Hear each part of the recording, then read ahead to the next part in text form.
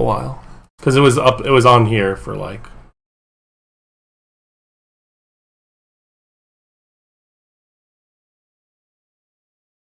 I think we're back. Yeah, we're back. Ooh, what's that music? NPR probably. Got some old school jazz. Okay, I think we're back. We're back. Okay, cool. Anyway, we just did some testing and discovered that the backup climber below 40% does not mash at all, and then once you hit 40%, they'll mash a little bit, not a ton, but a bit. Are we good? Oh. This seems good though, and it's so we should. I don't know. Maybe it's just I can't see our stream, but they should be able to. Okay. Cool. Well, then we can keep it going. Yeah. All right. You want to get back to the? We're back. Thank you. All right. Beautiful. So yeah, let's get back to the match. And this game is over. So I want to skip ahead to Game 2. Actually, to Game 5. Oh, really? Because that's the game that made everyone mad. You don't want to do the whole thing? Oh, it's going to take a long time. Maybe okay. maybe we'll come back to Game 2. Okay. Because the thing is, Game 5, dude, Chu's so happy. What a god. Again. So the thing about because this game was it ended in a timeout and there was so much like ledge camping and platform camping and everyone waiting and Chu not going in and Hungrybox not going in and people were all mad about it and I want to discuss about it. Yeah. Bernie Sanders, Craig Allen, H Money. H Money is are you principal oboe or just section? Ah, shoot. Now I feel bad. He plays oboe in the San Diego Symphony. He's a pimp. Plays Marth. We went to school together. H Money. Okay. But anyway, so we're talking about Game 5. Hungrybox and Chudat. Hold on. IBDW has a question. Oh, yeah. What is up? You react to Puff Tomahawk grabbing because the spacing is fairly obvious. Do you have time to wave dash back and grab instead? Section oboe, okay. Yeah, I mean that's what Principal Pimp. that's what Chu did, right? He wave dash back. But he did a down smash. I think he's asking if he could have gotten a grab. Yeah, because he waved dash back and just waited. Right, so and I guess if he misses the grab, then yeah, you definitely can. Yeah. So, Game 5, here we are. The game everyone's mad about. The timeout. It can't be played. There's the up airs that we like. Those up airs will definitely stop him when he's on the platform. But when he's at the... Oh, okay. Yeah, that bear was tough. That bear was bad, right? Yeah, so Chu does that back air a lot. And that back air isn't really going to hit that much. I guess it kind of keeps them honest. But most people against ice climbers with like super floaty characters like Puff and Peach, they're not going to do like a regular get up or a roll from the ledge. They're going to like tournament winner or just ledge hop. So that's not going to catch a whole lot. And it loses center stage. Because this situation where he can, right here, where he can hit the platform with an up air if Puff goes to it, or he can, shoot ice blocks and desyncs, which he doesn't do, below the platform if Puff's on the ground. This is a great position for ice climbers. Are we good here? Yeah, we're good. Yeah, okay. So he loses that by going in and doing a back air here. And then he takes all this damage. Oh, look at all that damage. It's terrible. Now he's got the position back, but he's lost a lot. Yeah, now H-Box doesn't feel pressured to... Yeah. So one thing you can do that really sort of sets the tone for how this matchup goes, pick Puff. Oh, let's see, Alt-Tab, right? Yeah. This one? Yeah, and then... I should have set a... I wonder if I can set a hotkey right now, actually. And transition really quickly, because then we won't even have to, whatever. That's alright. So, when you have someone platform camping you... Puff, right? Yeah. When you have someone platform camping you... Do you want one of the... No, you want regular stadium. Yeah. So let's just. Oh wait, how do you make it regular? It is regular. Oh, I mean like a no transformations. Oh, we can do that. Oh right, that's that The blue blue one. one. So when someone's on the platforms, you have to let them know that coming down from the platforms is dangerous if you want to engage them on the platform, right? So if Puff's up there and you're going in with these up airs, like that. Oh, that was bad. Like that's cool, but what they can do is he can just like Jump away every time. or he can even just like run off the side and then back air when I go, like run off and back air the ground. Oh, the ground. Yeah. So.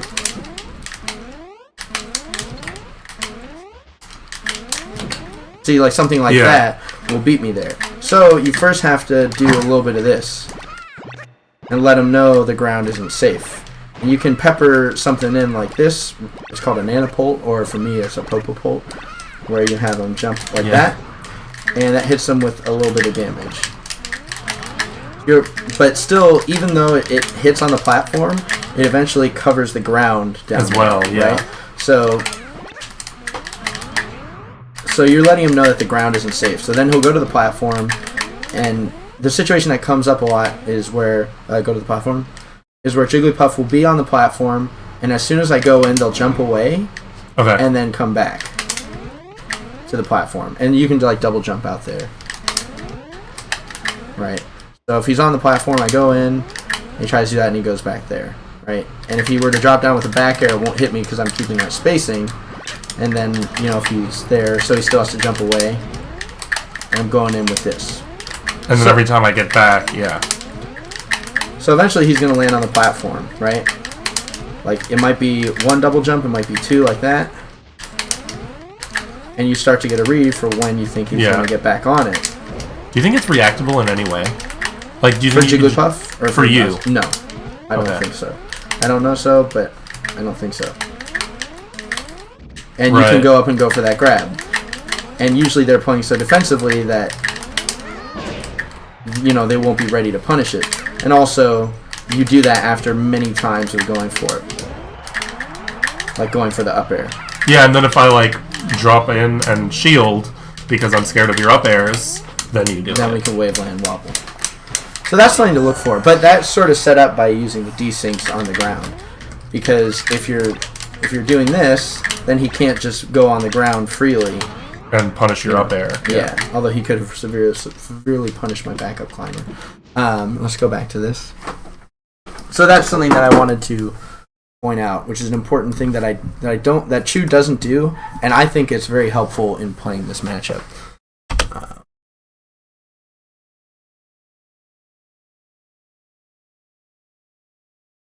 But you know what I realized? We're not using sound. Yeah. So I don't need these. Well, you look so cool in them. I know, right? I wasn't about to tell you to take them off. You look so professional. Much more natural. This is great. So, this is great. So yeah, that's an important thing that Chu doesn't do, and I think it would be really helpful. I think it's really important for this matchup. Because it keeps him off the ground. Like this time that he's spending... Yeah, so like, okay, that up air... That showed Hungrybox that like when he dashes in, he's willing to go hit him with an up air. And then Hungrybox went off and back aired. And you want to start to keep track of like what he's doing. Does he go off back air twice and then grab ledge? Does he go off back air twice and get back on the platform? Does he go off back air once and grab ledge? Like all those things you can punish if you have the read on it. So like he could choose to shoot ice blocks, goes in. But since he's staying so far away, he's not able to really do anything. So you want to, like, once you force them to go far away, you keep that same spacing. So at this point... Ooh, what's that song?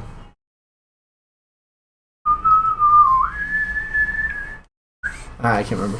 Anyway, so here, if Chu were underneath the side platform, then that would be, like, an awesome spacing. He can control everything.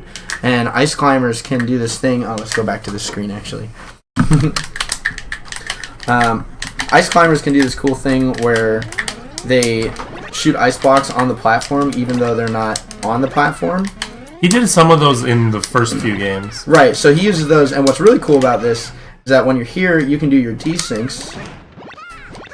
Can you ice block jump up grab? Is that what you're going to do? Well, Wow, I never thought about that. No, I was just gonna say that like if you're like at the ledge and you're like on the, like if you're on the edge, this is good because it covers their ability to jump too.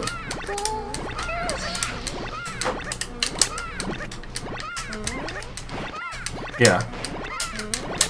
Right. So you can. And I can't jump to the platform. Yeah. Exactly, because we're covering the platform like that.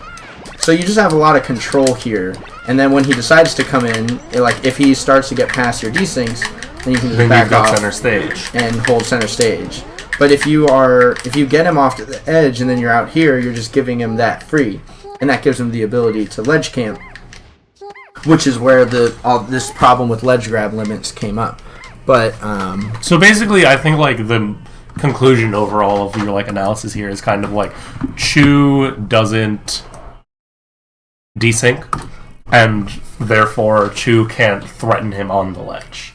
Yeah, I think that's a big part of this, is that the desyncs are so important in beating the ledge play.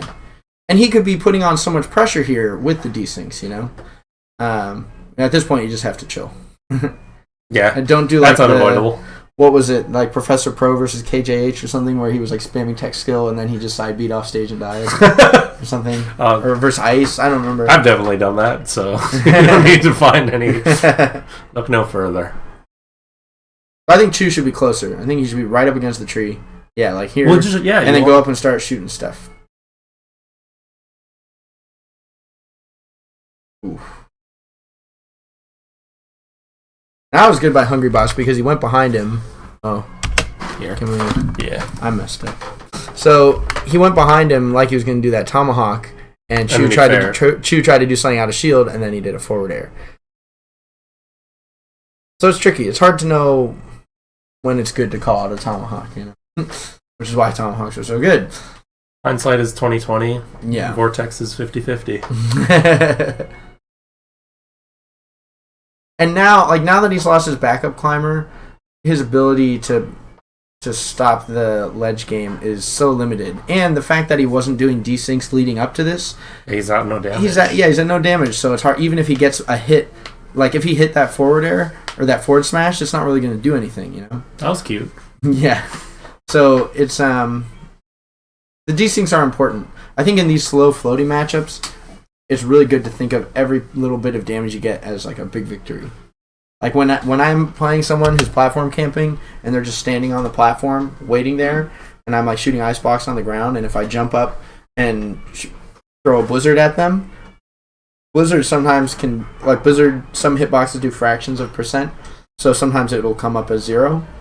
But sometimes it'll hit them and do like 0%.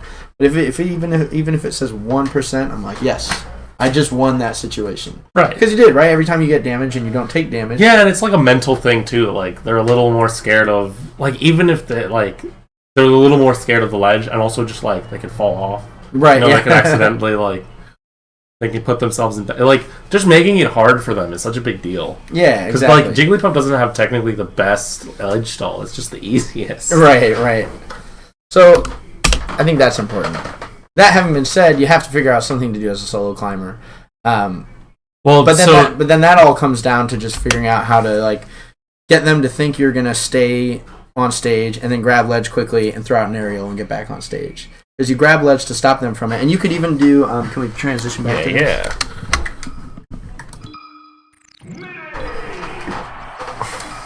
So you could even do like a ledge grab immediate down air. So and that's gonna be really hard to punish. Stall the ledge for a bit. So he's here. I think these ice blocks are good too, like that. And they're still on the ledge. And if you're moving enough to make them think that you're maybe going to do something, you can try to get that down airing, and it's going to be really hard for them to punish that. Or you can come up with a forward air. Yeah, and he did that once, and it worked when he did. Yeah, right. Exactly. So I think grabbing edge, see that down air, it does damage, right? And that's a win, so that's good.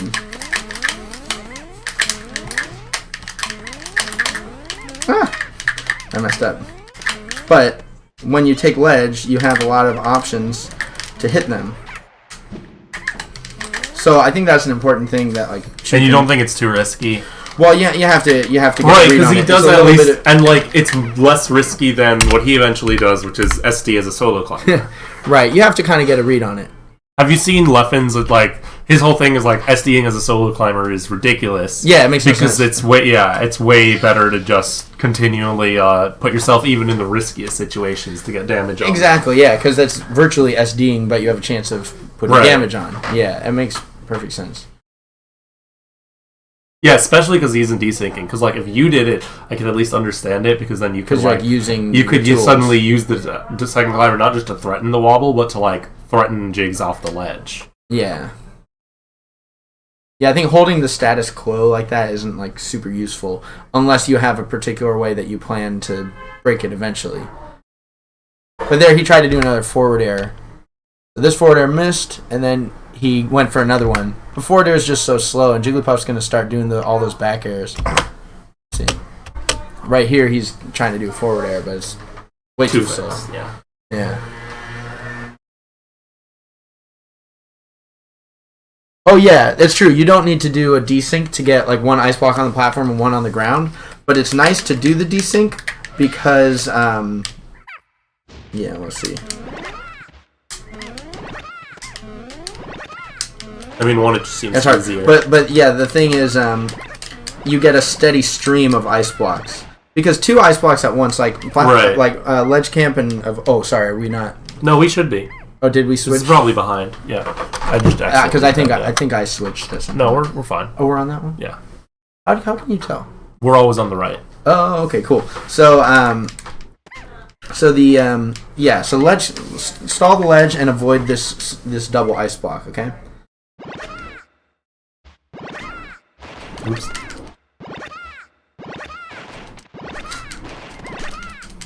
Keep turning around because I'm trying to drift out too far. I'm doing a terrible job. Yeah, but I see what you mean. What you want to do is get the ledge, but you want to when they hit.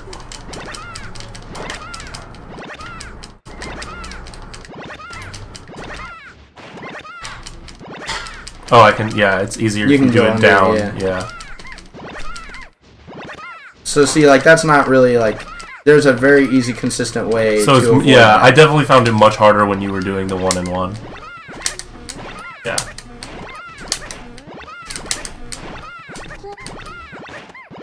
Yeah, for sure. So that's why I like doing those because it makes it harder for them to avoid it. Fuck you, Tucker. Your Jake's my Fox. Let's go. Alright, let's see. I mean, my Jig's your Fox. That's what I meant. So at this point, like, Hungrybox has shown that he's going to play defensively. Yeah, start shooting ice blocks. But Chew does the synced ice blocks a lot. Did you switch it? Or? I didn't. Okay, that's fine. Chew does the synced ice blocks a lot, which again, like, they can work, but it doesn't put on that much pressure. It's more of an inconvenience than an actually, like, really difficult thing to deal with.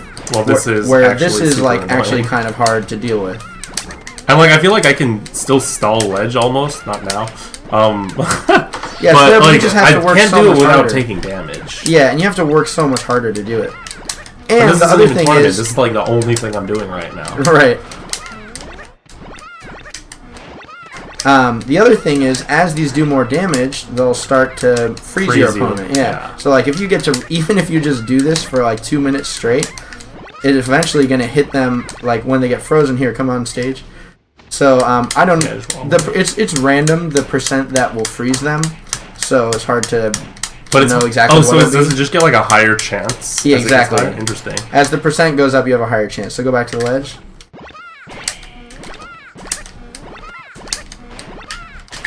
So, like, you could follow the ice block of your backup climber in, if you want.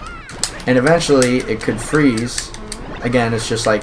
There's like a percent chance thing. I think there might be another mechanic about it. Maybe it's like the first one, because like the first one froze, and now none of these have. Right. Try blizzarding, yeah.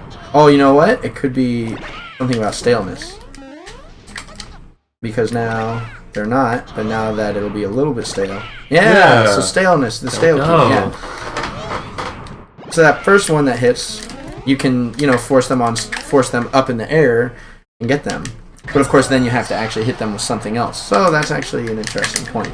So that's actually good for ledge campers to know, is you won't get frozen by an ice block if it's stale. Unless, you know what? Let's just try it like an insanely high percent. But it seems like an ice block has to be. Will I die off the top of a freeze that it's insanely high? I think you can. Oh wait, are we able to just set the percent? We can in training mode. I don't know about in here. Okay, well this is fun anyway. Besides, then I can look and see if anybody's asking questions. Lolly multitasking. I definitely watched an entire 2-part anime series while wobbling.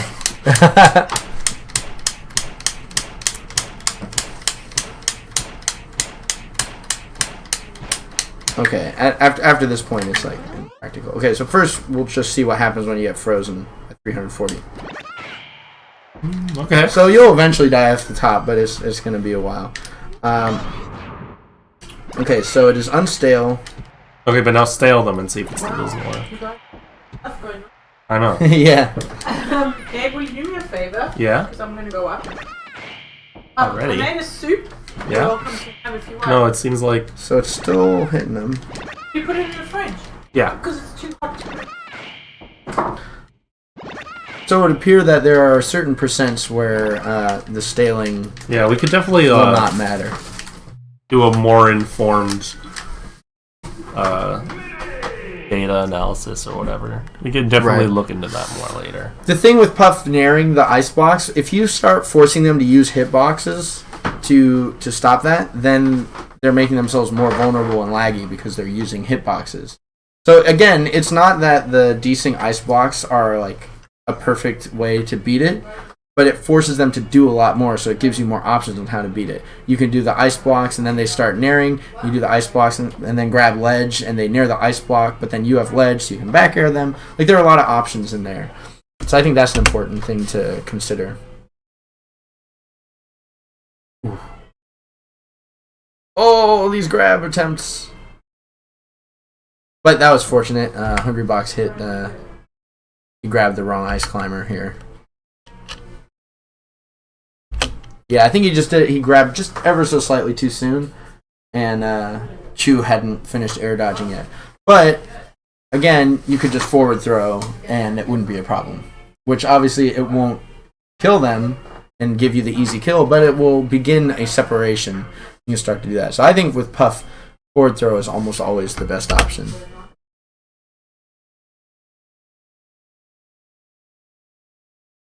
Like, this is so much time Chu's waiting and not even like putting out a hitbox, you know. That's nice. That's that situation where he is holding center, and then he's gonna go in with an up air at some point. What point? Nobody knows. Did he see H-Box move, or did he just totally read what? Yeah, he just read it.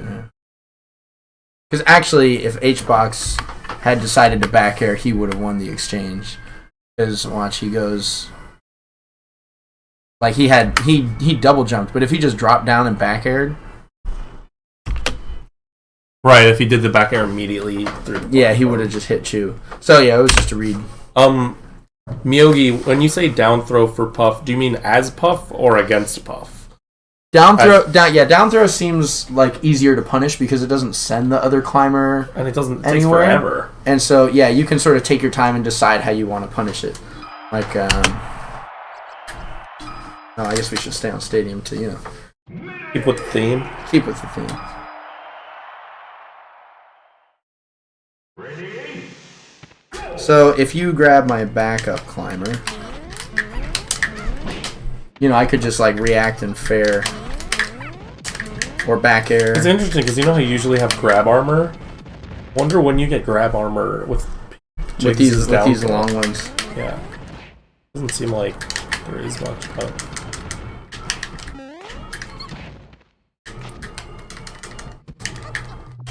See, 1 second. Let me just desync them. Go for it. Oh, you can just put on the hitboxes, right? Oh, yeah. I don't know how to do that on this. Oh, on the new one. But anyway, yeah, I think Ice Climbers can punish down throw pretty well. If he's nearby. No, I don't think he does. Oh, yeah. Like right next to it. Oh, there's that D, I think. Oh, well, that's nice. But even then, like, I feel like out of any of those hits, you could have hit me even. Like, right. Even if you do get hit by it, like... I crouch cancel. I don't even think you need to crouch cancel. Honestly, just, like, hold neutral. This isn't even hitting you for some Yeah, reason. that wasn't hitting me. So, like, you have to be super It doesn't close. seem like the good And it it does negligible knockback. Yeah, I think forward throw is still the best. Like, do a forward throw. Like, see, I tried to shield grab. I'd have to actually shield DIN to get that. And, of course, if I'm not shielding, then I hit it hits me really far. She almost dies. And then they have that cool trajectory thing. Right. It's surprisingly hard. That little punch. Yeah, and then even if you get the grab, it's Wow, that's also cool.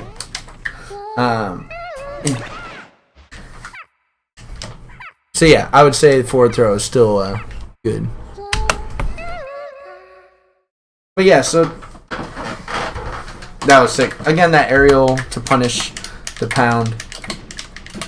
I think he might have been able to grab that though. Actually, yeah, he might have been able to grab that.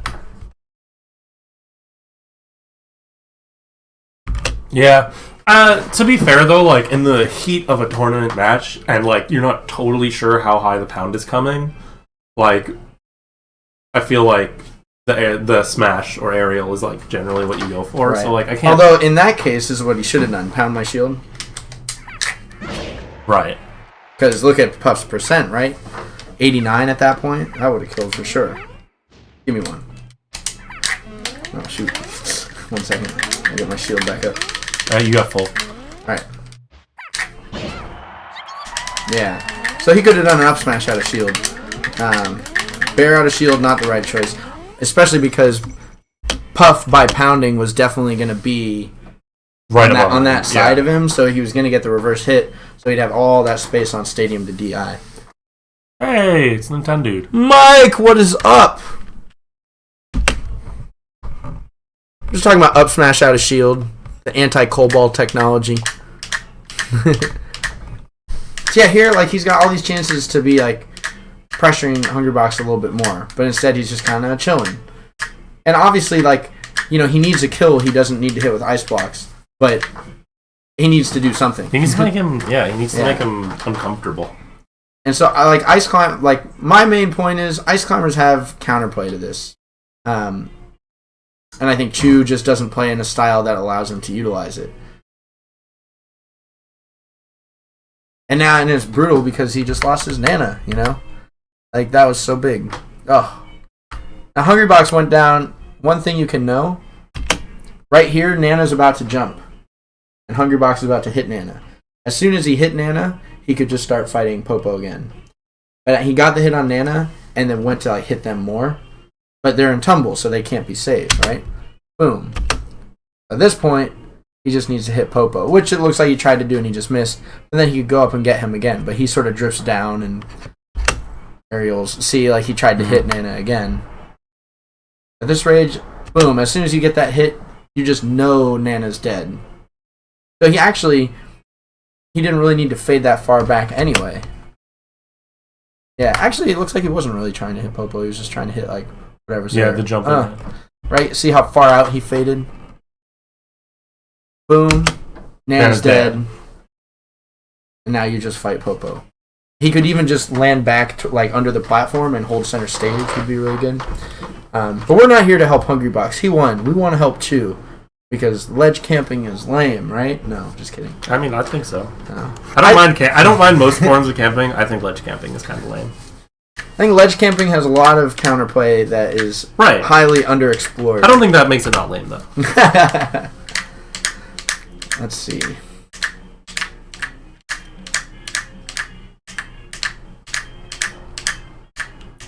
In fact, I think that makes it potentially more lame. I think if you're doing something and your opponent isn't demonstrating that they can beat it, there's nothing lame about continuing to do it. But on the other hand, I think that techniques that only work because your opponent is lacking like a single piece of crucial information, that I think that's, you know, like say a Marth is just spamming S smash, and then their opponent doesn't know how to wave dash out of shield. Right. I think that's lamer than a Marth spamming S smash in a world where wave dash out of shield doesn't exist, because at that point they're just playing optimally. But I can't fault either player for either like. Yeah. Well, I mean, doesn't ultimately matter. your opponent's limitations are something you should take into account along with your character. Yeah, Nintendo. We did talk about that. About how you go wild for the hit instead of SDing. Yeah, exactly. The tree situation. Oh, down here? Mike, if you're talking about when Hungry Box is down there, I think... Or you mean when he lands on the... Ooh, I don't know. It could have been even been earlier than this. Yeah? Because, yeah, they were pretty far behind.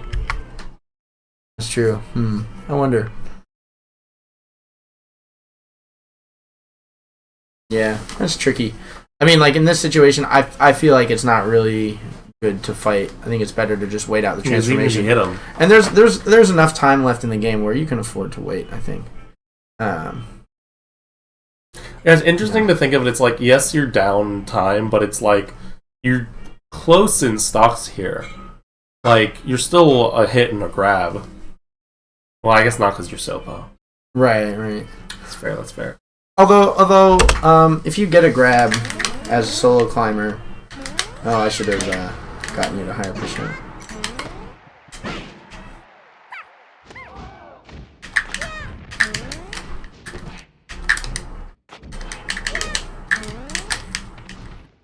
What is he, 101? No, I mean after the 101. After he takes I see. stop, After he takes the he stop. can't really even it up really quickly. Yeah, I mean, somewhat. But here's a cool thing. So, DIN. Wait, can they see this? Oh, can they? No. Yes. Yeah. So DIN. Okay. This is what it looks like when Jigglypuff DI's in. And that's a range to be able to hit back air. Do it again. I missed.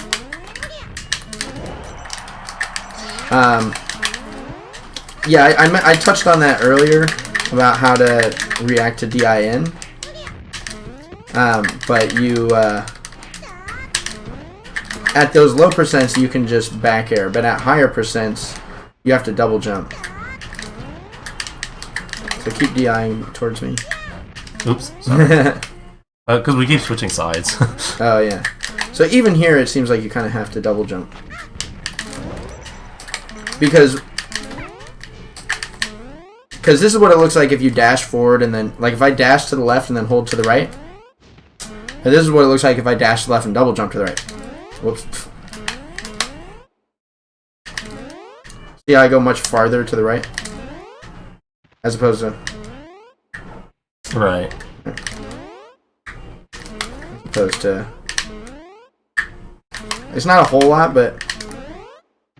It's enough that it makes a difference. So hold to the left. Oh, whoops. You were also holding to the left. So that's like that's true combo. You can tell that timer thing. It's a combo meter. Oh, so sick. The fact that it was.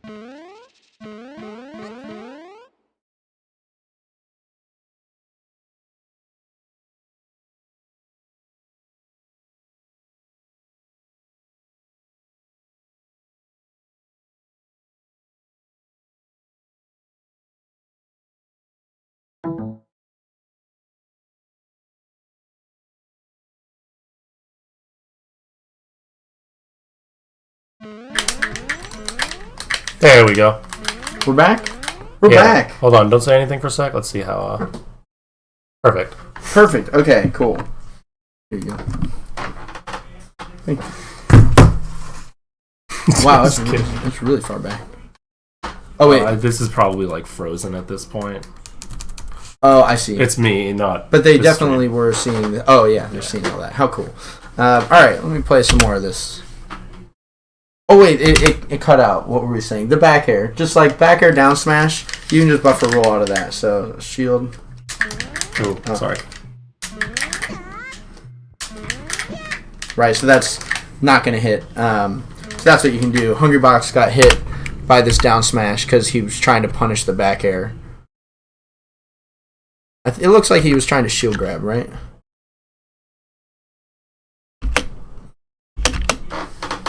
Yeah. So he's trying to shield grab this.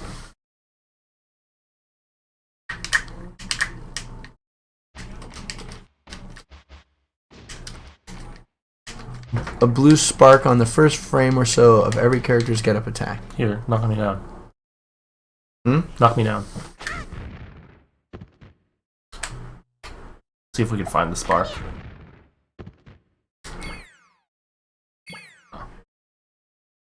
Here. Completely random observation. Oh, okay. Oh. Okay, it's not relevant here. Yeah, I was like, oh, that's interesting. I didn't remember what we were doing. But anyway, back air down smash. Shouldn't get hit by it. You can just buffer roll away. Drug Fox was talking about how cool it would be to do back air, like so shield, and then you can like roll away, like back air dash. You know? Oh, get up from the ledge.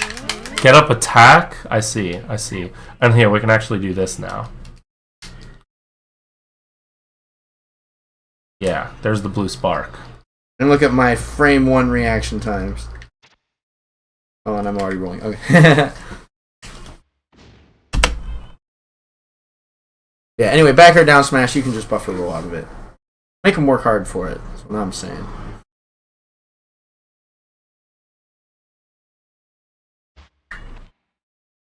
Yeah, so Chu is now doing the Leffen. Like, he's just trying to hit him. He's just going in. Hungrybox is not hitting him as well. I don't know why this is, but the Pokemon looks so weird in this one. Oh, like in the regular. Yeah. But it doesn't when we transition it. I don't know why. Maybe it's... Yeah, so I think like the problem there was that like Chu kept aiming as if Hungrybox was gonna be low, but Hungrybox is clearly jumping high. He's got to land on a platform, you know, or like double jump up air, right? Like if you're on the side platform and then do that big over the top. I go to the other one. So if he's going and once I get to you, go over the top, right? So if he's going, whoops, I just did what I meant. So if he's trying to go hit, right, there, you don't want that's to not short gonna hit. hop. But I mean, look how high. Like Hungrybox is jumping super high. See, like he does a full hop and then a double jump, right? Like an immediate double jump, basically. So you want a double jump? So yeah, like that. Just call it out because if you're gonna suicide, then it's fine to get hit by that getting called out, right? Again, so what I'm to just say it again. Chu that in these situations, watch he runs and goes with that short hop up air, but Hungrybox isn't going to try to fight him. He's going to try to run away from him. So go to the platform again. So instead of short hop up airing here, he needs to double jump up air. And if Hungrybox decides to stay on the ground and then hits him, so you can just like stay on the platform and then like forward smash me. That's fine, because he's trying to get hit It's and the die 50-50. anyway. But also, like, I feel like you have so much more knowledge here than Chu has, it seems. And, like, I feel like Chu has more knowledge in this than HBox. So, like, I feel like HBox isn't going to be thinking to, like, wait for your full hop up air and then punish shit. You know? Like, that adaptation, I don't even know if he can make in the last 2 minutes of the set. Exactly, So, yeah. I don't necessarily, like, not only is it, like, a good 50-50. It's a 50-50, but, that like, turns it's into one like that, an it's 80-20. one that you have a lot more experience in than he does. Right, so yeah, I think that's something to think about. Like, you have to look at what your opponent is trying to do. And when they're camping you, they're trying not to fight you.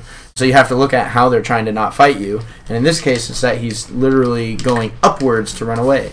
Ice climbers can get up pretty quickly. It's not super fast. It's not like a Falco single jump, but it's still like they get up there higher than Jigglypuff can. Like on 3, jump and then double jump, right? 1, 2, 3. Yeah, right? I even went early. Yeah, like so we go higher than him, so we can catch him. You know what I mean? This is old. Yeah. So that's the problem there. But anyway, it's not necessarily bad. Like it was going to take a long time to get it killed that way, so like this is okay. But anyway, he's still kind of doing that same thing. He's not putting out any hitboxes. This is what I'm talking about. Just at least shoot ice blocks on the platform, you know, something, anything. He's just waiting, and like that grab, like Hungrybox is not gonna get grabbed. That's what he wants to avoid. And I say that, and he is gonna get grabbed, but like he wants to avoid this grab more than anything because that's the thing that will even the game up. So like you have to hit him other ways. You have to know that he's avoiding the grab.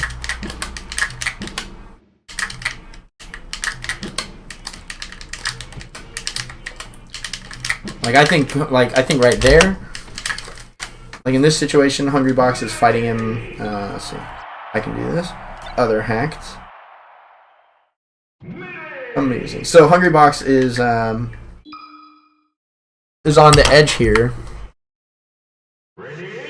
Tournament winnering. Oh my god. Tournament that was so weird. tournament winnering afterwards. Oh, did it spawn us in a weird way? No. Look, I'll show you actually. Look at how this starts.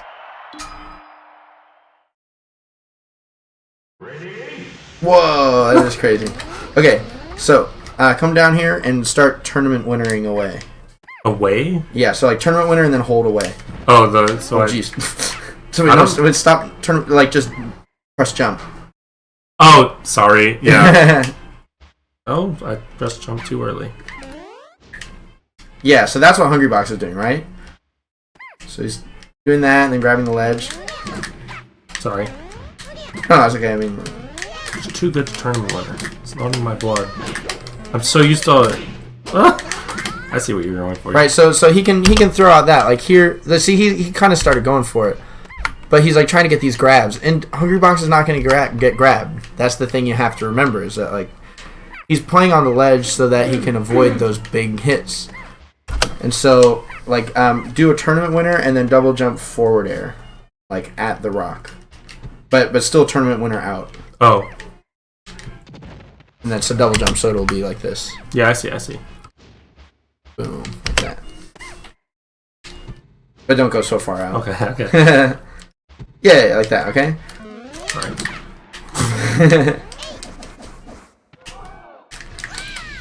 just imagine.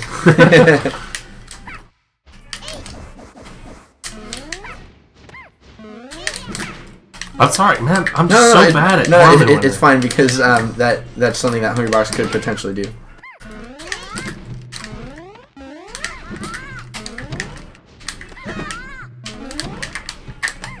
You want to basically... You just want to challenge it, you know what I mean? And at this point, he already has percent, so it's not like getting hit is going to be a problem, right? If he were at 0%, then taking the stock without getting hit is going to be hugely important, because then, if it times out, they're both at 0%, 2 stocks, then you play the match over again, or whatever rules they're using at that tournament. But since he's already taken damage, it's like a little more damage isn't going to make a huge difference. So he needs to get a hit. And he started to do that, and then he tried to get up there. And see, like he's trying to get up to fight him, but he's grabbing the ledge. You have to just you have to have both your climbers and then side B, and that's fine. And this is like a comment people make about Chudat, where they say that like he doesn't really play ice climbers like ice climbers. Landing lag desync into some hitboxes. Totally, you could. I don't use landing lag desyncs. I think they're good. They seem really hard. Is it just like landing lag from the normal,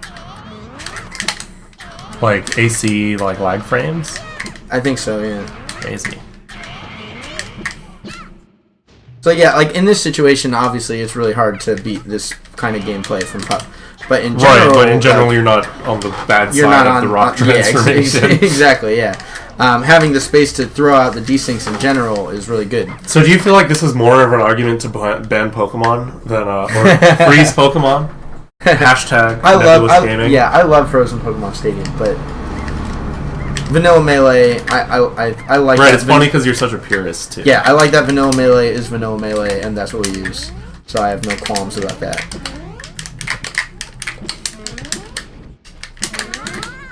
But anyway, this situation, like, yeah, it sucks, but you just want to look at the options. So Chew's trying to get up there, and then he accidentally grabbed the ledge, and oh my gosh. Oh no. So he just lost. Let's see, how much time did he lose? Okay. So starting at a minute and Now we're speed running. a minute and 14, he lost.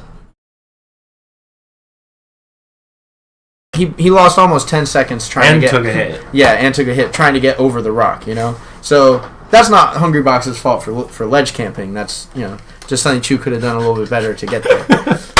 They're called ice climbers, and he can't get over the rock. He can't climb because it's not icy. They're not used to that.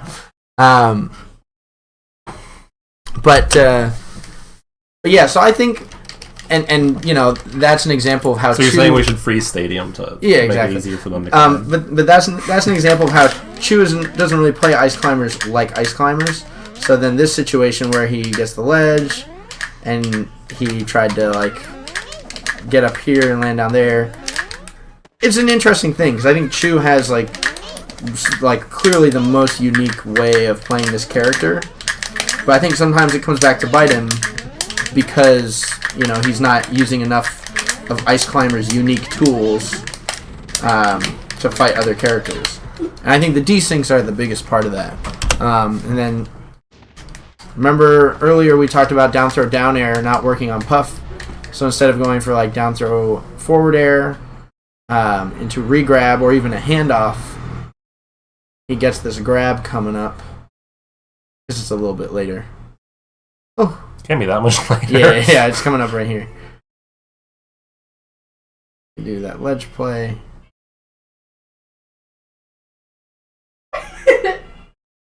Waves back. Boom, right here.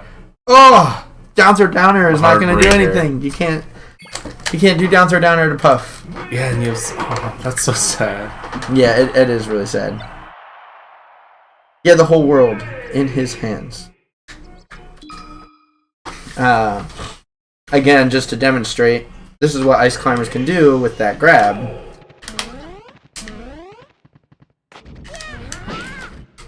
Down throw forward air, and then you grab, and then that's especially a at that percent. Yeah. Especially at that percent. Yeah, once you get here, that was too fast to get the grab. But yeah, that could have been it. He could have wobbled. And then he would be 40 damage from a win. Right, or at least a tie. Well, so 40 damage isn't a lot, That's when true, you have two climbers, that's an up smash. Okay, so let's say he would have gotten the wobble here at 27 seconds. So, and Puff was at around there. Alright, so how soon can he get the kill percent over here? Over here? Let's see. Do you have a timer? On your watch or something? I mean, where's my phone? You have your phone? I do. Let's see. Alright, so we're going to time how long this wobble takes. You just start and stop. Ready, set, go. I'm going to go fast.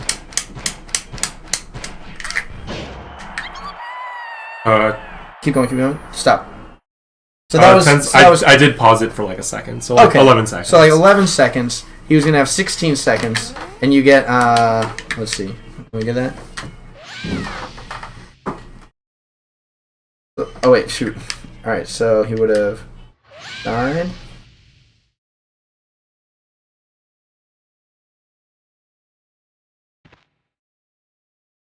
Okay, so it would be 17 seconds from the start of his wobble to the end of Hungrybox's invincibility off the platform, which would have left 10 seconds of game time, 10.93 seconds of game time, for him to try to get 42 damage. Which, it sucks, and that's, like, really difficult to get, and probably would be impossible. But Yeah, it's still something you can try. they're pointing out this practical task tweet, which is it says that 7 and 5. Yeah, that's basically what we got. Like, but that also assumes that Jig's like air camps perfectly, and like I don't know if well, the thing with the air heat camp, of we can still catch that, right? Because we can. Well, I don't know what air camping they're because like maybe they're Like- thinking like- he comes down with like look like this, and then he comes down here and just does this. Or with another just rising more pound. rising pounds. Well, if you Are you if gonna up B? No, I'm gonna. Like you can hit there. Okay, let me hold on. Let me kill myself again so we can see if we can do it off of the. Yeah, and obviously Hungry Box is gonna be like probably the best. But alternatively, like I feel like he may be the best, but he's not TAS. Oh god, that's how he should have ended it. But I mean, he could have gone up and hit him with that. Down. The idea is KO off the top. Oh, you know what could have happened? Wait a minute, maybe not KO off the top. Come over here. You mean the? Do you think it's faster? Okay, check it out.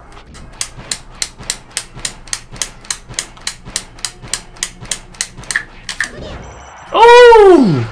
I don't know if I had to die from that though. You could kill off the side. But yeah, I think he could have gone for like a DI mix-up. Let's see what percent you Couldn't can you kill off just the F side. smashed also? I'm gonna just take it to a higher percent. Okay. Let's see. Don't start it yet. Oh, okay. Okay, so here's the percent he was at, and we're gonna do a back throw back air to kill, which would kill off the side. Ready, set, go. Oh, alright, go back. I messed up. No, don't laugh. Because you can kill off the side instead of time killing running. off the top. Okay. Well. All right. Ready? Yep. Oh, wait, not yet. All right. Ready, set, go.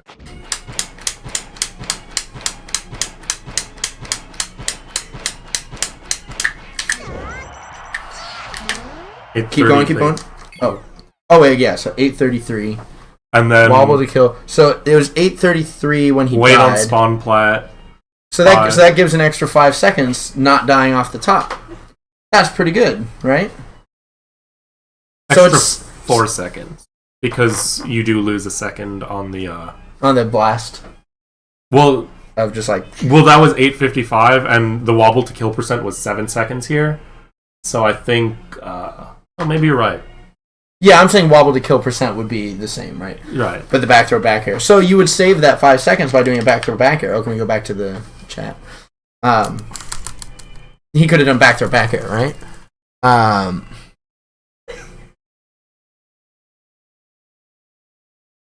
Yeah, he could have gotten the screen bounce, but you can't assume you're going to get the screen bounce. And if the percent on the bear is the same as the percent on the up smash, which it kind of looked like it was, especially on the right side of the screen, Yeah. Back Back air would have been sick. I'm telling you guys right now.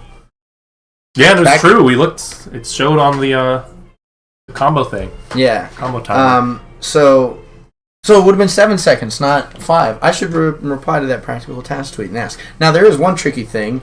Hold down. Oops.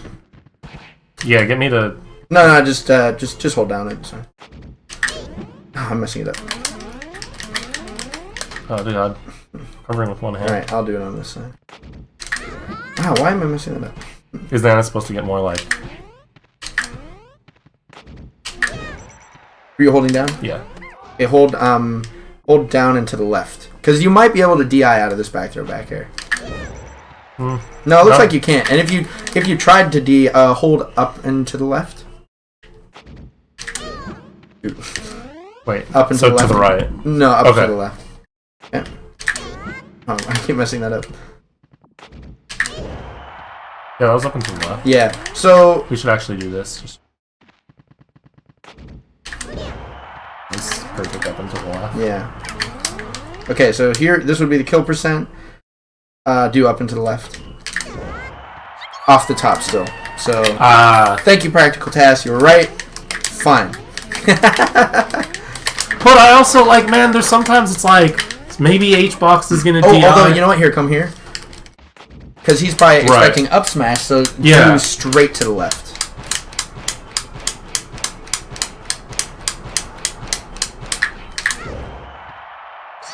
Ooh! I might even... Could I have lived that? Maybe. But, if Hungrybox was dying straight to the left, he could have died off the side. And he didn't even get this wobble. So there could have been more time. Anyway, yeah. Point is, he needed to do down throw forward air to get that wobble. But really, the main thing is, in this situation, when you're on, like, Ghost, just stand at the ledge. You don't have to be holding it. So, in this situation, when Puff is playing around the edge, and Ice Climbers are here, this is great.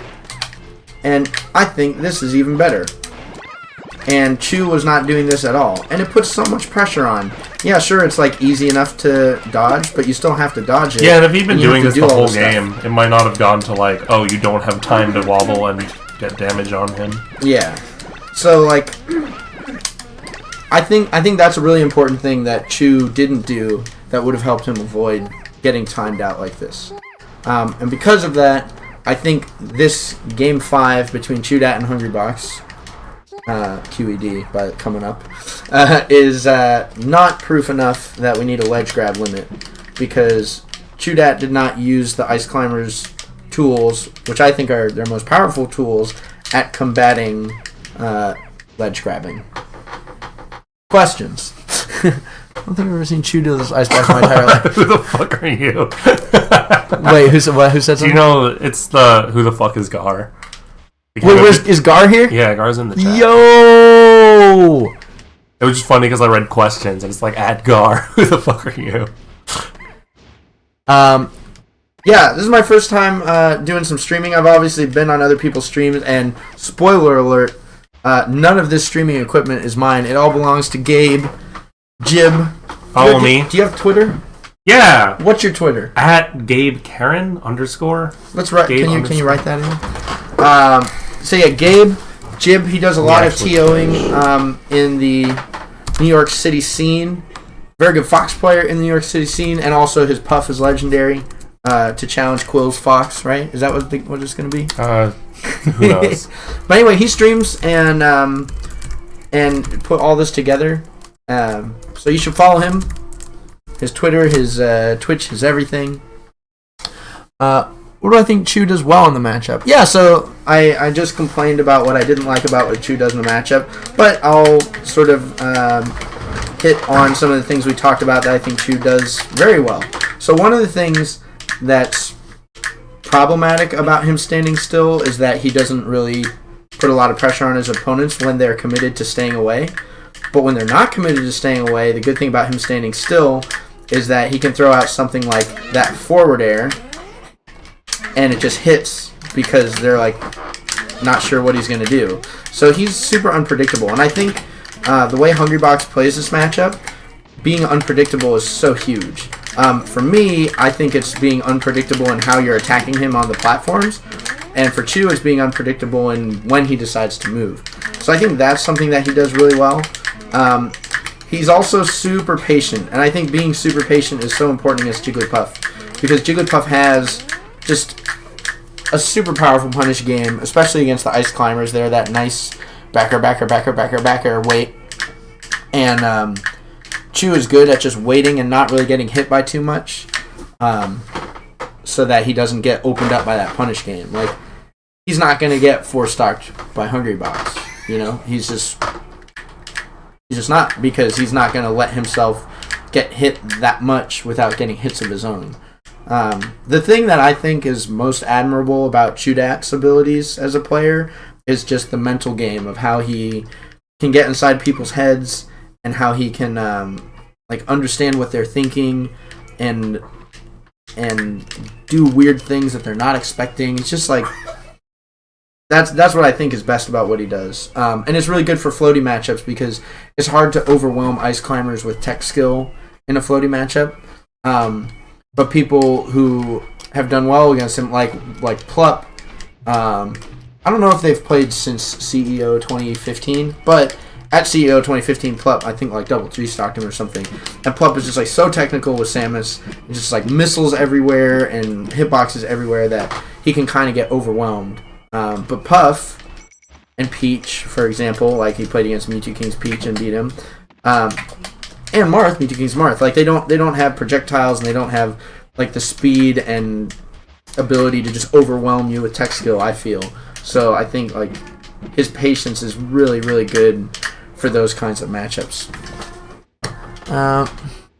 There's a more general, like, what can ICs, all the different ICs, all the different top ICs take what from can each the other? What can ICs learn from each other? Okay, so I just talked about Chu. I think his patience is like the biggest thing that's really good about him. And I think the other 3, I think there's like the 4 ice climbers who is like, I've learned everything I learned from watching them, and they're the sickest, they're the best, and they're all historical, super not now. different. So, like... Still now, I don't care if but do you not include yourself? Because you're putting Fly in this. I don't care if they're playing or not. They're still... Right now, these are the 4 ice climbers everyone needs to look at and learn from. So, Chudat, mostly for his patience, and also for his just, like... his sick understanding of the mental game, and when he can just throw out something crazy because it'll work. And then Wobbles for his like insane mastery of controlling the character and his speed. He's so fast and his tech is so clean, and like he just does crazy stuff, and he's like super aggressive and super creative. Like you never know what he's gonna do. It's kind of like Chu, but the exact opposite in terms of speed and pacing. Right, so he's always going in. Yeah, Wobbles so you never know he's going in so crazy, and he can do so much stuff. It's awesome. So like that's what I learned from Wobbles, and I think with Fly Amanita, and he hasn't really been playing much. He's been going to some locals here and there, so it's possible that maybe some people don't know about Fly, which would be sad. But Fly Amanita is sick. I learned more from watching Fly than watching anything else. I feel like every decision he makes is a good decision. It's like he's weighed all the pros and the cons, knows everything his opponents can do, knows everything ice climbers can do, and says this is probably the best thing to do. Like watching him get out of different Fox's shield pressure is always great, because when he decides to roll, or when he goes for a shield grab, or when he goes for like an up air out of shield, or a spot dodge, or like a wave dash out of shield, like whatever option he chooses, I feel like he always has a really good strategic reason for it. So for me, Fly is just a tactical master of ice climbers, and of course he's gotten a really good punish game in spite of not really being able to wobble. So there's a lot to learn from that, like how he does his handoffs. Because like a lot of times people don't know how to hand off Jigglypuff. Like one of the tricky things with Jigglypuff is that the down throw happens so fast that you almost have no time. And I'm going to do some throws. So you might get your controller just so that I just assumed you didn't need mine. So when I press down, down or forward, they go so fast that you have to do...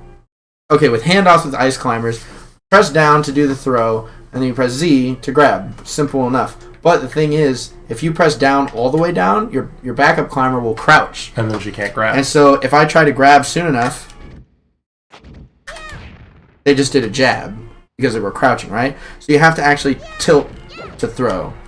You just tilt. If anybody has ever thought of tilting the joystick to do a throw, for ice climbers we have to do that. Especially because if we're on a platform, and I do a down throw, she'll drop through. They'll drop through, yeah. So for these handoffs, like handoffs against Jigglypuff are very difficult because you have to press Z. You have to press Z right away. Oh, that was too bad. You have to press Z like right away when you throw, but then you have to do a tilt throw, so it's very tricky. But Fly was like so great, still is so great at like doing handoffs and doing like comboing people with his solo climber. His Sopo is so amazing, so awesome. All four of the great ice climber players, I think all of them have great solo climbers, all in different ways. And then the last one is Nintendo. Shout outs to Mike in the chat. I think Nintendo is like super confident in ice climbers' ability. He believes in ice climbers, which is why it makes me sad that you don't play them in teams. But like he thinks ice climbers can do all this stuff that I don't think they can do, and so he just goes in and fights like super confidently, and it really shows in his neutral because he's like not scared of anyone. Like when I'm playing, especially as a solo climber, I'm just scared. I'm scared of everyone. It's like, Fox, I can't do anything. But in Tendude, he's just like, no, ice climbers can do this and this and this, and I'm gonna go fight with it. He's very confident and he's very like resilient. Like he'll take a lot of trades. He'll get hit a lot. He'll like he taught me something about fighting Samus. Like go in with a down air on Samus and get hit by a down smash, and that's great. Like they're not really going to follow up the down smash, so then you get to hit him again. And like when you watch him play against Foxes, his solo climber can live for a super long time, even if he hasn't gotten any hits. He just keeps living and keeps trying to bait stuff out until he gets them to make a mistake, and then can punish it. So like his confidence and his resilience with the character, that's something that I learn a lot from him. So I hope that answers your question about what ice climbers do. Wait. What can other ice climbers copy from you? Oh, stop. I don't know. I feel like I'm just really trying to have a super optimized punish game. I'm trying to have a really effective and airtight like bait and punish game. Punish game and a bait and punish game. But I really like wave dashing away from my opponents. I think a lot of people don't do that. Like Chu will sort of stand and he walks, which is great. Wobbles goes in like crazy. Feel like Flying and Tendude use their dash dance really well. I mean, all of those guys use all of these things really well. But I don't see a lot of them like go forward and wave dash back. And I'll do this a lot. And in certain matchups, this is really good. And I feel like all the stuff we were talking about with like your understanding of stage presence, I think that's something other people should be picking up from you. Yeah, or do you think that have been enough? Well, I mean, I guess like everybody has like different ways they look at stage control, you know, and I think it has to do with what they're looking for, right? Like if you're looking to be aggressive, then you're looking to just like corner your opponent. Whereas for me, I'm looking to hold center stage because I don't want to be cornered, right? So there are different reasons for it, but yeah, I think figuring out how to, I think like movement reads are really important too, and I think I sort of concentrate on those a lot. I think Chu does it a lot too, but it's hard to tell like what he's reading. You know, yeah, so no. Jesse's always said that your greatest strength and like the most difficulty one has in fighting you is it's not any specific thing you do; it's just that you're psychic. Let's psychic see. Ice type. Oh, maybe is the homie Kilmer Varela. Yeah, we teamed at Apollo. It was magical, but then I lost it for us, so I'm an idiot. But that's neither here nor there. I mean, a while back, I forgot. I was being a doofus. Yeah, we just never had time to team together. Except one time he really wanted to do teams money matches with me, but he was super drunk. It was at Shine, I think. So I was like, oh, you know God. What? I was that like, was worse than drunk. Yeah, I was like, you know what? That. Let's do it another time. Let's get you to a bed. Am I being a musician helped in learning Melee, and if so, in what ways? Being a musician, I know a lot of ways to practice things, like practicing like short hop up airs, for example. To practice things in music, what I learned from my dad was you do something in a way that you can't mess it up. And in music, that usually means just doing it really slowly. And you do it so you can do it perfectly, and you do it perfectly 5 times in a row, and then you speed it up. For Melee, the way I practice this is like, I'll do maybe like 10... I did like a 1. Oh, I got double jump. So maybe I'll try to do 10 short hop up airs in a row, and then you don't move on until you can do it. And of course, it's tricky because you're tilting you're tilting your stick up. Well, none of you use C-stick. All right. But the thing is, with ice climbers, if you try to short hop up air with C-stick, then you won't get the auto cancel. Will you not? Yes. Let me see how you do it. You'd have to claw. Well, because what I do is I jump with this, and then I don't use my thumb like this. I go like this. Give it a try. Pick the old climbers. No, wait. I want my popsicle. I want my popsicles.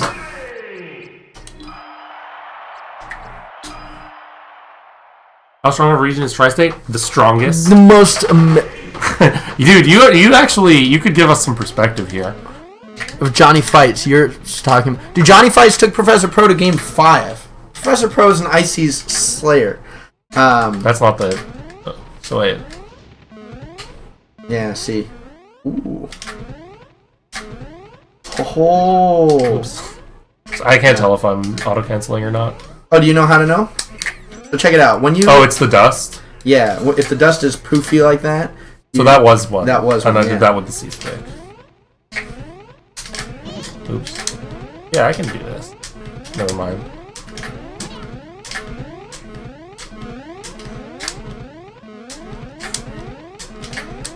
Yeah, Johnny Fights is sick. I haven't really seen him play enough to like have an opinion on what he does and have a sense of his playstyle. Have you seen the combo video? But no. Ooh. Sick Should combo we show video. that here? Sure. You want to? It's really dope. But yeah, being a musician, it helps with like how you practice things. It helps with having like patience. It also helps with like looking at things in a variety of ways. And then yeah, it helps with wobbling obviously because you're just keeping a tempo.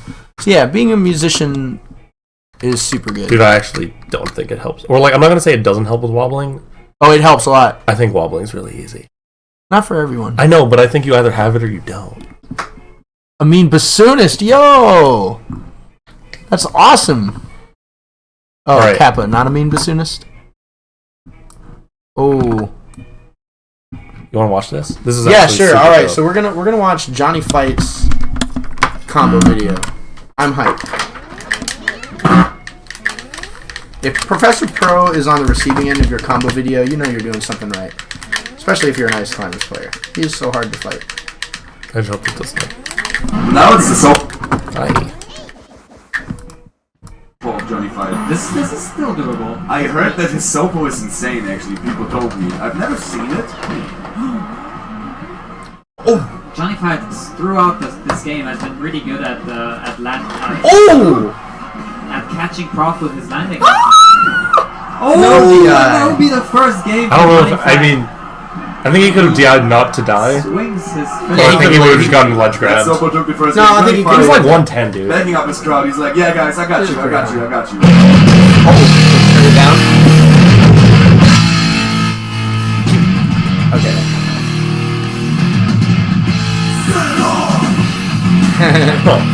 Haven't had a combo video with this type of music in a while. Ooh. Dash attack. Oh! And a back air. Nice. I think the green on my screen is messed up. Oh, that's sick. I'll explain it in a sec.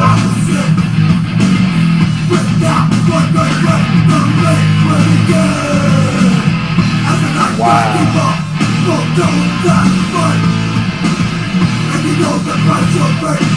Rocky! I stayed with Rocky when I went to Beast. Super cool. Hand off. Forward air? Oh, yeah, back air. How do you know that's coming? I mean, there are only a few things you could do. Rocky! Oh, yeah, he went for the... you got a forward air now. Oh. Yeah, Rocky's too good. You can't try to swag on him. Oh, wow. Oh, sick. I was on Armada. That was sick. Yep. Oh, did I not switch the scenes? I thought I switched the scenes. My fault. Also, the reason that green's so fucked up on my screen is because I use a sort of green screen thing when I have my stream notifications, like follow notifications, and that's my browser capture, and now we're using browser capture, and it screwed up the green a lot. I totally didn't see that coming.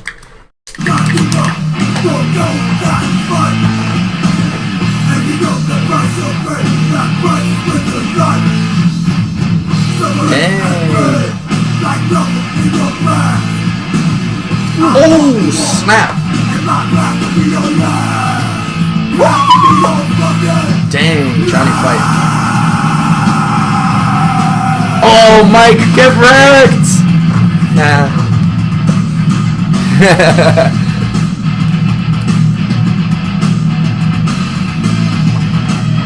Oh, he's done. Nice. Oh no! Oh, Android. Oh, shoot. And I'm actually most impressed that he managed to mash back the stage there. That's not easy.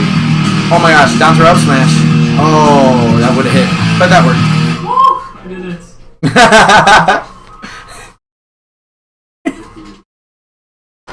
Then Armada's like, alright, I'm going to try to force stock this guy. Okay, this guy has a question. Yes. When you roll to the edge and have Nana edge hog, how do you always stop her from double jumping before grabbing it? So, Oh wait, let me let Let's them see. see this. Hold on. I don't know how to stop her from doing that, but I can tell you what I do, because what I do does not cause my backup climber, which is Popo in my case, to do that. So are we good? Oh yeah, we're In good. there? Okay, so you roll to the edge and you continue to hold shield and hold up. So I see. So it looks like, So then how are you doing it earlier? so right now, if I just hold straight up, they double jump like that. If I hold up and to the side, which is what I do, so I hold up and then left. All while holding shield. Because if you hold up and just straight up, they just double jump there. If you hold up and to the side, it'll work. That was too far away. You gotta be right to the edge, and they'll grab it. I hope that answers that question. The DI back off the level. There you go. Miyogi. With the strats. See, Mike. Oh, are you okay on battery life? 4%. Oh, 4%. I mean, it doesn't matter. 4%, speaking of Jigglypuff Ice Climbers. It'll just, I mean, my computer will turn off. I'll But we'll be hopefully- streaming. I'll hopefully be playing him at Outfoxed again, which is in 2 weeks. 2.5 weeks, I guess. How do you nanopult? Nanopult? So, you just dash jump Blizzard, and you do it during desyncs. So you have an ice block going, and as soon as your main ice climber shoots an ice block... Oh, well, I can't ice block desync, so there goes that. Oh, idea. sure you can. I'll show you. You just, Dude, you're giving me tips for the just do a spot dodge the reverse mains. and hold B. Oh, And then you press B again, and then you do it. But don't spam it. Just like one. It's like you hold it, boom, boom, boom, boom. And try to do it in a rhythm like boom, boom, boom, boom, boom, boom. I see. Yeah. So now do 1, 2 dash forward jump, or dash forward jump Blizzard. Oops, I'm not But you have to holding hold it. Oops. So you hold it and then press it again and then dash forward jump Blizzard. Well, I sort of got it. So you want to get the dash forward now. to Big dash forward, jump Blizzard.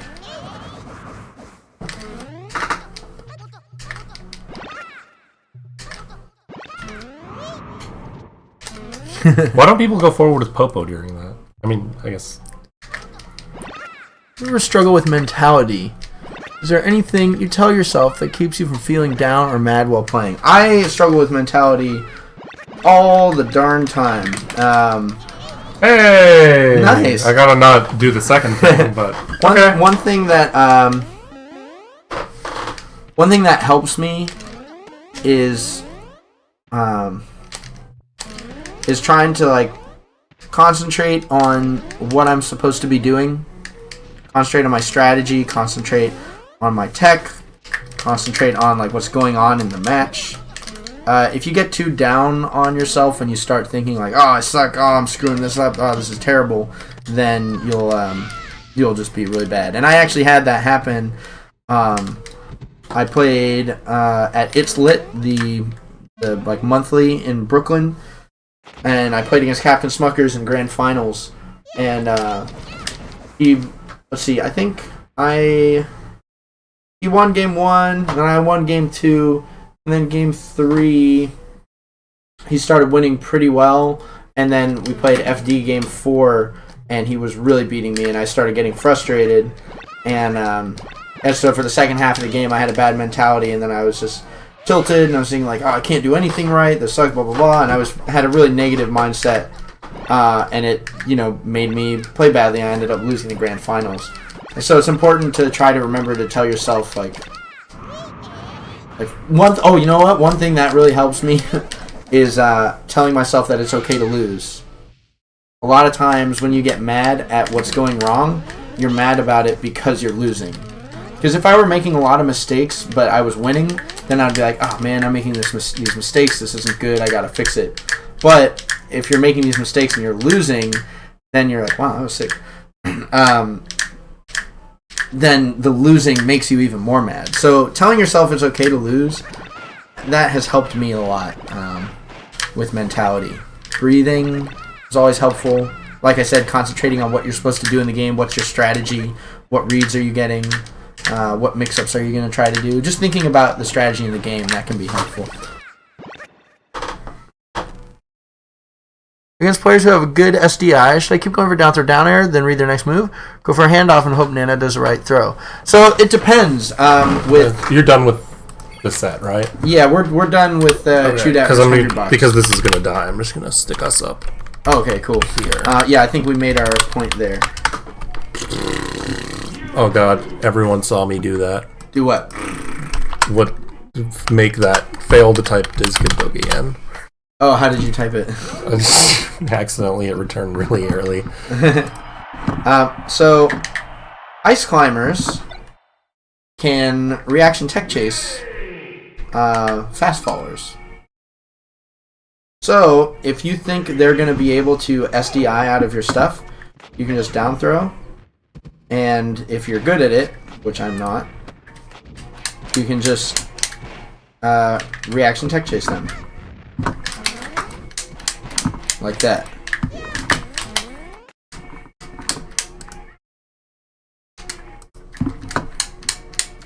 So if you're against a Fox or a Falco or a Falcon, you can reaction tech chase.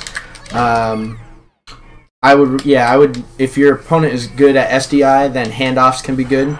You can also do DI mix-ups. Oh, I was going to put myself in here as a CPU because I'm sick. Oh, you can just do that. Wow. Yeah, that's wild. You can also do DI mix-ups, right? Like, if you're, let's say you have Fox. That was me. I did the pivot desync ice blocks. I'm sick. Yeah. Don't read their next move. You can react to that. So, alright, so let's say we have Fox here and I get him center stage. If I know Fox is really good, just come over here. So if I know Fox is really good at the SDI, I'm going to do a down throw down air and get out of it. But then buffer the escape option. Right, so this is how you SDI. Oh, I didn't buffer it, my fault. Right, so you buffered it, right? So do the SDI again. No buffer, or? Yeah, buffer everything. Oh, whoops. Sorry. So again, this is what it looks like if they are able to SDI out of it. I didn't buffer. Yeah, just remember to buffer. Right, so now do it again. Oh, you're going to chase it? Right, and he was at a really high percent there, so he's going to die anyway. So I'll get him to a more reasonable percent.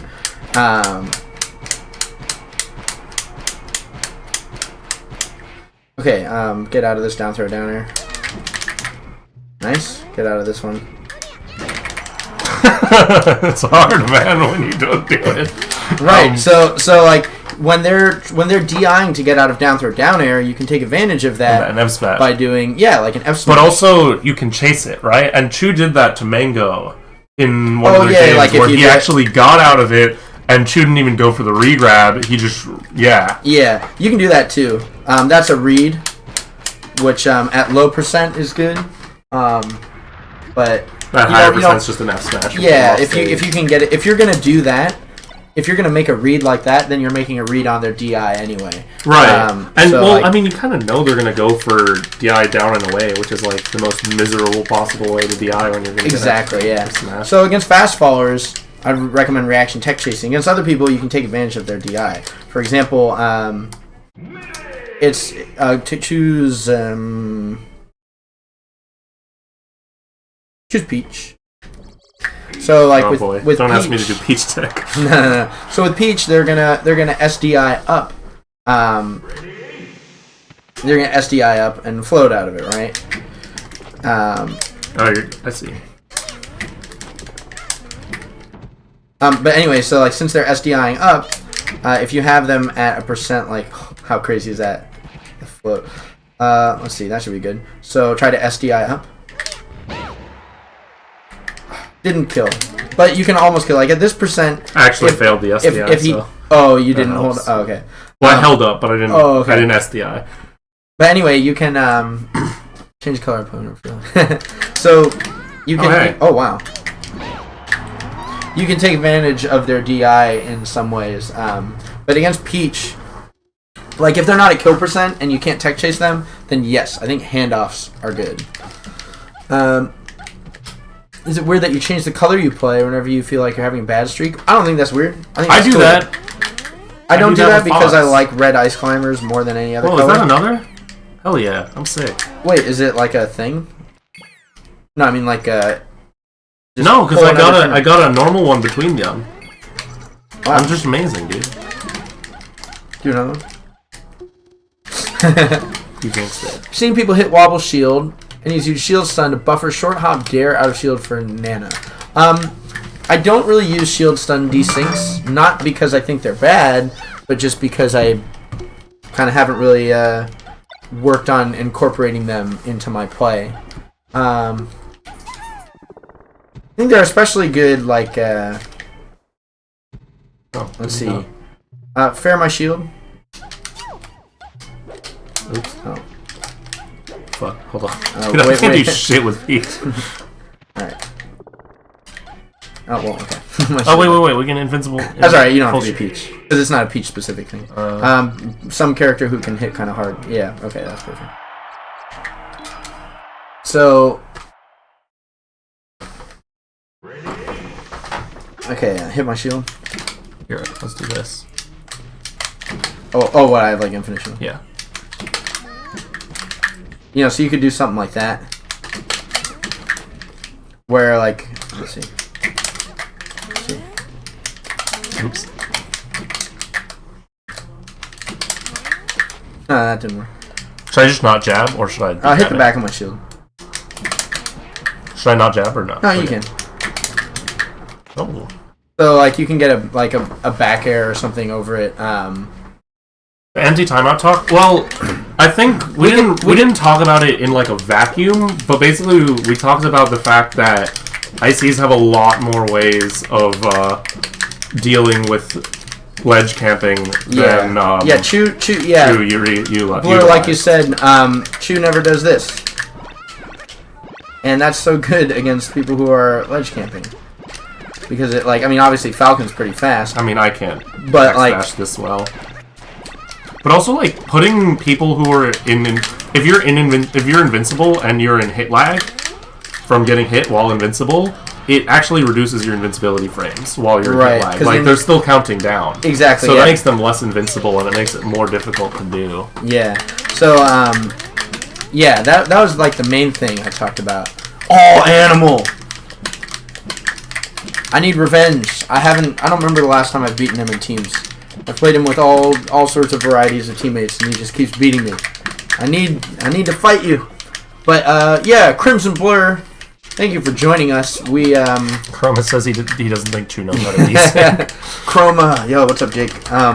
Yeah, I think it's something that kind of to me defines how Chew plays Ice Climbers, which is that he doesn't really play them like Ice Climbers, but it also can come back to hurt him in situations like that. Yeah, my basic thing was that I think Chew didn't use the tools available to Ice Climbers in order to beat that timeout strat. So I think it sort of invalidates the ability to use that set as an example for the case for instituting a ledge grab limit. Similarly, like Armada with the down tilt at Evo was a thing people always talk about, right?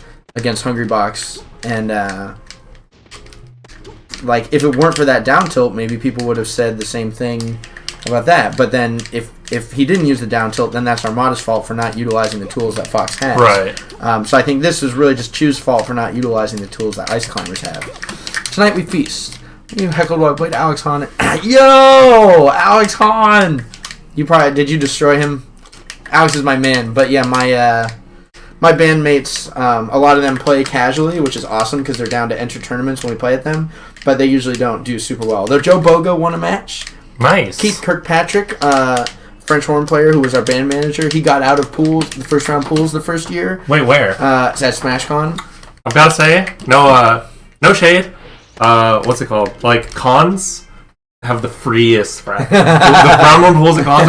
Dude, I was watching, it might have been DreamHack. It might have been DreamHack Austin last year or something. Like, it was one of those, like, con tournaments where Melee is not the only thing. Right. I was watching, like, the winners finals of a pool, and I was like, oh my god, this looks like Nebulous round 1. Yep. Like, let's see. Did we talk about ledge grab limit? We did. No point versus yeah. I think ice climbers have tools to counterplay against the ledge grab. So yeah, I think that we don't need a limit on the number of times you grab the ledge. Especially because like, if I'm ice climbers and like come here and like spam back air at the ledge, like what but not so close. Like my ledge dash away. Like I have to. If I stand here too long without re-grabbing the ledge, then he can just hit me, right? So I have to find a time to get in, and maybe that means I grab the ledge like 4 times. And I think I think it's possible that situation could certainly come up like 10 times in a game. So but I think the idea is that if it goes to time and you're doing that, and I can't. So like, yes, you have to do this to not get hit by my bear. But if all I can do is bear and I can't cover you actually doing that, like I can't stop you from doing that, and it goes to time, then you're kind of in default for stalling. Right. Well, no, but that's what I'm saying is that there are ways to do it. Right. Like I agree with you that there definitely are ways for ices. But like maybe Diggs can do it to Falcon, and it would be I've seen Jujusai do some nasty things to Smuckers. Right, but that was a long time ago. Yeah. Smuckers was not like you can't. I feel like it's not really reasonable to look at a set between 2 humans and decide what's right for the game, because Jujusai and Smuckers had a particular set of knowledge that they used in that set. Similarly, Hungrybox and Chew had a particular set of knowledge that they used in their set, and that led to the game being played a certain way. But Ice Climbers have so many more tools than Chew was using, and Jigglypuff probably has so many more tools than Hungrybox was using, So, like, we haven't explored the characters in the game enough to be able to say, like, what should be allowed or not, As long as it's within the bounds of the game and not a glitch, like the freeze glitch, for example. But at the same time, I feel like I don't disagree with you, but at the same time, it's not like we haven't done that before with like stage bans and stuff. Like maybe there's ways to get out of Fox's wave shine off of the sides of the screen that or better ways of dealing it than we have now. But like we banned it anyways because it was sufficiently degenerate, right, to the gameplay. I guess. I think what really makes the ledge grab limit argument is the fact that it only matters if it goes to time. But I agree but I think then what if you have a match that ends with 5 seconds left? Doesn't matter. Or a match that ends with 1 second left that was going to go to time. But you know what I mean? Like, it gets dubious, I think. But I think the difference is that there are matches that go to time that are being played very aggressively. And there are matches that don't go to time. Are there matches that go to time that are being played very aggressively where the ledge grab limit will be broken? Could happen. I could see that. It could happen. I could see like someone timing out Hacks, and Hacks is like ledge grabbing a bunch doing to get this, him doing his thing, right? You never know. I think it's a character specific thing, and like Sheridan, I think Sheridan pointed this out, where it's like if it's a bad matchup, then pick a different character. Right. Right. I think and this is me going against the ledge grab limit. What I foresee as a problem is that once the ledge grab limit has been passed, then your stocks no longer matter, only the timer. So let's say you see me breaking the ledge grab limit at 2 minutes. Mm-hmm. Then you no longer have any incentive to take any of my stocks, and you want to do nothing but run the clock without breaking the ledge grab limit yourself. So that would be on that technicality, right? so it could in some cases encourage stalling if I broke the ledge limit and you didn't, and you could survive the clock without grabbing ledge that many times. Right. Yeah, I'm definitely not in favor of a ledge grab limit, and I think we've sufficiently proven that this set does not. Yeah. Prove the need for one. Not really Smash related. Who chooses computer science as their major but still wants to play bassoon in bands? moment I don't really have time for school, Smash, and band. Would you say to someone... Oh, what would I say to someone? Well, there's... what tag is he using these days? But Jared Blanton, the Fox player from Georgia, he's got like a white KJH or random Georgia Fox. Random North, yeah. He is a really great guitar player and composer. Writes his own music. Has 2 bands he's in. He also plays drums, and he is just finishing a computer science degree. And he is gonna try to go to music school next year. You have to find the time to do the things you like, and sometimes it means you have to do some things that you don't like in order to make that time. But as long as you can do that, You mean cool. not do some things you like, or do things you don't like. For example, like work a certain job so that you can afford to travel to some tournament, maybe. I don't know. Or have the hours. Or like yeah. Or like wake up early because that's when band practice is. For example, like I don't like waking up early. Clearly. So if there's something that I want to do that happens early, then I either have to wake up early or I can't do that thing. No. When Brawler was a player, literally grab release people at the edge. They grab the ledge until the limit. Basically, they would grab release someone, and then they'd grab ledge, and then once they'd grab ledge over the ledge grab limit, they would run around like this, and except without grabbing ledge, they just like air camp. What do you mean grab release them and grab edge? No, they would grab release them to edge like this. Oh, that's so smart. I don't That's know. awesome. That sounds so hard. You have to be so much Right. better than them. Yeah, I think that also, that makes it a bad rule. Wow, that's so interesting. Yeah, I don't think ledge grab limit is a good rule. But I never played Brawl, so I can't say. People can SDI out of a grab range after being frozen. If you get frozen in an iceberg, it's inescapable. That is true.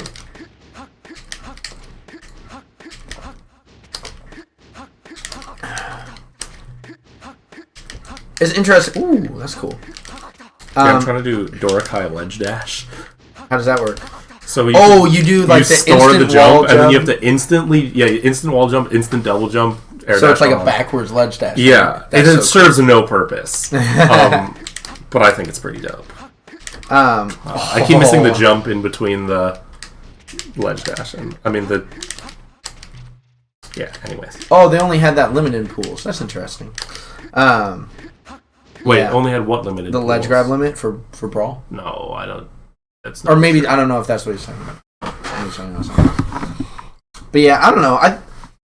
I think there's a lot going on in the set between Hungrybox and Chudat. And watching it and understanding what the characters can kind of do to each other and how the players are or are not using those, I think makes it a lot more enjoyable. So yeah, I agree, Arian, that you can. Yeah, it could have been really useful to commentate on the lack of the ice blocks, the desync ice blocks. Because I think a lot of people don't really realize that about Chudat. People who aren't Ice Climber players anyway, they don't realize that he's not really using a lot of Ice Climber tools. He just plays them kind of like another character.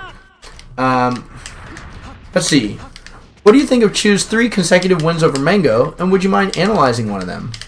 I think we could do that. You want to do Absolutely. that? Let's do that. At least those will be on YouTube. Tell us which one you want us to do if you have a preference. Well, I feel like the last one was the best. The last one? Okay. It was the least choking, but maybe that's what they want to see is why is Mango choking? Okay, we'll look at the most recent one. That was Austin, right? That was just now. Was it? Same Yeah, tournament. it was. DreamHack. Oh gosh. Mango Chudat. Come on. Smash Summit. Oh, there's not going to be a thing for that, right? Oh no, not again. Okay. Well, so let's. At least it's in the. We can just do a different one, right? Well. Maybe the Summit one. Oh no, I guess we used the Twitch. That's fine. Right? Yeah. Let's see. It's the same one, so just have to find the timestamp. Oh, and put this back up here. I guess we can just take off the can just transition. All right, so where's Melee? That's Foxmarth.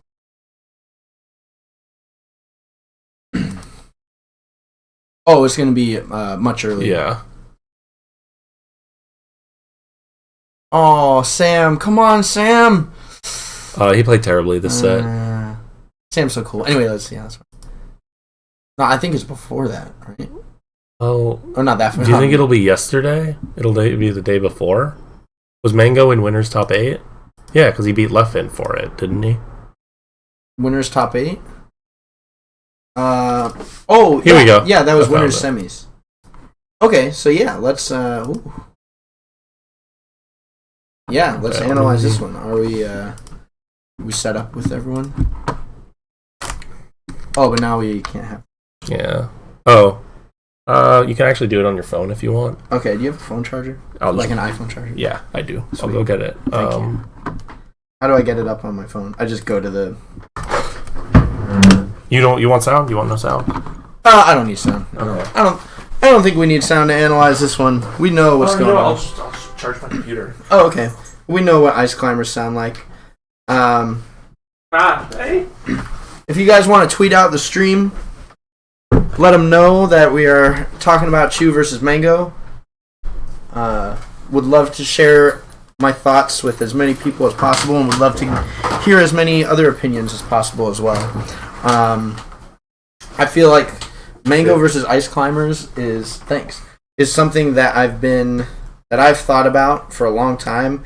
I actually, in the early days of my development of my anti-Fox game, I sort of based my play on how I would try to fight Mango if I ever played him.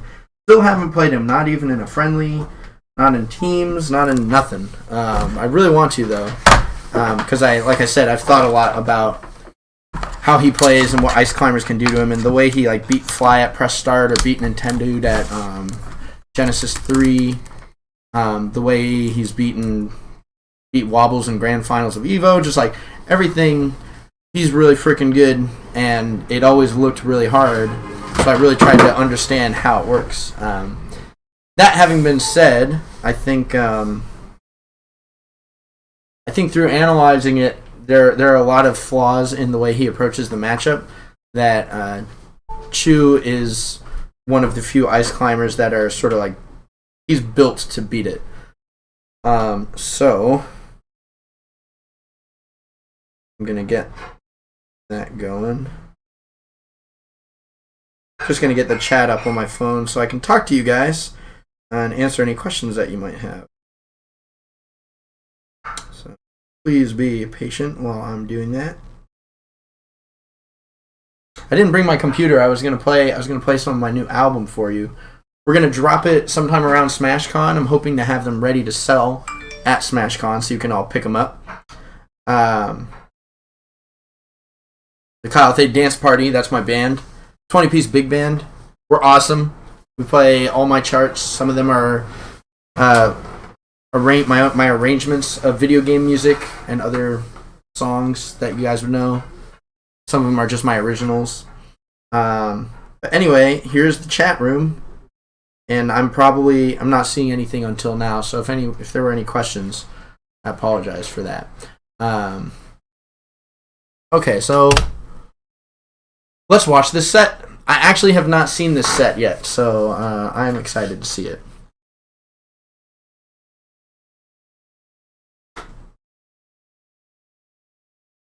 All right, starting in Dreamland. I think Dreamland is a good is like the best strike for ice climbers. I think Yoshi's is too small. We die too easily there. Fountain is too small. We die too easily there. Battlefield is too good for Fox to just move around and do whatever he wants, and we kind of die easily there because it's still too small. So it pretty much, I always strike Yoshi's in Battlefield, and hope that the Fox is still afraid of Fountain, which they usually are. But Fountain is really good for Fox, in my opinion, in this matchup. So, but it usually happens that that Fox will ban Final Destination and Fountain, and then you start on Dreamland.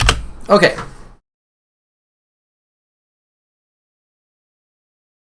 Oh, hand warmers. Hand warmers. Very important. Yeah. What's your take? What's your take? He's just wave dashing. I love it. Jeez, he's wave dashing so fast. Oh, these desyncs. Definitely accidental, I can guarantee that. But they're still safe. Is there Chew? Well, is there a way to only see the chat? And like, I'm going to get it up on here in a second, so you'll have to live with what you've got for the moment.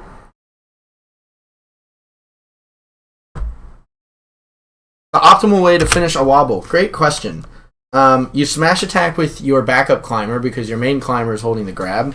And actually, can I show them here? Oh, yeah. And you wanna have the fewest options that you have to do. You don't want to give them chances to DI out of anything. So, for example, with some characters, if you do down throw up smash, like Jigglypuff, if they hold straight to the left, or maybe even like away and a little bit down, they can actually DI out of that down throw up smash.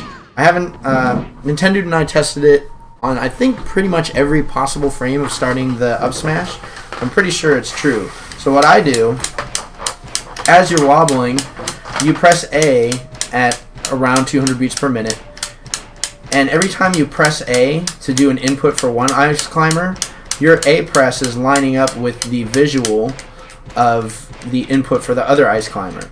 So every time my backup climber does a forward tilt, I press A at the same time, and that inputs a pummel for my main ice climber.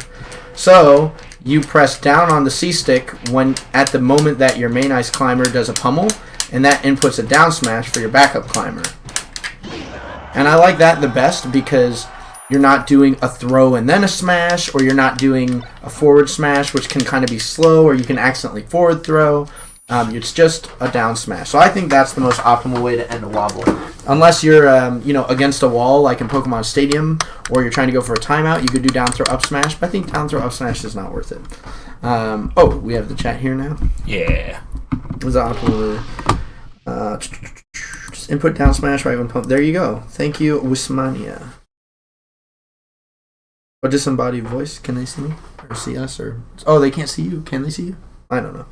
Yeah. Okay, so we're looking at Mango versus Chew now. And are there particular ICs you think I should watch to learn them? Watch all of them. I talked about this a little earlier, but you can learn a lot. This is in response to You can learn a lot from watching Fly Amanita, watching Wobbles, watching Nintendude, and watching Chew That. And learning from those four will teach you like almost everything you need to know, especially to get to like a pretty decent level. I would just like binge watch all their videos, so definitely check them all out. When I pick ICs, Goku, yes. Get the word out that a stale down smash won't send them anywhere. Yeah, that's true. The down smash has to. So if I'm let me just smash me like a bunch. I mean down I'm smash. gonna down smash you.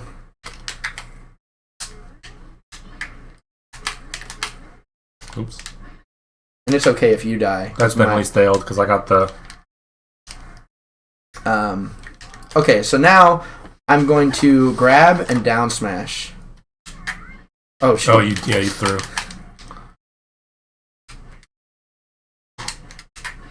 See, that down smash didn't send them anywhere. Can you wobble me with that down smash?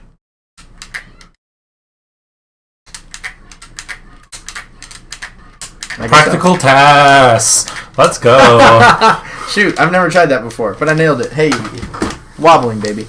All right. So anyway, that answers that. Oh, they can't see the game. I can't see the game. Oh God, show them again. That was sick. That was too sick to miss. Okay. I swear to God, he wobbled me with down smash. With stale down smash. Oh, whoops.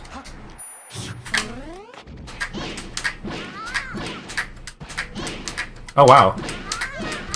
Yeah. So it kind of worked. So that was that. Johnny should have Diz and Jack Black play Melee. I think we should do you and Jack Black play music together. Yeah, that's true. That would be fun. Okay.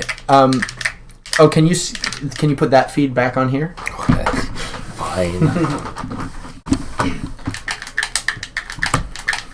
It's interesting because it was wobble. Yeah. Oh, sorry. I meant Which one do you want? this feed to show up when we're like to have this here. Oh, yeah, I can try Have that screen there. Window capture. Let's see if that was it. Nope. Does it have any advantages? No, definitely not. I mean, it does more damage, so if you're like losing in a timeout situation and you need to go quickly, I guess that could be good.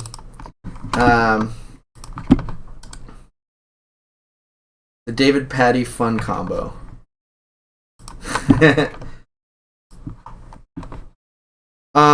Our Creighton, when we release the new album, this one is, you're going to be able to purchase it probably from our website, from iTunes, from Amazon, from YouTube, from Spotify, all that stuff. We'll also have hard copies that we're selling.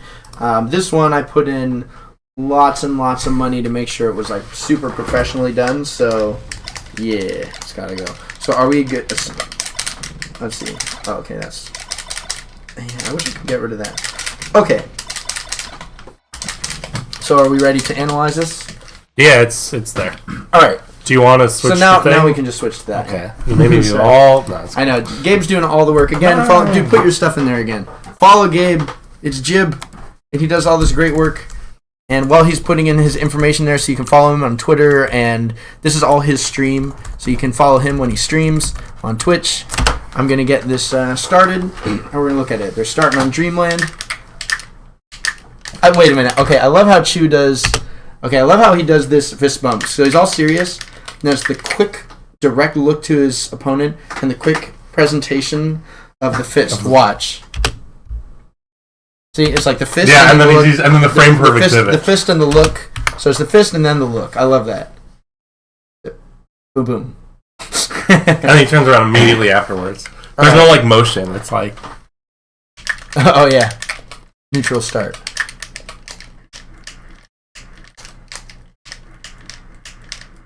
Okay, Mango got out. You saw he SDI'd down, got out.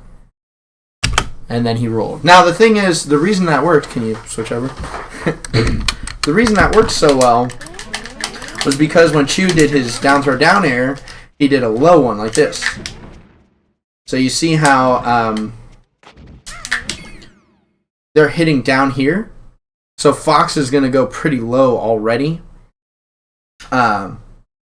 So it's going to be pretty easy for him to get to the ground. Now, if you do the high one, see it's hitting him up there. So see how much higher he is? It's not a whole lot, but it's enough that it makes a difference. Yeah. Oops. No, my bad. Oh, I SDI'd that. Was super You nailed hard. it. So that one... Versus this one. Yeah. It's a little bit harder. So I like doing the high down air, and that's a full hop instead of a short hop. Now, one interesting thing about ice climbers is that, and this isn't super important to know in terms of fighting them, but I think it's just a cool little thing. If you look at their jump height, the main ice climber on its own, when I do a full hop, goes about, like their head pokes through the top platform, right? And when they do a short hop, their head barely pokes through the bottom platform, right? Mm-hmm. Now, if I'm controlling only one climber... Oh, wait a minute. You're trying to shield break? Yeah, and just push me over under the platform. Alright, so here's a full hop. And here's a short hop. No. Now, these are my short hops, and these are my full hops. Oh, wow. So when and it's the same thing when I'm grabbing. Like here, So I'm just going to get you at a high percent so you won't mash out early. Or wiggle out. Because I know you won't mash. But when you have a grab with ice climbers and you try to jump with the backup climber, they do that that lower jump height. So here's a full hop. And now I grab and I'm going to full hop.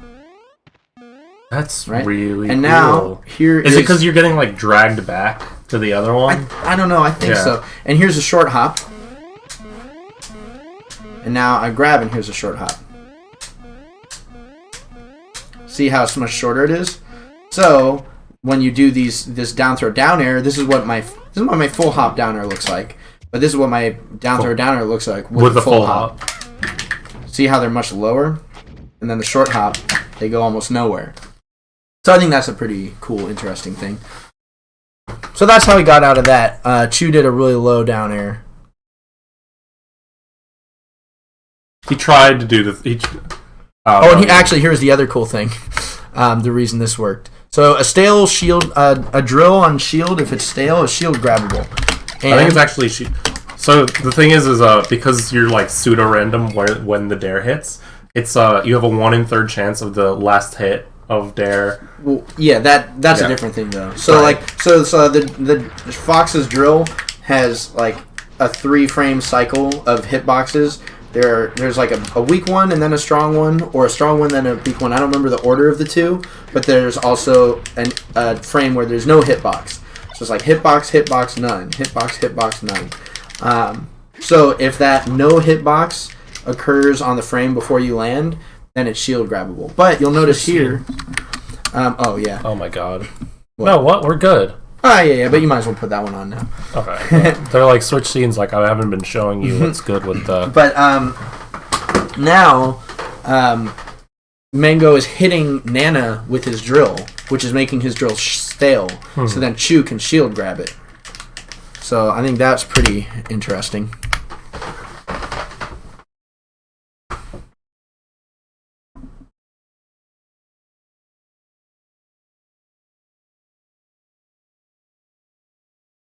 No, Diskin does not have a New York accent. New York accent. So when you get a grab here as Ice Climbers, you do a handoff. And the handoff, switch to the game screen. The backup Ice Climber, when they get a grab, will always throw towards a ledge if they're close enough to it. And here, they're more than close enough to the ledge. So, right now, you'll notice my backup climber has this grab. So it looks like they're going to pummel, and then they're going to throw, and they'll do a forward throw. See? Forward throw. So what you can do, you grab with the main Ice Climber. So you have them grab with the main climber, and the backup climber is chilling, free to do whatever they want. I'm going to do a down throw with the main Ice Climber, and then re-grab with the backup climber.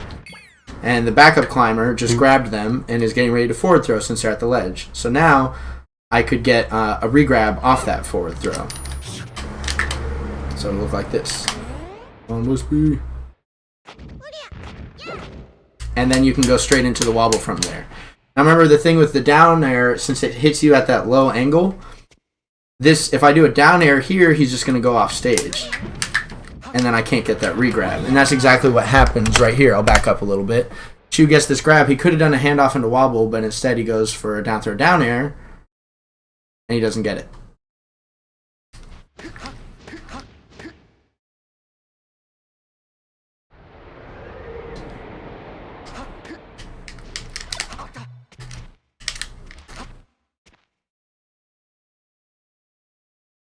Yeah, one thing Hacks always said about a solo climber is that they just don't have the neutral tools to really fight with Fox. And the thing that makes me think about this is what I think is like beautiful about this matchup. To me, like this is the most elegant neutral in Melee. Of course, I have a super huge bias because I play Ice Climbers. I mean, it's not a bias. It's just subjective. I like Ice Climbers, and I know about Ice Climbers. But what I think is so great about it is that like they both have such great punish games on each other, and it's all about this dash dancing. And Hacks always says like using jumping and using platforms is unnecessary. You can do it all on the ground, and I believe that. And so you have this space where you're dash dancing and you're trying to put out hitboxes to hit them. Fox would usually be either running shine or like doing short hop drills, maybe an air, and then Ice Climbers would maybe like a jab, maybe do a forward air. But the thing is, as you're keeping about here, stand on stage. So you're keeping about this space between yourself and your opponent, where you can kind of like react to them doing something, but you could also go in and like almost hit them. You can kind of whiff punish them. Right, if I go in, yeah. And so the thing is, as we dash dance with each other, Fox can just run off stage, side B to ledge, and then ledge dash. And so as soon as he grabs ledge, I have to go back to center stage. Because they'll do that. Yeah, and so then if he pushes me back, then like I can't ledge dash because if I grab ledge, just to shine spike my backup climber when I grab ledge. Oh, okay. So if I grab ledge, they're gonna jump immediately. Oh, You see okay. that? I see. Oh, well. I see, but... Right, so then it's like, I gotta try to save them. So, Fox has that inherent advantage in the matchup. And just his ledge dash game is just better than Ice Climbers. So, I think one important thing that Mango doesn't really do is he doesn't really take advantage of the weaknesses that Ice Climbers have. And one of those is, let's see, where is it? Like, he gets him cornered... Or, wait, was it before here? No. It's like he doesn't have to go in with that nair. He can just keep dash dancing close enough, trying to get Chu to do something, and then boom, when Chu misses this grab, boom, he can, if he drilled instead of nared, he could get a grab. then yeah, he could grab or he could shine, you know. So I think like that way of playing neutral to me like really does a lot to make it incredibly difficult for Ice Climbers. So he's just going in with these nairs, and they're not going to anything. And every time he misses an approach, notice he spot dodges. Like here, he's going to nair. Or wait, it was earlier, I think. Yeah, earlier he nairs. Like right here, he goes in with a nair and misses, and then he rolls, right? He rolls out. So he's like choosing these like super defensive options as he's going, but like the Ice Climbers aren't really going to be able to punish that. You don't have to do that roll. You can just shine, or you can just like hit him again. Yesterday, man, I wish it was streamed. I mean, the VODs will be out eventually, but Hacks did this thing where he had a situation like that, and he just nared again in place, and it just like, stopped what I wanted to do. It was beautiful. I loved it. But anyway. Yeah, back air. That's good. Alright, let's see if he gets anything off his invincibility. Oh, that was super dangerous. But it was okay. So I think this is an example where like Mango hasn't given Chu a reason to worry about like an overshoot approach or a running shine. Mm-hmm. He hasn't made Chu like... Yeah, he hasn't done anything. He hasn't indicated. Yeah, he hasn't done anything to make Chu like lunge forward, and that's the only thing that's gonna make this running thing work. So he can take more time at the edge, getting a ledge dash, or he can even go to the platform or something. But like he doesn't have the space to run forward, and I think that's something where like this matchup is really important. And he just gets grabbed, right? And he's because he didn't have time to shine. He wasn't in like full run. Exactly, and he doesn't have time to mash at that point. You know, he's at too high of a %. Oh, we wanted... I don't know. I kept the scenes this way so that we could demonstrate stuff. We can switch it. Oh, yeah. Let's switch it. Sorry, my bad. No, that's cool. I keep forgetting that. It's fine. Because we still have it in the top corner, you know. It's a lot to remember. It's just easier. Yeah. Ooh, nice DI.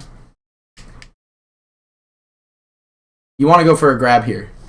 You don't want to go for a shine. A lot of Fox players, they come down with invincibility, and they try to hit you. But you just go for a grab.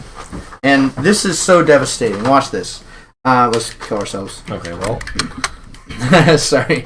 Let's kill ourselves. Let's kill ourselves. Let's go, kids. Let's KMS. So, here's some stuff about Fox throws. Different throws have different strengths for different reasons, and the two throws that are best against Ice Climbers are the forward throw and the down throw.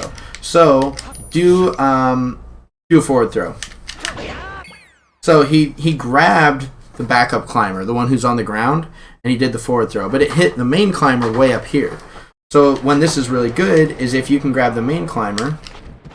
And, oh shoot! He's doing so if you nothing. Grab the main climber, and then forward throw, we better do it right away. Yeah.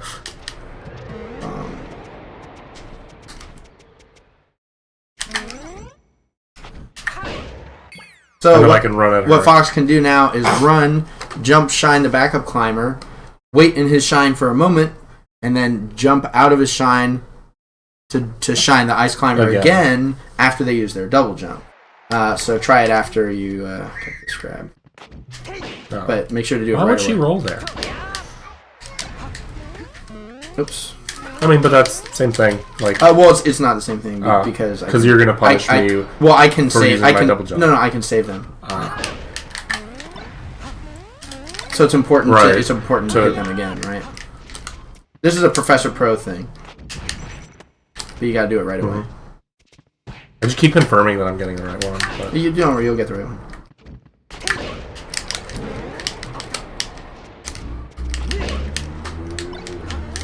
So you don't have to go so soon.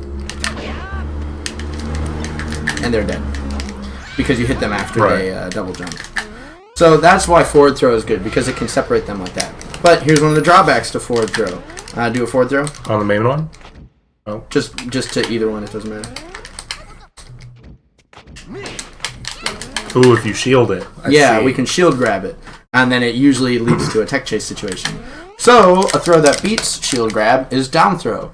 Because you're actionable soon enough that you can shine or you can turn around up tilt. And this is what Cobalt does, and it's amazing. It's so hard to deal with. So do a down throw, turn around up tilt, and I'm going to try to shield grab. Oops. No, you did it. Do it. Right again. Right. So I'm spamming shield grab, and it's not working. Yeah, I guess it's the lasers are plus on shield. Exactly. There you go. Yeah. So the down throw is great for beating shield grab. Now do a down throw.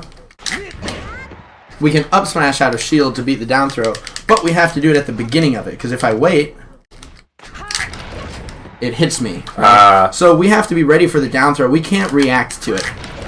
Like I tried to do it there and they didn't. See, like I'm trying to react to it and I can't. But the reason you wouldn't just always down throw is because of that hit. But the forward throw, if I tried to up smash out of shield, it hits me, right? So the attack out of, and you don't have to up smash out of shield. You could down air out of shield, down air or down throw. Sorry, you do a down throw and I'll do a down air out of shield, right? Or I could nair out of shield. Oh. Right, so we can do an attack out of shield and that'll beat the down throw. But you have to do it right at the beginning of it. But then if we try to attack out of shield at the beginning of the forward throw, it'll hit us. So do you think these two throws, like mixing up between these throws, is strictly better than up throwing, or is up throwing have its place? I think it's almost always better, but there are a couple good ways when you can up throw. For example, if you were to get, like, let's see, I'm trying to think of these. Get between us. I will. Okay, so if you got a grab on me here, then up throw would be good because you're not going to you. get much off of it. And I have to go to the bathroom. So I'll be right back. Oh, sorry, hold on, pause. No, it's okay. If you guys have questions, please ask them and I'll answer them when I get back. Or I will just give you terrible misinformation.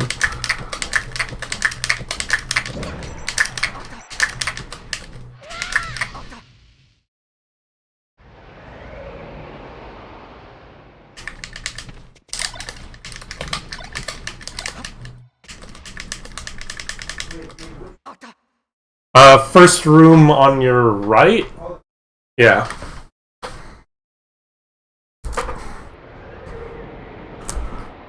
Why wouldn't you just mostly spam the shield grab since the F throw is more devastating with a nano loss? Well, I don't know. It feels like a Nash equilibrium thing where it's like if you do mostly shield grab, then we're going to do the down throw every time and always get you with it. So you have to mix it up a little. Why don't more ICs use port 4? I don't think port 4 matters that much with ICs. I've literally invited you the only time I've ever invited anyone to stream with me. So stop whining. Wait, what happened? Red Squirrel, you know him? Red Squirrel, I don't think so. I think that's his tag. It's something Squirrel. Jeremy, basically, asked me why I never invite him to stream with him. Oh. But I've invited him the only time I've ever streamed with anyone else, so... But anyway, so the whole point I mentioned the throws is because when Fox comes down with invulnerability, same thing I was saying with Jigglypuff, it's always good to go for a grab, because that's the hardest thing for Ice Climbers to avoid. And when you're invincible, you're not going to get punished for it, and that gives you the biggest reward. Let's switch back to this. Alright. So I think Mango should have gone for a grab here. Force Chew to move around a little bit more. He starts to try to hit him and doesn't get anything out of it.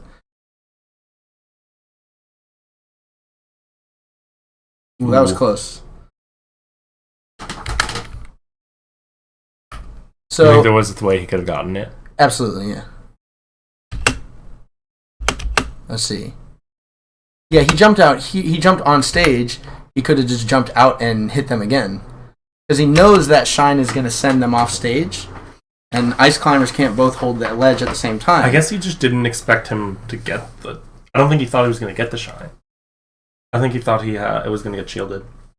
But I could be wrong. Well, that's true. But if it did get shielded, then he could just jump out and then side B edge cancel on the platform.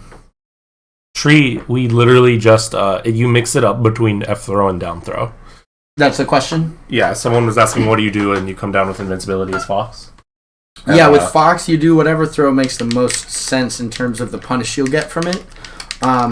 In that case, up throw can be good because you're not going to get punished and you're guaranteed to separate them. Down throw is going to probably be the best because, because the forward throw, if they shield, it's not going to... You know what you could do? You could forward throw grab. Because if they shield your forward throw, then you grab the one who shielded it. So like, if you're invincible, I can't grab you, right? So okay, so switch scenes, and what we're gonna do is Fox is gonna come down and he's gonna forward throw me, and then immediately grab again. Because again, my only way to beat forward throw is to shield grab it, okay? But I can't shield grab because he's invincible. So Come straight down, forward throw me, and then grab again, and then maybe up throw. Okay. And he's got us separated, right? Or he can try die again. He can also try doing 2 forward throws in a row. Oh, whoops. And die. Oh. I'll do it. But then you won't be invincible, so you can kill yourself one more time. So Fox is coming back with invincibility. No foxes were harmed. he gets a grab. Forward throw, re-grab, forward throw. And then he's got them off like that. I think that's a good way to go about it, if you get that grab right away. If you don't get it right away, you can try a... Let me go down first, obviously. You can try a down throw, right? So like if I'm running away from him and he gets a grab... I mean, I didn't have... Right. So like the down throw is harder to punish if you get it late. You know, so like he didn't really get as much out of that, but it definitely like wasn't going to get punished. So I think if you can get a throw early, forward throw is good. But if you're a little late with it, the down throw is safer. I think the down throw is generally better. Let's switch. All right. But anyway, so when he got this shine, he could have just jumped off stage and tried to shine again. There's no Smash Corner tomorrow. What are you... Nice. Shine. Ooh, that was a really good up air.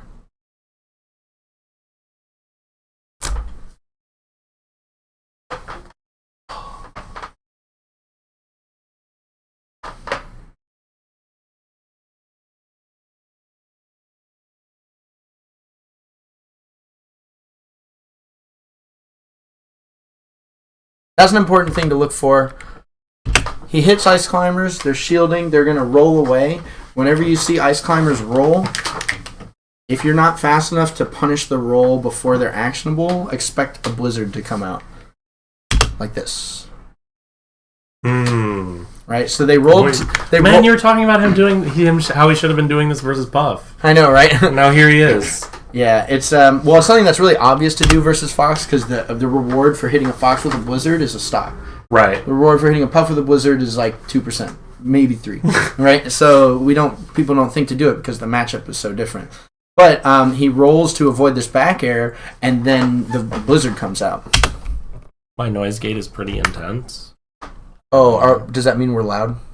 No, it should be but it doesn't pick up anything until we start like talking. But I don't know. I haven't seen anyone else complain about it, so I think we're fine. Okay, well keep letting us know if anything is sounding weird. Freeze glitch. Ooh, okay, nice.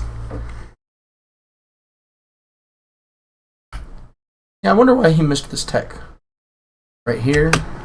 Like, as soon as you get grabbed by the backup climber, you got to be looking for attack, like, for the throw, right? Miss the tech, and then get up attacked.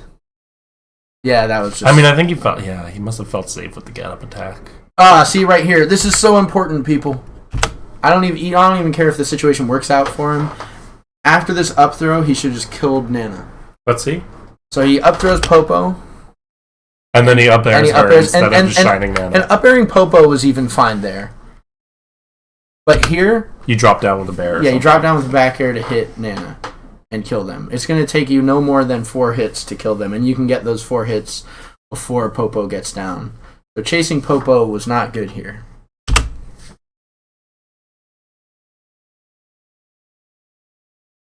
Ooh, we got scared. Yeah, look at that.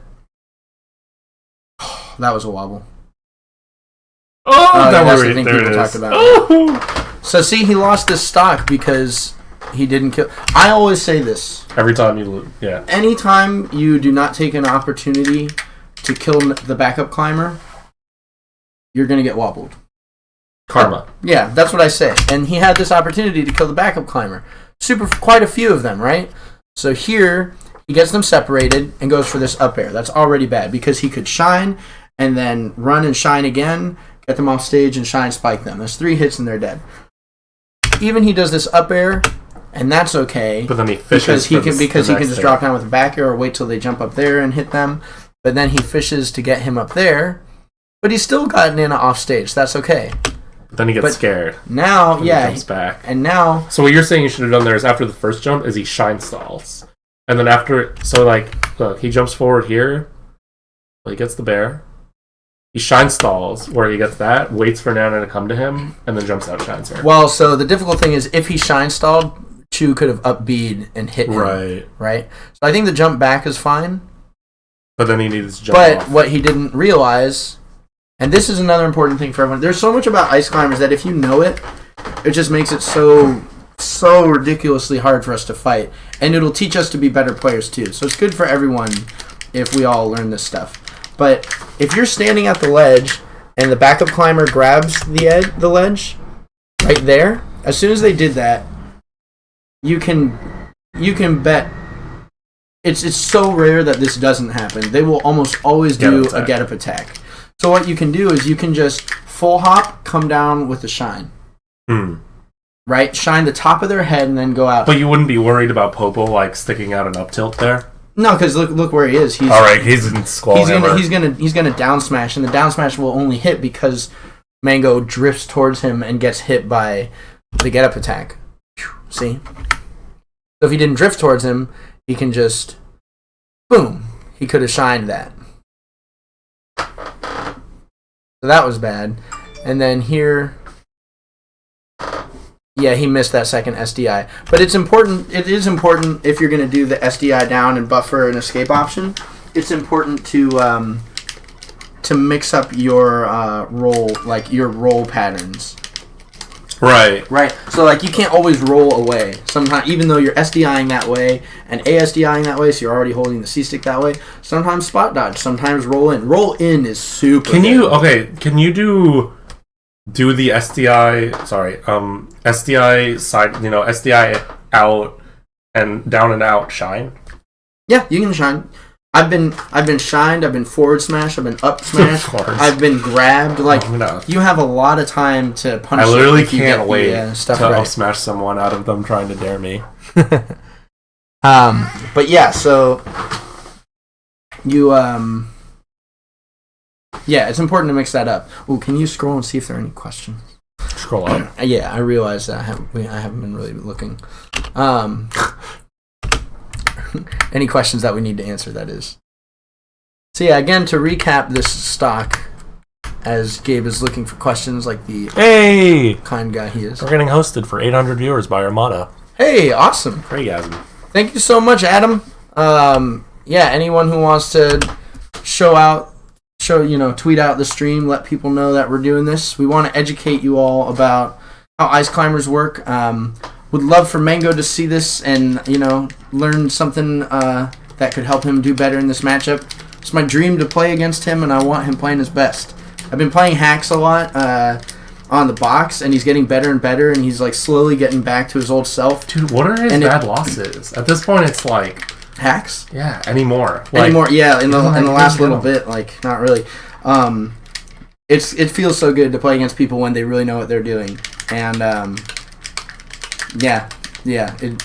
it would be nice to see Mango like really master this matchup, because I think Chu also can learn a lot from playing against really sophisticated opponents. And I think once they learn all the little tricks of the matchup, then Mango will get back to being a god, and it's like now you have to fight him when he really no one's like complaining about wobbling, and like you have to just straight outplay it. Right, exactly, yeah.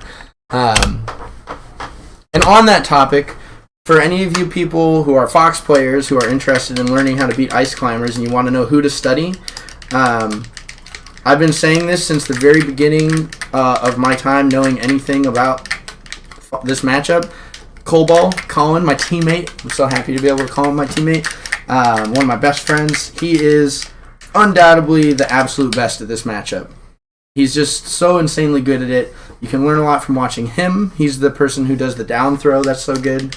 You can learn a lot from watching Professor Pro, who's also absolutely insane at this matchup, practically never loses it. Is that true? Yeah. I've always thought that, because I've seen him lose it a lot, but on the other hand, it's like he seems you've only seen him lose it a lot to one person. Yeah, that's true. And we've played a lot. Yeah, so. I was gonna say, but like he seems to have like the best technical knowledge of the matchup. Yeah, so Prof has the matchup flow charted to a dime. Like, and every situation, he's like, this is a really great thing to do in the situation. Knows exactly when he can kill with what percent, doing what thing, and like, lasering at this point to get you to come in, and using the forward throw here. He's starting to use the down throw more, which is cool. Knows when to drill, when to running shine, all that stuff. He's super great at it.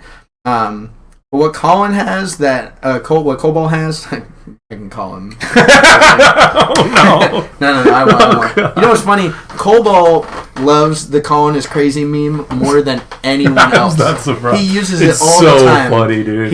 He would tweet at me and say something about like, oh yeah, Kyle is so awesome. I can call him Kyle. Kyle's Diz Kid Boogie, by the way. When he was at your house and you were hosting the fest, he came up and he introduced himself to us. And he was like, hey, I'm Colin. And I was like, it took everything I had not to be like, yeah, I've heard. I've heard you're crazy. Yeah. But yeah, so Colin, he just has this, he just knows. He's really instinctive, so he can't explain a lot of the stuff that he does. But he just absolutely knows Ice Climbers, and like what their weaknesses are. And he'll just charge a forward smash knowing that you have to run into it. Maybe because like you're going to try to ledge dash, or maybe because you're side B recovering, or whatever it is. He just kind of knows. He just knows things. So super intuitive that way. So those are absolutely the two to study above all others. But then other people who are really good at the matchup, who I think are worth watching, are Mojo, who's awesome at the matchup. He plays wobbles a lot, and he's theory crafted how to fight wobbles. Crush. He beats all the New England Ice Climbers. He double 4-stocked me in a set that we played. Jesus. Yeah, he crushes amazing. And then Milkman, Chillin' Dude, Siren, like all the MDVA Foxes, they know what they're doing. They're really good. But I think it's all just like versions of either what Prof does or what Cobalt does. So Professor Pro and Cobalt, those are the two you guys got to study. To learn. Okay, so you're here, but someone also wants an analysis of Chu versus M2K. Yeah, we can totally do that after we do that. I'm down to just. What time do you have to be home? I don't have to be home. That's so I can just do this all night. I'm down. I love watching Melee and analyzing it, and it's super fun. Leffen versus Chu, Genesis, that too. Oh my gosh. Yeah, Leffen. So I think Leffen doesn't do like the character specific stuff yet. He's just really good at the game. But I think that's also worth watching. You saw at Genesis how it was kind of like hacks. I think it's worth watching in terms of getting good at the game. Right. But in terms of I think it's also worth saying that, like, look, Ice Climbers are a very weird matchup, but, like, you can play a strong fundamental game against them. Absolutely, it's not unviable. yeah. Like Left 4 Dead Genesis, he got, if I remember correctly, he got beat up a little bit in game 1 by Chew, and then the rest of the set he just destroyed him. So it was like the adjustments, that was a really big deal. No, I think there's Pew Pew is the same way. I feel like he doesn't play the matchup in a way that demonstrates like a deep knowledge of the character, but he's such a good player and can figure out like what's happening in the moment so well to do that. So those are valuable too. I think it's easier to learn, right, and much more valuable to learn from people who are actually doing matchup specific stuff like Professor Pro and Cobalt, because every other matchup we play, we learn matchup specific things. Ice Climbers are so weird that it's like, oh well, like it seems like it's different, but it's really not. You have to know, like, against Peach you can drill shine up smash, but against Marth you drill shine running grab. Like there are different things you do against different characters. And then there's the other side of that where it's like there's some people who kind of play it matchup specifically, but it's also not in a way that's super emulable, like hacks. Right. You can't just be like, oh hey, yeah, just be a god. Yeah, like, just go 20x. But what I do like watching from Leffen is he's really good at staying safe on Ice Climber's shield without using drill all the time. He does it with just Nair and sometimes space back airs. Yeah, space back airs was the thing that I most noticed from that. So yeah, again, you got to kill Nana. If he had killed Nana, he would have been fine. Would have been fine. Did he lose this game? I remember him winning the first 2 games. Am I crazy? A DreamHack? Didn't he lose 3-1? Yeah, maybe. Oh yeah, he did. He lost these 2 with Fox. He takes the game with Falco.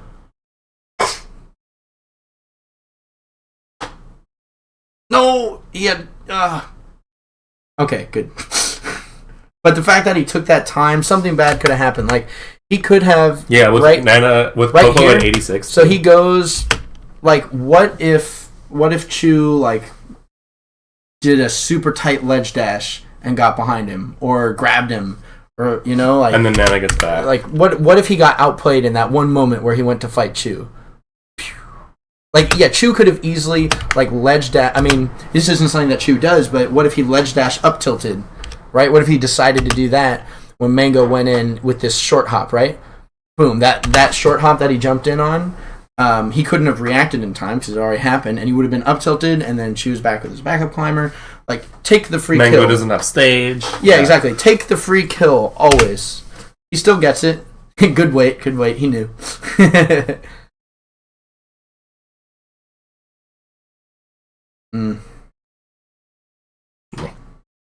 Nice. I'll take it. Alright. Let's see what he does with his invincibility. Take the free kill. Yeah. Oh. Yeah, you just gotta jump and do that. Take the free kill. Okay, he tried. I mean, it's hard because Nana like gravitates toward Popo so much that like it's very different from the spacing on all other shine spikes. Right. But you do like you just gotta adjust.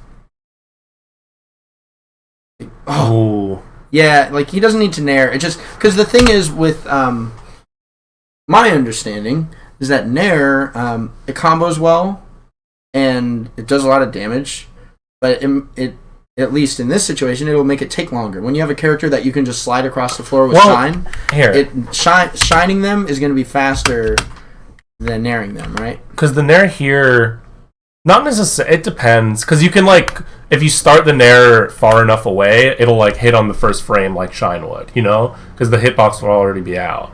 Mm-hmm. Did we go forward? I think you did. How did I do that? I don't know. Only been hitting back. Yeah. So here's the situation. So he gets that. Because I think the problem with this nair here, so like he does this, and then he back airs. Right here, you literally stand still and shine when she gets close enough to you. Because they're gonna run towards Popo. He jumps at them. Yeah, but he just jumped like he could have. I mean, like yes, shine probably would have been like more consistent, but like if he just didn't do the full hop, full drift nair, it would have hit, and he could have killed her off of it. Right. So I can't blame. I think it would have taken too many moves. It would have taken too long. I think shine is better in this case because the nair. I think shine's definitely better. The nair could have hit them upwards, and then you have to go chase them upwards, and you can't kill them off the top because they're not high enough damage. You have to gimp them, but since you have to go up to gimp them, well, I don't think Nana ever DIs in such a way that she would actually go like significantly up. Not significantly up. Significantly up, but you still have to jump to gimp shine, them. Though. Yeah, you jump shine and they go down and then they double jump and then you jump Right. shine and then But you're that's off too- stage. takes too and long. that- That's it never takes too long. possible. Where if he literally just Fine. Yeah, and then boom, and then just like stays there. stands there, she shines. shines them, and then forward smash shine will kill them. 2 Diz kids. What's up? Why are there 2 Diz kids on stream? Oh, what, like Mingo? No, I think. Oh, maybe. I was thinking me, but Oh, dude, we're both just kids. So yeah, that's the problem with that, I think. Oh, yeah, I just got clipped by that, and then he didn't get out of that. Not even trying. Not even trying. Let's do a little bit of. Can you switch the thing? Let's figure this out. Because I think that this low down air is very beatable. Try just holding both sticks down and away. Do it again. Yeah. So if ice climbers do a low down air, a short hop down air, which is what Chu has been doing every single time. I'm not even going to hold them down. I'm just going to hold them away. I've heard this works. Okay, so now he's just going to hold away. Okay, so you have to do down and away. Yeah, so now just hold him straight down. So straight down worked. Now try down and away again. Alright, so people, if the ice climbers are doing a short hop down air, then all you have to do is hold the sticks either straight down or down and away. Now, if they do a full hop down air, this is what it looks like if you just hold straight down. So it doesn't work. Now we'll do Down and away. down and away with a full hop. with a full hop. So Fox is just holding down and away on this control stick and C stick. So that doesn't So I work. have to do the But SDI. again, with the short hop, do straight down.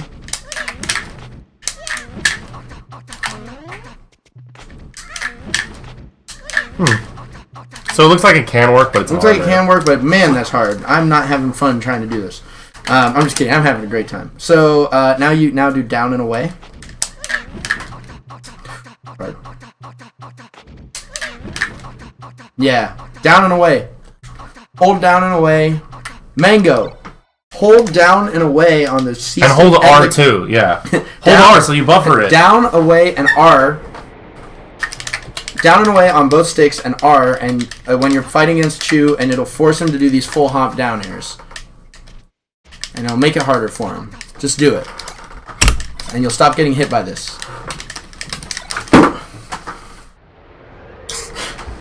No, Dare has set knockback, so staling won't matter.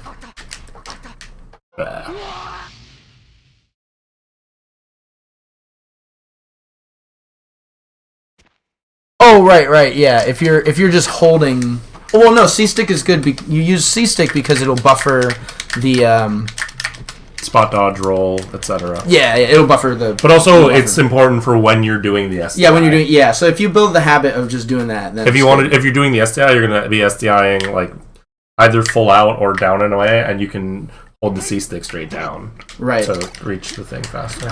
It breaks my heart. Okay, so let me explain something to people because I think a lot of people wonder about why I would tell everyone how to beat ice climbers. People ask me that a lot. Like, why are you telling us this? And for me, when I watch ice climbers play, I'm always like rooting for the ice climber player. I like to see them do well. Like Chu doing this well was amazing, but I don't like to see people play poorly against ice climbers. So I think someone who knows the matchup and plays it really well is so fun to watch, and it's really fun to play against them. In a lot of ways, playing, like for me, playing singles isn't always very fun because a lot of people don't know stuff about ice climbers. So then it's like, it's kind of tedious to play these matches and they don't know some of these simple things. But then to play against someone like Cobalt or Professor Pro, for example, it's a blast because like you don't get anything for free. You have to really trick them. I mean, it's like playing any other matchup that everyone knows, right? Like in, I don't know, like Fox Marth maybe. Like you really gotta like trick your opponents and like do some really amazing stuff to beat them.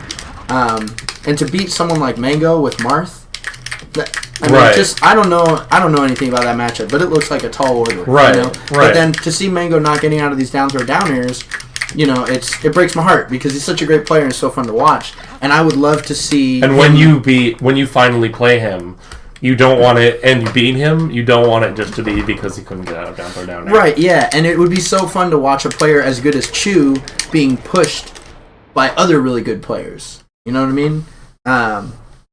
It's fun to watch Ice Climber players play really well. And it's fun to be forced to play really well. So that's why I'm so interested in this. I think Battlefield is a fantastic I'm pick. just gonna tap us back for a second. Oh, yeah. Sorry. Yeah. I think Battlefield is a great counter pick.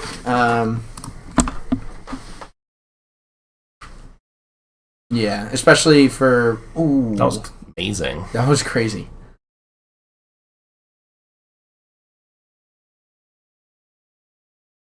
It's a lot of neutral. Ooh, nice. Get up attack. Oh, wow. So, check this out. Switch this back. All right, this is really important for everyone, and this is something I learned from Professor Pro. When you hit the backup climber off stage to a range where they can't land on stage, so let's see, I'm gonna... Well, you know what? Just forward throw me. Oh. I'm gonna walk towards you and forward throw me. Okay, so... Alright, perfect. Where were you standing when you grabbed me? Do you remember? Like at the Right bush? here. Oh, that close? Maybe, Okay. I don't know. Okay, so... oh,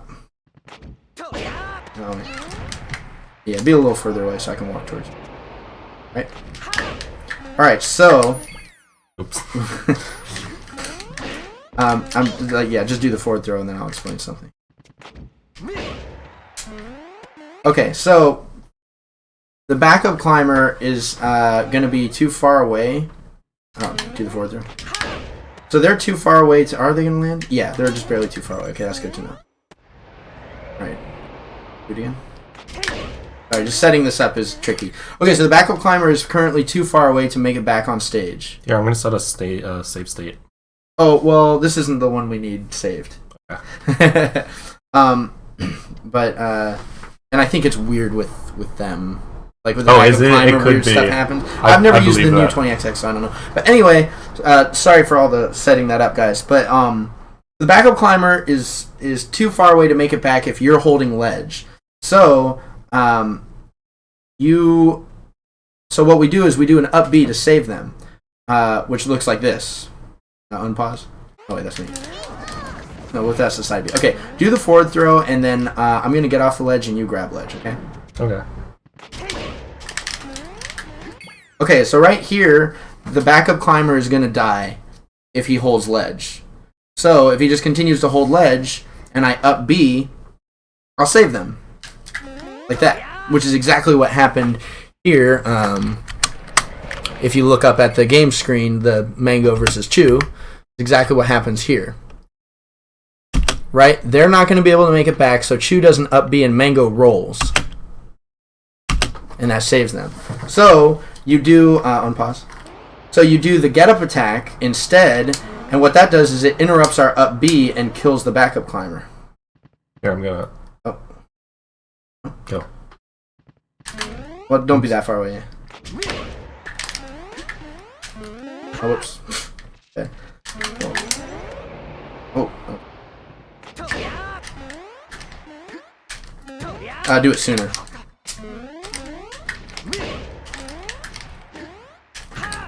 Sooner even. Oh, I didn't realize you were gonna do that. All right.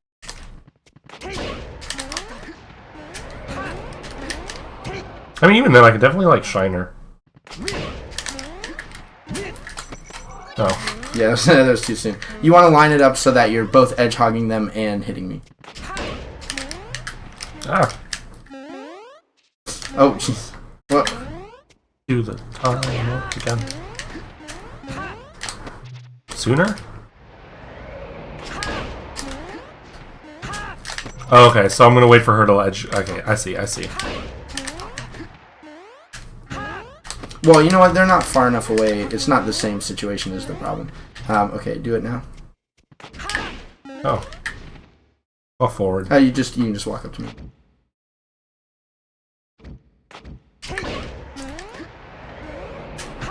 All right, did you see that? And then I just go back to ledge. Yeah. Exactly. Yeah. So I actually got fucked up by Wispy.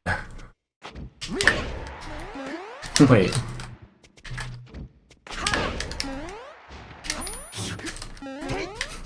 I grabbed ledge late. Yeah. So did you guys see that?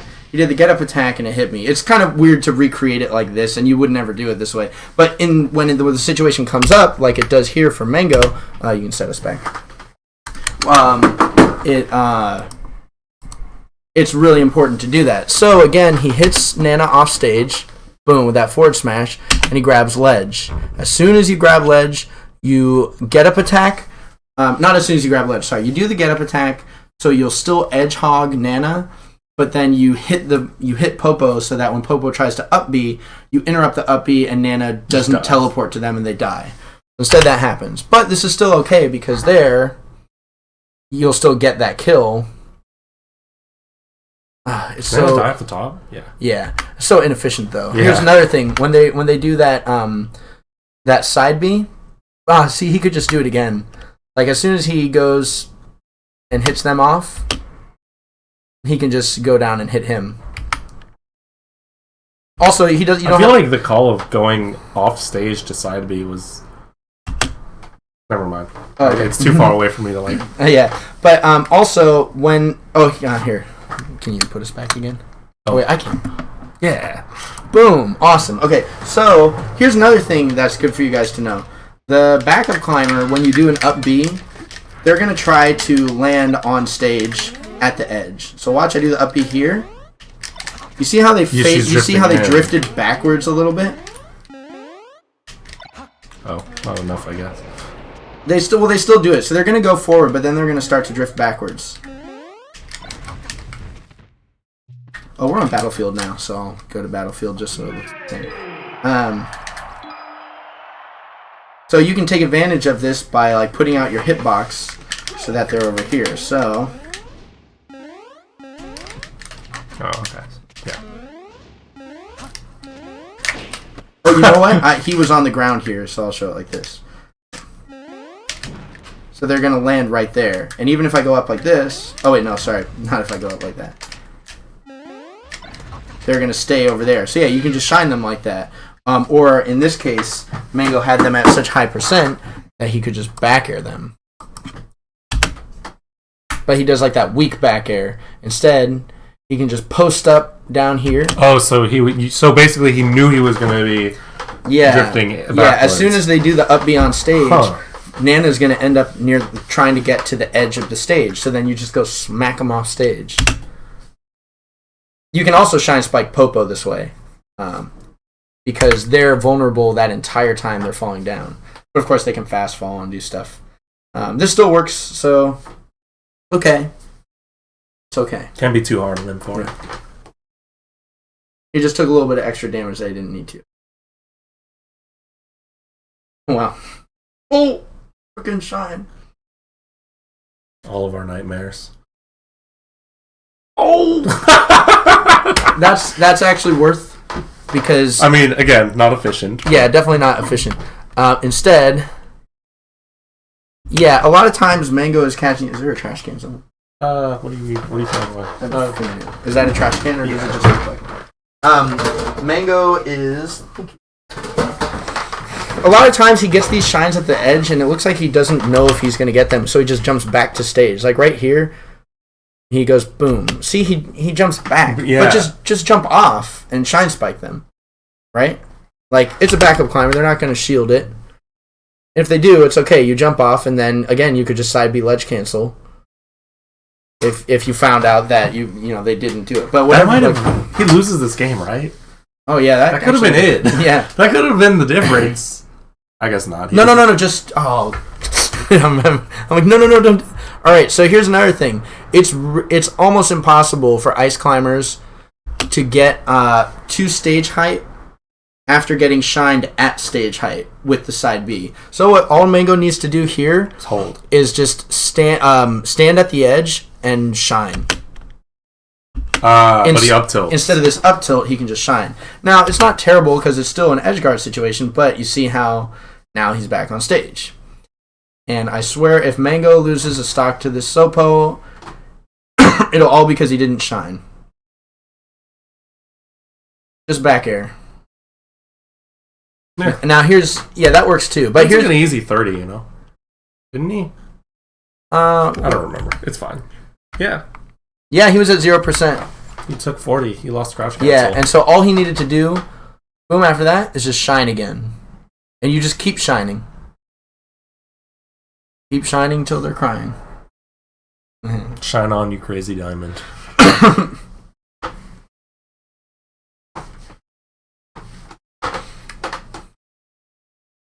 That works. That's fine. That's a way to get it done.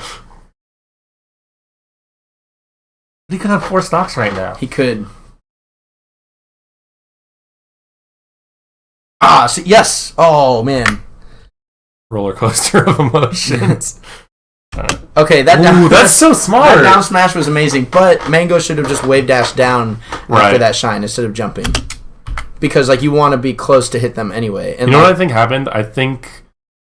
Yeah. So what happened was he tried to shine out. he a shield, tried to but shine he a jumped. shield on the ground, which would mean that he could wave dash down, and then because he did an aerial shine out of shield instead of wave dash down, he jumped before he got the wave dash. Right, out. but he still could. He still would have ended up air dodging down if he wanted to wave dash. I don't know. I think he might have got hit before he could air dodge. Air dash has.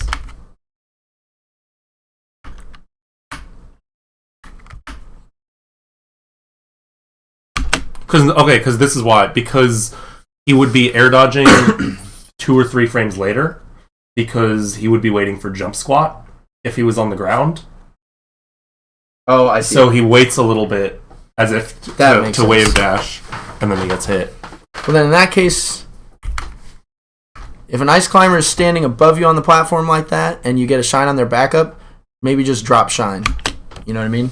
Shine out a shield and just wait for your shine to end. Right. Because then you'll be at edge there to kill them. Alternatively, right? just be hacks.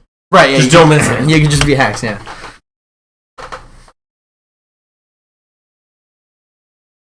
See, the grab on the invincibility is great. Right, but then he doesn't go for He didn't backup really, climber. Yeah, he didn't really get. Yeah, because one of the tricky things is since they're at no percent, when he gets this grab, if he shined right after this grab, he can start to punish the backup climber really well. But since he jumps up with them, the Nana is trying to catch up with Popo, so they're jumping up there, and now it's like, well, it's ice And you can't climbers. yeah. Ice climbers at like 0%, and you're trying to hit them with an aerial, and it's not sending them anywhere. And if you yeah, I shine was them, gonna they're say on the ground. last time it did this, it worked out because he still could have dropped down and bared, but now Nana's at too low percent for that to really work. Right, he just bared Nana, and they're not going anywhere. Oh, forward smash. Oh, wow. Yeah, that's a big call out with that up air. When you're cornered against ice climbers, you want to watch out for this. So, right here, he's worried about getting hit, so he jumps. If you're going to jump, sometimes it's good to consider jumping away, because we're going to go forward with an up air to catch you. But what would be really slick is if you just stood there.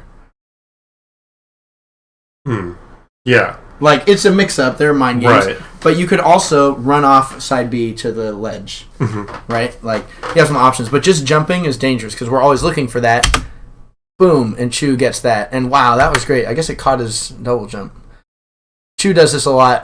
The down air Oh yeah, he after must have the... double jumped into the he does the down air after the up air.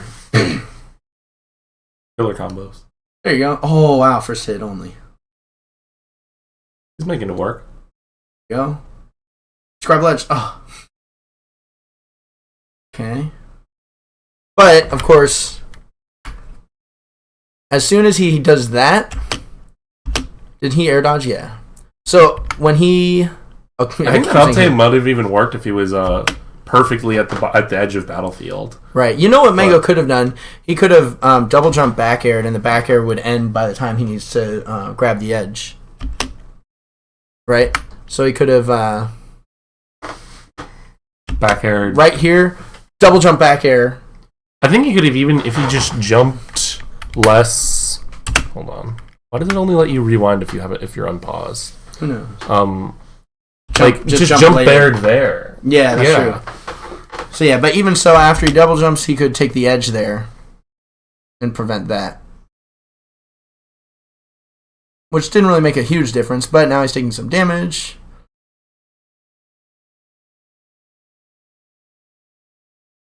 Okay, that worked. I think back air would be better because they can't SDI out of it, and then you get an easy edge guard, but it still works, so it's fine.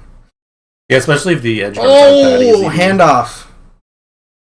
He shine wave dash down. That's the most ice climbery thing Chu's done in these 2 sets we've watched. Handoff. And he knows they're going to do that forward throw because of that. Mad. So Mango has to mash like a madman. But here's why Mango gets grabbed is because he shine wave dashes down instead of jumping out or just multi-shining. Right. It's tricky stuff. Tricky stuff for sure. But yeah, there's just a lot of little things that Mango's missing with this matchup. But I think that holding everyone's so sad. That holding the C stick and the control stick, doing the smash DI and the ASDI, Zach, that's fat, is good. Something people should do. Yes, it's going to be on YouTube.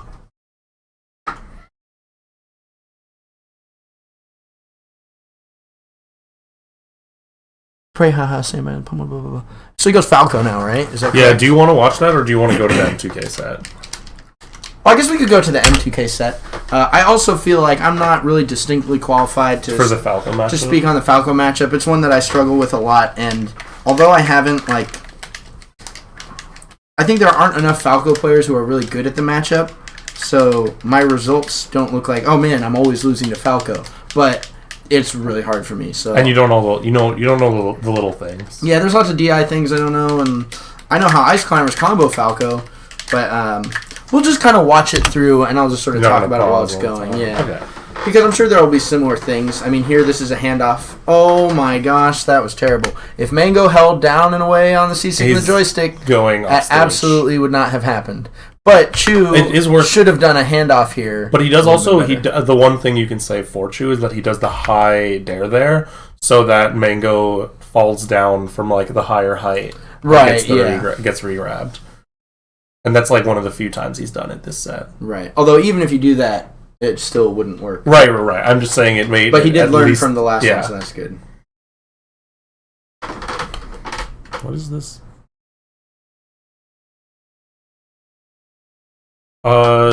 Diz doesn't pick up Puff for the Peach matchup because I don't think he's interested in playing Puff. Yeah, I'm all about Ice Climbers. And also because I think you're really good versus Peach.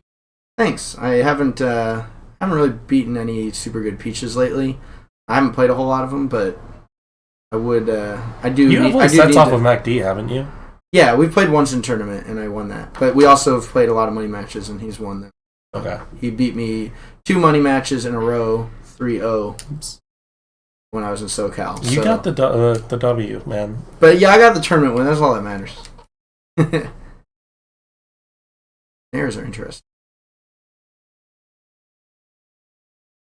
Up tilt, shine, up B. Oh, barely. Oh, down throw. Oh, okay.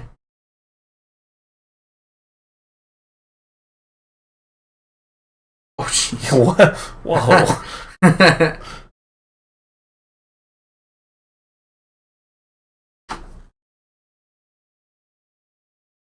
Mango looking good. Mango looking confident. Let's go, Mango. Oh, shoot. Yeah, that's going to shield poke every time. Oh, Chu could have done another up air and then could have wobbled off of that. Nice. Back air, yeah. Killed Nana. Popo's dead anyway. Oh my gosh, he's doing great. Kill Nana. I don't even know if that's what I should be telling him. Because it's on Yoshi's, you can shine people off the top so easily that, he could have killed Solo Climber. But we can DI the shine. It's not that easy. You got to take a free Nana. But I don't know. See, that's the thing. I don't know how free Falco's Nana kills are. I'm not doubting you. I legitimately do not. Oh yeah. No, I mean it's like you just carry them off stage and then gimp their double jump. Oh, just like Falco does everyone. Yeah. You can nair point them. You can throw them. Back air them. So FD. against Falco, I guess. Does it go to FD? Yeah. Curious, what do I think Chu does better than a lot of other ice climbers currently that's landing him these results? I think I said this earlier when I was talking about the Hungry Box set, but Chu is way more patient than like Nintendo or Wobbles or Fly, and I think that's what's allowing him to beat these players. Because like Mango, I think has always kind of not been great against ice climbers, but he has done well against. See, just hold down away, and let's show them that you can do it with Falco too. All right, we're gonna that Smash DI, or not even the Smash DI, just the ASDI. What stage are we on, FD? Okay, so again, Chu just did, just show you guys, just did down throw down air, and it's a short hop down air he did. Watch. It's this grab. See, there's the down air, and Mango went way up like that. See, he like practically smashed got it up and away. He was probably just mashing. Right? Okay. So I'm going to do a down throw, short hop down air. You want me to and DI out and Gabe away? is going to hold the control stick and the C stick down and away, and he's going to hold R as well, which will buffer a roll because of the C stick. Ready? Something's weird right now. I don't know. Hold on. So you're holding down to the right on both of them?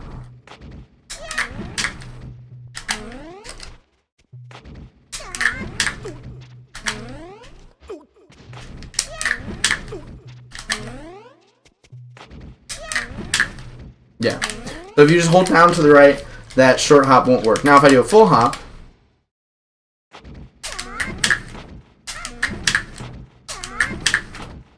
it works. So the full hop is a different story. You actually have to SDI. But the short hop, Mango, you can get out of this if all you do is hold down and away on the C stick and the control stick. See, why should we hold the C stick as well as the regular stick?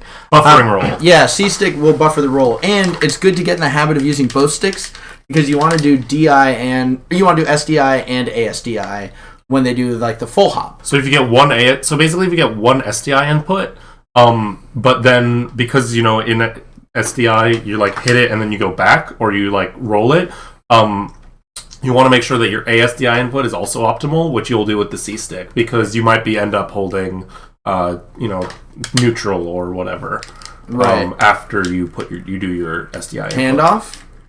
See, if Wobbles did a handoff here, that would, if Chu did a handoff here, that would be a wobble. But he goes for down throw down air, and it misses. See, watch. Down throw down air, man goes out.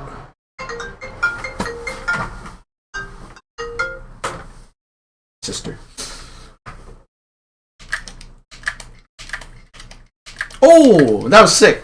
I like that. Squid does that a ton. He'll just like go out and wait in his shine and then down air, and it like always works. Is the SDI timing the same for the full hop and the short hop? No, the SD... I don't think so, but when I was doing it with him, it's like really easy to react to. Yeah. It's not hard. Yeah, you just have to get used to it. And you can also sort of like spam it sometimes. That'll cover most of them. Mango said he was mashing. He said it was a mix-up between the dare regrab and just wait for the sober. Oh, I see. So he's saying that... Wait, what did Mango say? Wait, is Mango here? No, it's someone with a black tag, so I can't see it. Yeah, I mean, a couple so times he said that it was mashing. like a thing between, so like you grab me, and then you either go straight into the wobble or you do the the dare regrab. So basically, if you just grab me, I want to mash out as soon as possible, but if I do that, I'm likely not going to be... SDI. Yeah. Alright, let's try something. Now only hold down and away on the joystick, but not the C stick, okay? Okay. I think I definitely could have rolled out. Yeah, that so one. do that, and then when you see the down throw down air happen, but react to it, okay? Okay. So when you see the down throw down air happen, Roll. yeah, Or hit yeah, C-stick. C-stick, yeah, okay? Well. Oops. You actually grabbed me out of the first few frames of my roll there. So you're holding down and away?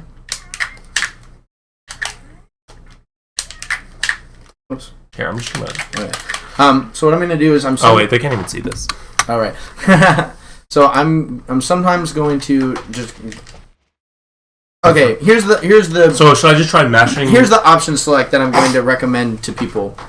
Yeah, actually, wait. Yeah, try doing it without the C stick. So like you're gonna DI, and then when you see the down throw downer happen, roll.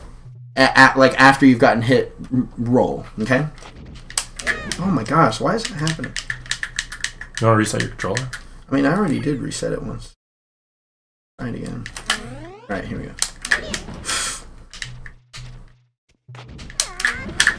Holy smokes! What? It's hard to go from the.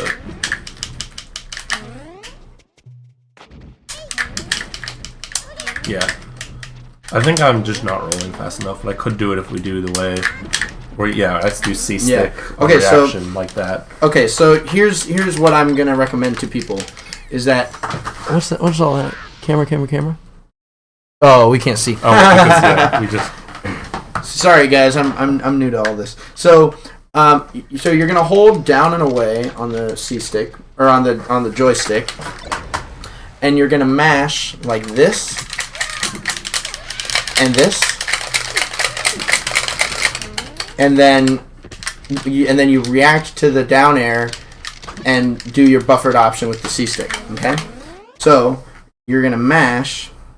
I'm gonna DI down right, mash everything else. Right. Okay. Nice. So he just mashed out of my grab when I was trying to wobble. And I just messed up my wobble. Okay, so there I got the wobble. 5%. That was a pretty high percentage there. So, Here, I'm just gonna save me at low percent. I don't have to die all the time. there we go. Ready? I'm gonna do a wave dash in. And then I'm gonna wave dash in. Are you gonna grab. mix it up between the dare and the? Yes. Okay. Or I'm just gonna dash grab. Okay. I expected the dare. Okay, so he's mashing out quickly enough to get out at 0. It's not a lot at 0. We should even maybe do this. Oh, there we go. Yeah, you gotta be ready for it. You can go back to 0. Because if you can do it at 0, then you do it anyway, right? Oops. Oh, that's a tricky input when you're trying to be fast. Alright, so again, what you're doing is you're holding down and away. And then I'm mashing everything else. And you're mashing everything else. And as soon as you see the down air, you C stick and right. Make sense? Let's see, okay. You're just holding down and away, but nothing else.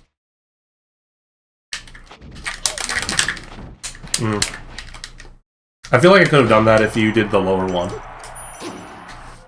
But, oh, right. I'll do the lower one, yeah. Okay, so he mashed out.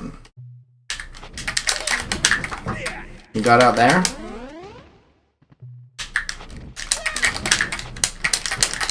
Okay. Safe state, right? Oh. What I always do is I try to be DIing for a throw and then mashing with these and then reacting to get that. Okay, so he mashed out, so I couldn't get the wobble. Keep your percent there. Try again. Percent. Yeah. Okay, so he mashed out. Mashed out. Mashed out. Oops, I messed up. Oh, that's hard to be quick about it. So we always have to wait at least a little bit. Right there. Back to the percent. Ooh, nice. So you gotta mash on reaction to me dashing, even if you think I'm gonna don't try to read what I'm doing.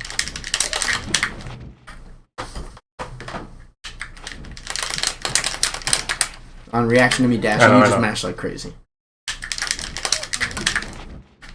That's what we're trying to see if that'll work.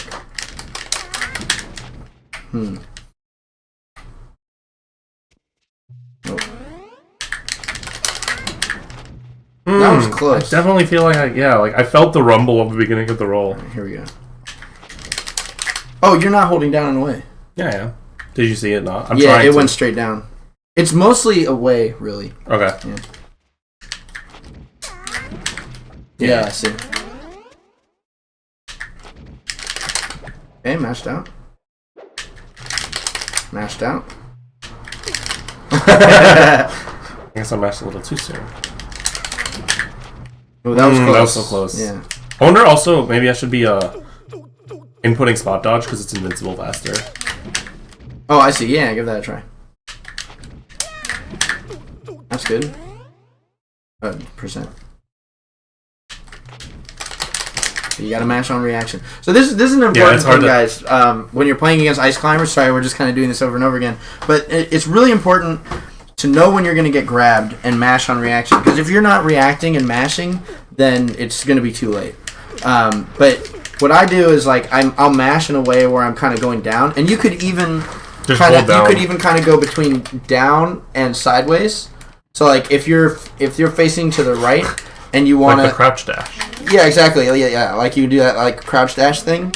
That's a good way to mash and guarantee that you're going to get an SDI input. So that's something you can do to get out of that. But yeah, that's really important. Well, whoops. Transition.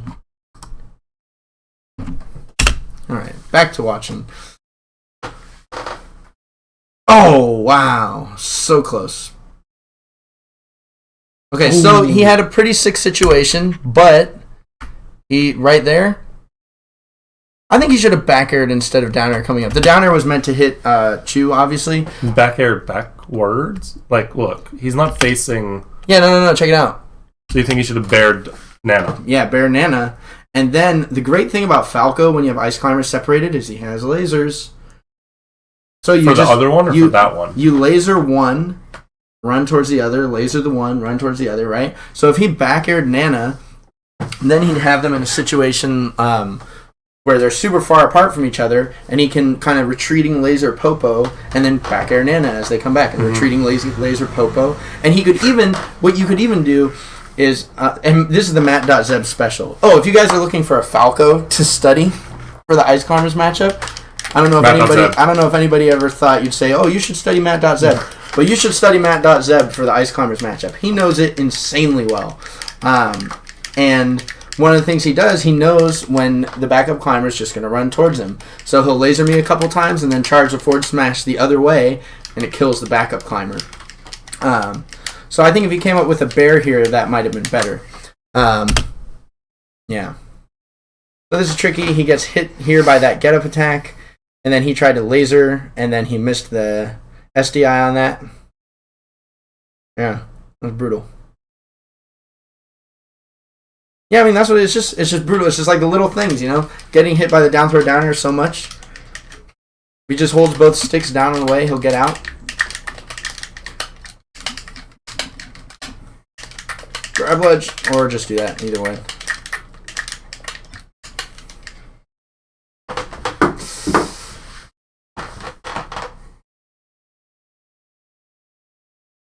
And here's another interesting thing about Falco. Oh wait, just transition. I keep wanting to click on it. Ice climbers have a hard time power shielding lasers because of this. Because Nana light shields them all. Just stay somewhere a second. I'm really bad at power shielding. I'm just gonna standing laser. Okay. Oh wait, no, just do a short hop laser.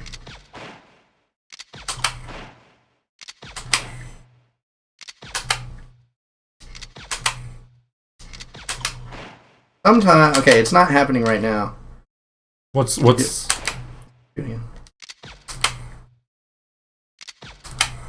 I want to show them; they'll see it, and it'll be crazy. Is it the thing where the laser goes like up? Wow, why? You're too good at this, dude. I mean, because yeah, just. Wow. Okay, this is weird. What happens to ice climbers that isn't happening right now? And I can't explain why it's not happening right now. But sometimes you'll power shield the laser, and you'll power shield it. Oh, you'll power shield it into your other climber? Well, you can't power shield it into them, I don't think. But it'll hit them because it'll still exist as a hitbox. Right. The moment it hits your shield, it's also hitting them or something like, because they're not putting their shield up till 6 frames later. So we don't power shield lasers a lot because it's like kind of clumsy, and we do desyncs off of the lasers and stuff. So lasers are really good against ice climbers. You can abuse laser pressure a lot more than against most other characters. So I think Mango, like in this situation when he's got it down to a solo climber, he was getting hit a little bit here. He doesn't have to go in so much. He can kind of laser a little bit. Ooh. Click.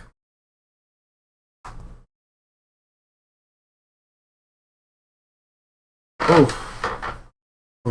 Jab, reset, wobble. How did he get knocked down? Oh. Ooh, the fair. Yeah, that's a big thing ice climbers do a lot, is that retreating fair. They do the up air, and if the up air misses, they'll fade back and fair. It covers their landing. It's good. And they think you're going to whiff punish them. Exactly. So, that's how that went. I haven't really been looking at the chat a whole lot. Were there any questions that I missed? I didn't see any. Anyone? Just a lot of jokes about Matt.Zeb. Oh, was Icy's Dare sends at 45 degrees, so you want to be in the corner gate for optimal SDI, right? Yeah, down and away is pretty sick. I think doing away and a little bit down gives you the optimal DI for the down throw. So it's, All right, so that's it. It's like... And M2K Chudat now, right? Yeah. Or does I keep going up and see if there are any other questions. Winners we can just do M2K. Or right, but I'm saying how far do we have to skip? Oh, right, yeah. It's going to be right here.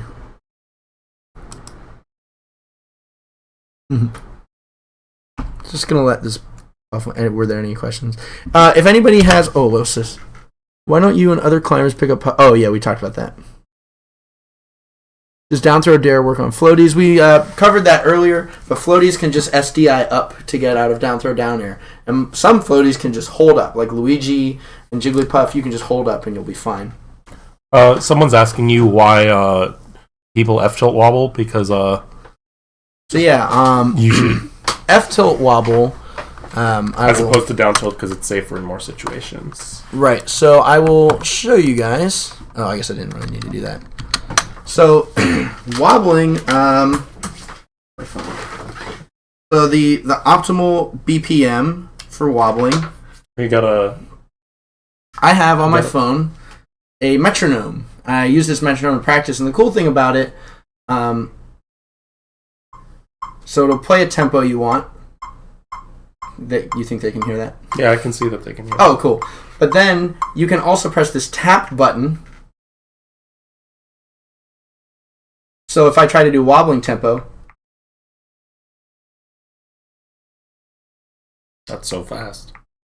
189. So I was a little under, but that's still a tempo that works for wobbling. So you can press tap and practice wobbling that way. So what I'm going to do, I'm first going to set it to 200, and I'm going to wobble. I'm going to do both wobbles at this percent, and watch what happens.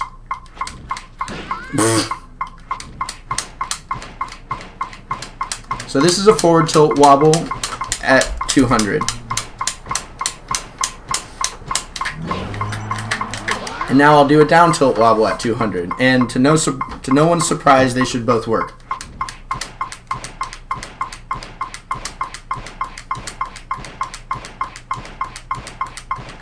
Right? Now I'm going to speed up the metronome to 215. Which is pretty fast. First I'll do forward tilt.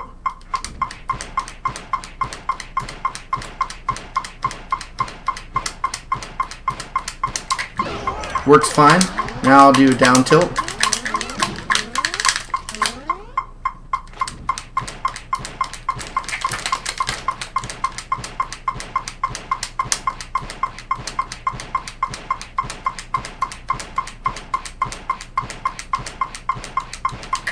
So it still works. Now we'll bump it up to try 225. Forward tilt.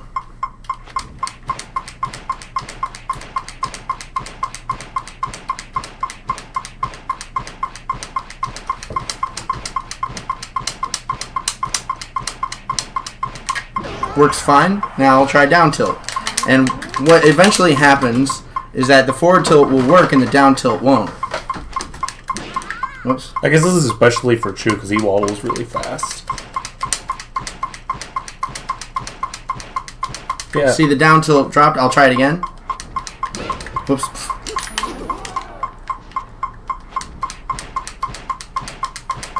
See, it already stopped working. Whoops, that was just my bad. I'll try a few more times just to prove that it's not human error that's making it go wrong. I mean, but even if it is, even if it is human error, like, that's reason enough. So you got see, it 100%. forward tilt, you can go faster, and the same thing happens when you try to go slower. Forward tilt has a much more lenient range of tempos, so it's easier to do.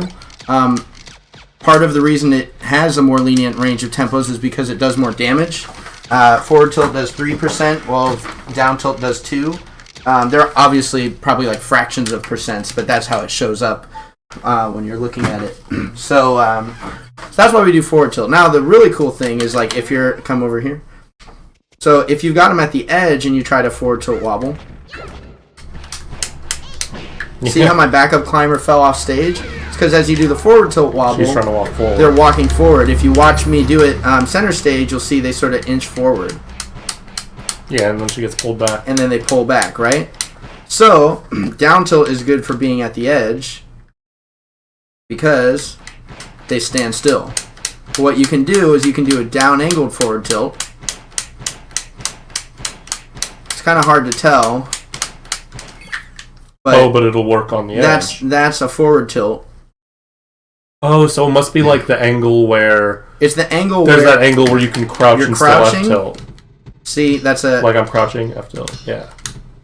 No, you're down tilting, aren't you? That's no, a forward tilt, right? So down angle forward tilt, that's really great to do. But yeah, down tilt's harder to do. That's why we don't always do it.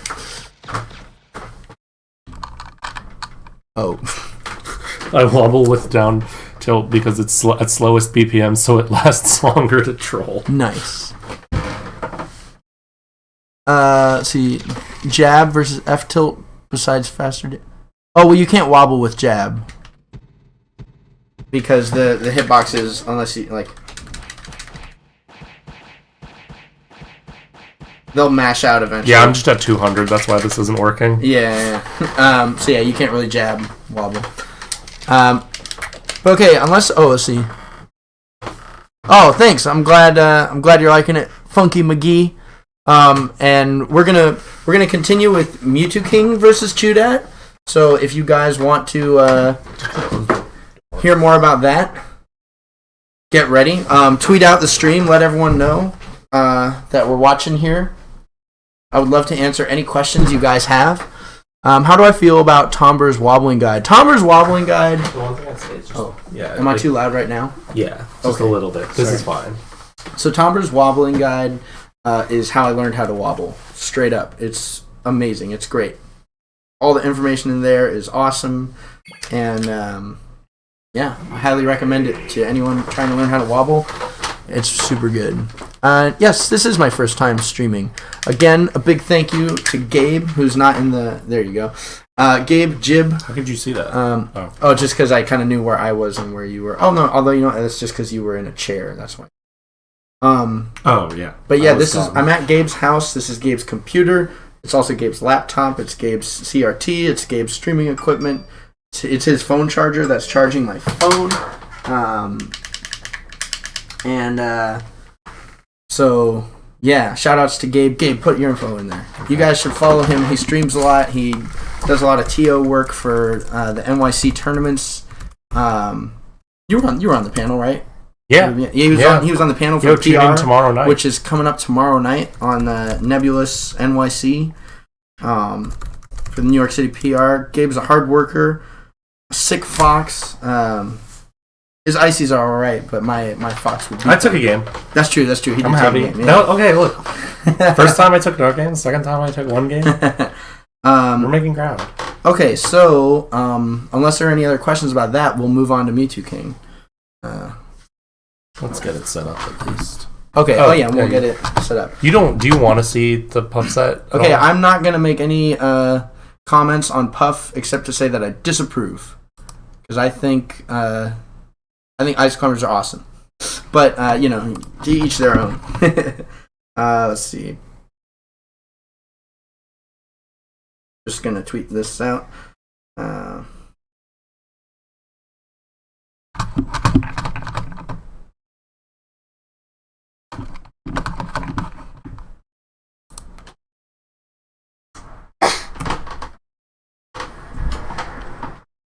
So this matchup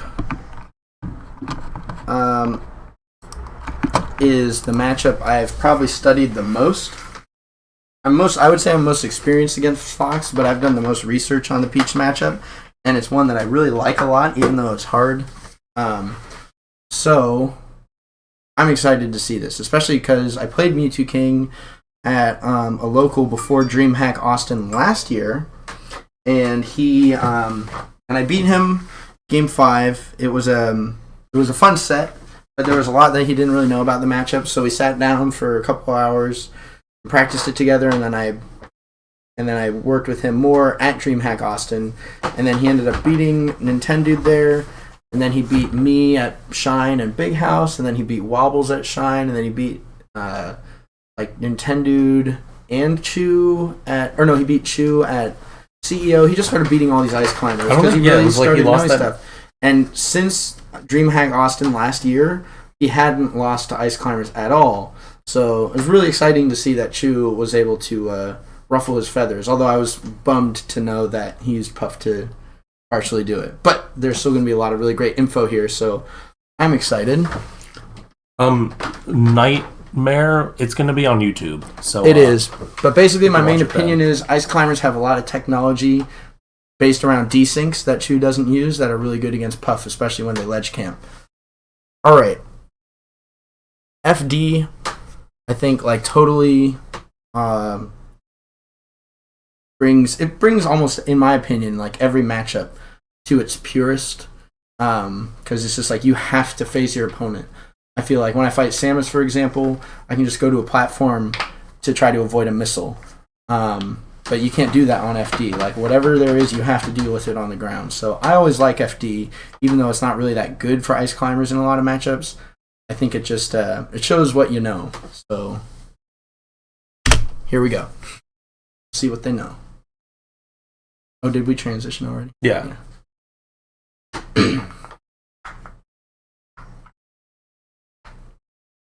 Ooh.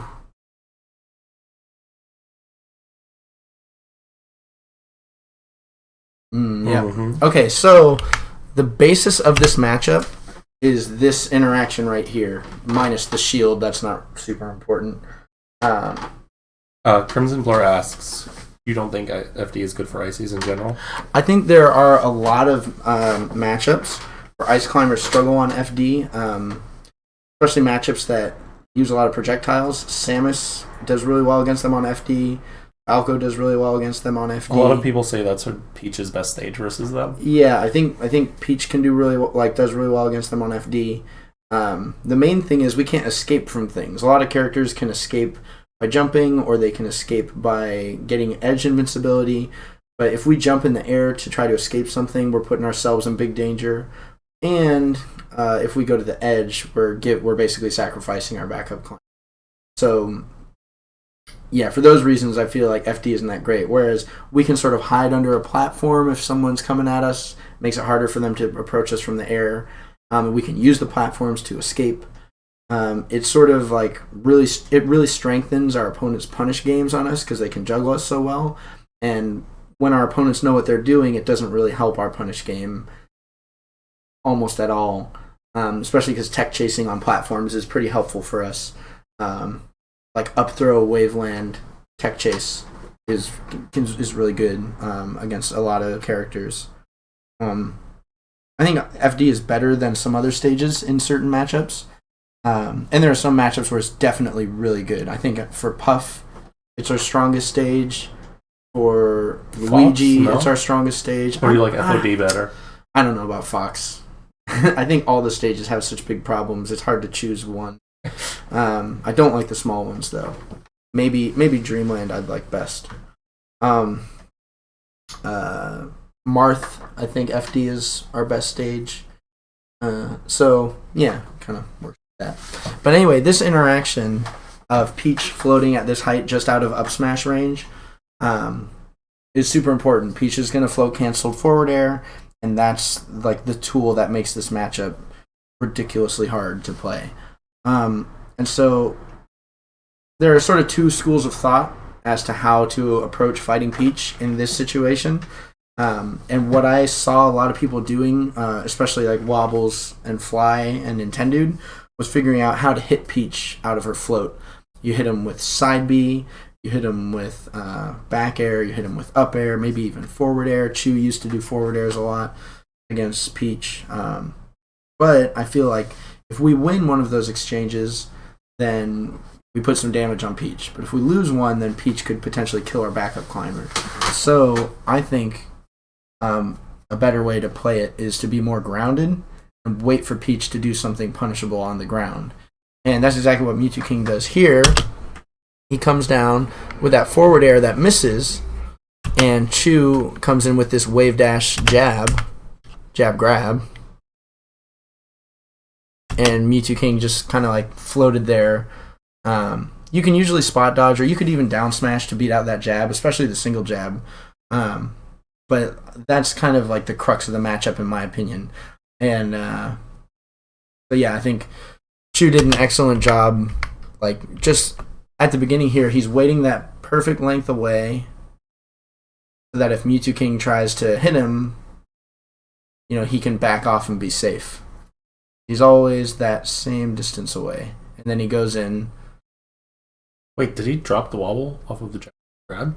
No, I just backed up. Oh, okay. Yeah. No, look at his eyes. Chu is not dropping this wobble.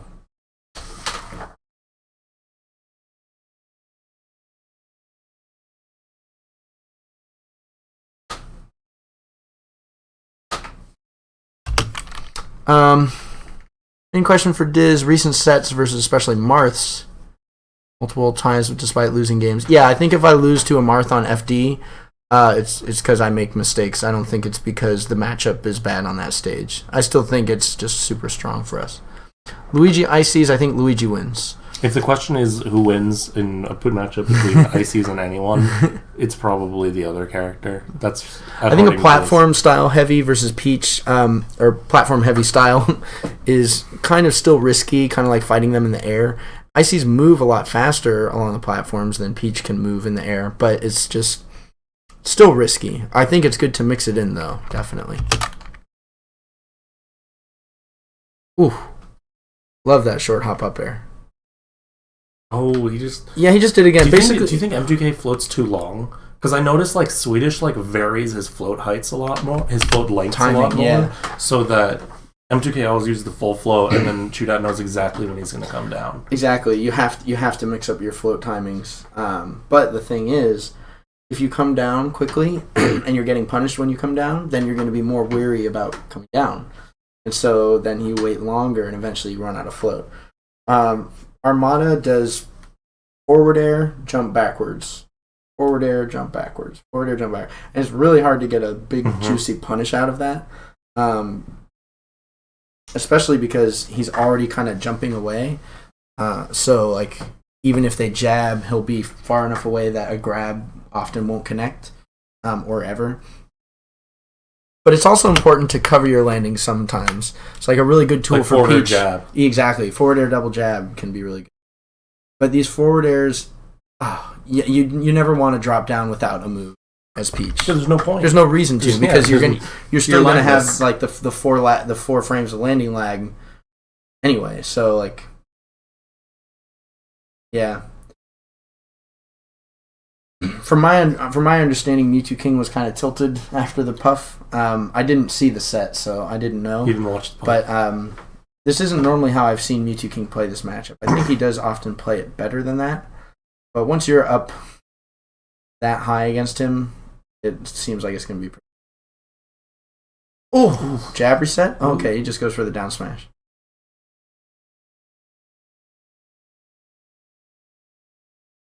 Yeah, I think at this point, it's hard to analyze this because it's just kind of over. Like, you can tell Mewtwo King is just Crumbled. yeah, he's just like fair jab. He keeps going forward. His float heights are not good.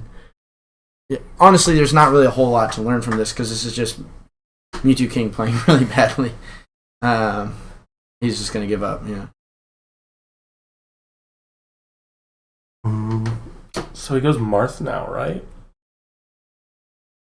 I think so. Yeah.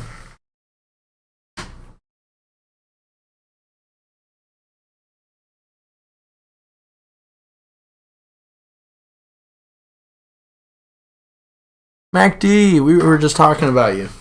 Talking about He's those. been in and out. Oh yeah, we were talking about those 6 games in a row you smacked me in. I'll get you though eventually.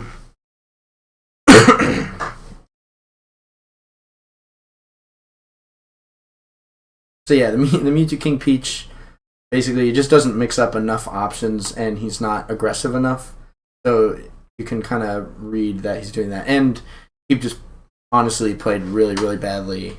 So here's my On question. Yeah. Is that towel, did he bring that towel, or was it provided to him? Oh, it better have been provided to You him. think? That's Chudat we're talking about. Exactly. He's the You new talk- king. Dude, Dude, yes. If you asked if you were at a big house, top 8, and you asked for a towel, would Gimmer oblige you? Oh, he wouldn't give me one. Give it to Chew. Yeah, not a dirty Just wobbler. Chew. Yeah. Okay, Marth. This matchup. Ooh. Alright, so this is a matchup that I'm actually curious to see how Chu won it. Because Well, I think he loses this game. right. But desyncs, I think, are really important in this matchup. So like right there, that's like a classic situation with Icy's Marth. Is Marth standing on the side platform and Ice Climbers are standing on the ground below the other side platform. What you need to do as Ice Climbers, in my opinion, is get the desyncs going. And we'll demonstrate kind of what I'm talking about. I've played Pew Pew You a lot. I've played the Moon more times than I can ever possibly count. You played Young. I've played the youngest young god, Young. Young. So, played a lot of Marths. Battlefield. And this situation, it just comes up all the time. And when Marth's standing on the left side platform like that, and we're below here, if Marth's literally just standing there, anything I do, he can react to it before I get there and just go to the top. And then if I ever do anything to try to hit him, he could hit me when I jump up like that, which is exactly what happens in this situation. If you'll just peek at the small game screen, Chu's going to jump up there to try to hit him, and then he's going to get hit.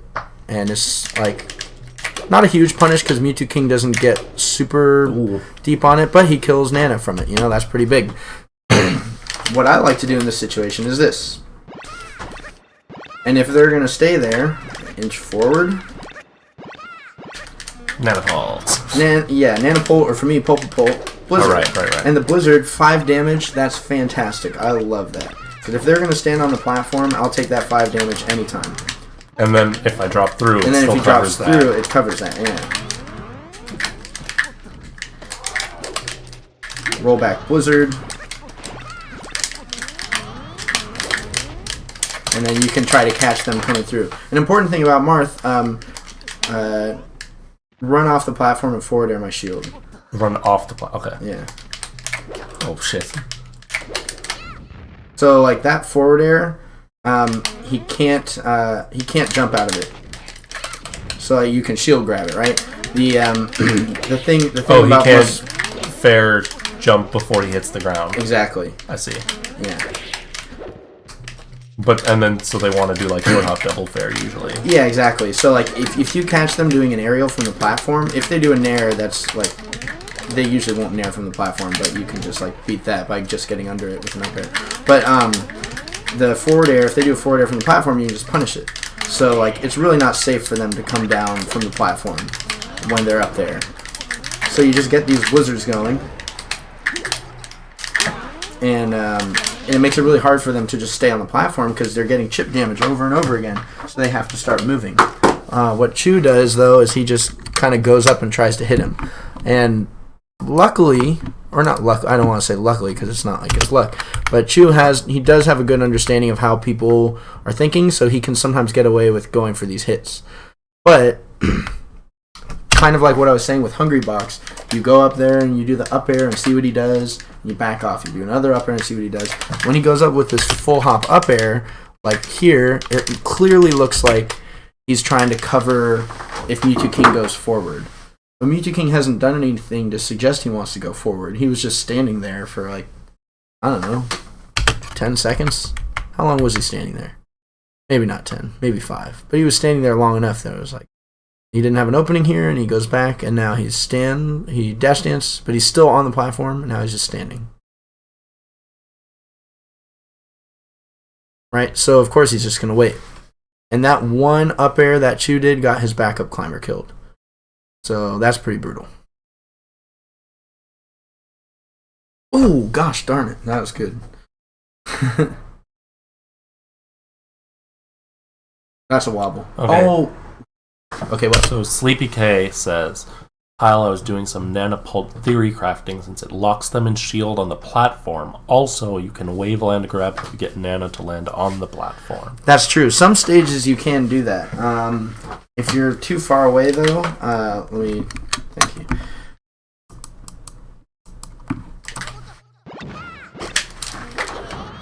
So, if you're down here, you can do it. Oh, shoot.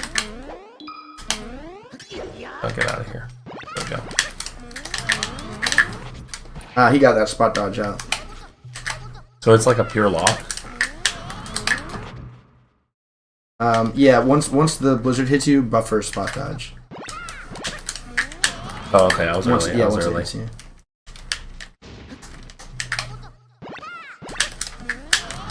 Yep. Well, I got it after, but... Well, that wasn't a lock, right? Because you put. Well, it was like the end of the blizzard, I think. Yeah, no, you can get out. Try. That seemed like it didn't work. Try holding up now. On the C stick? Yeah, up on the C stick and then mash jump. Oh, well, wait till it hits you. No, Oh, just wait. I know. wait I was till like it- reading. No, I'm just, sorry, just okay, literally okay, wait okay. till it hits your shield. Yeah. And keep mashing up. Like once it hits your shield, Mash and tap jump. yeah, exactly. Okay, so that worked. Try the spot dodge again.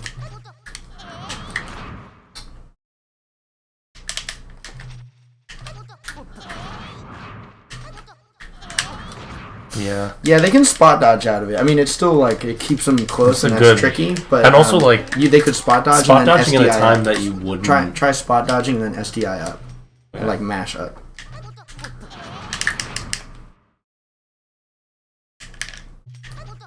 But Yeah. I'm sorry. Okay.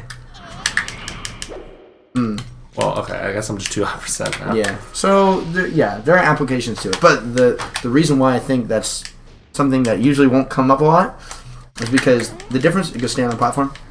The difference between us being here Let's see if I can drop and out us of being it. here. Oh, the shield drop.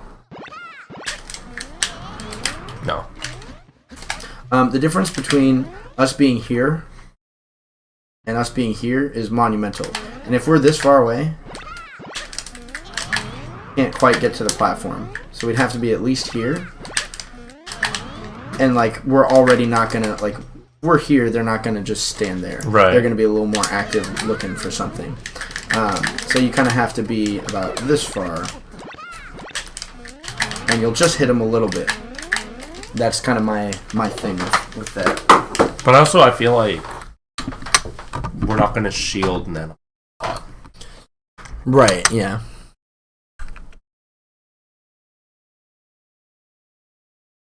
Shield drop STI up? That sounds interesting.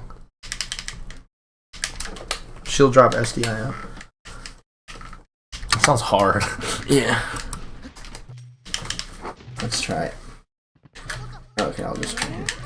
Oh. Oh no, just wait till it hits you. Yeah.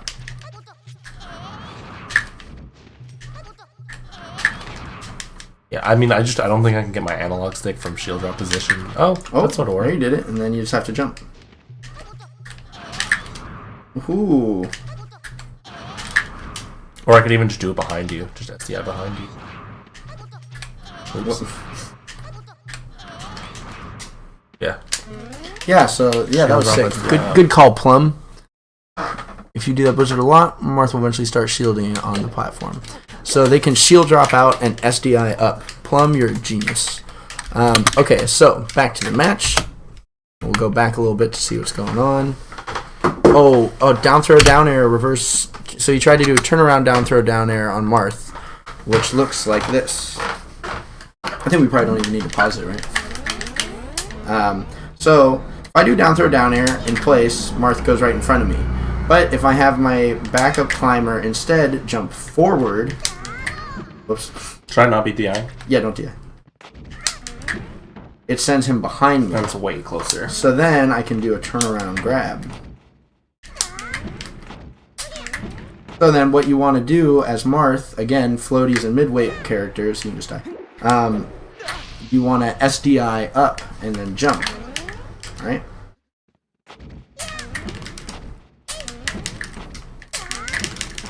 Ah! There you go. There you go. And that works if I try to do it forward as well.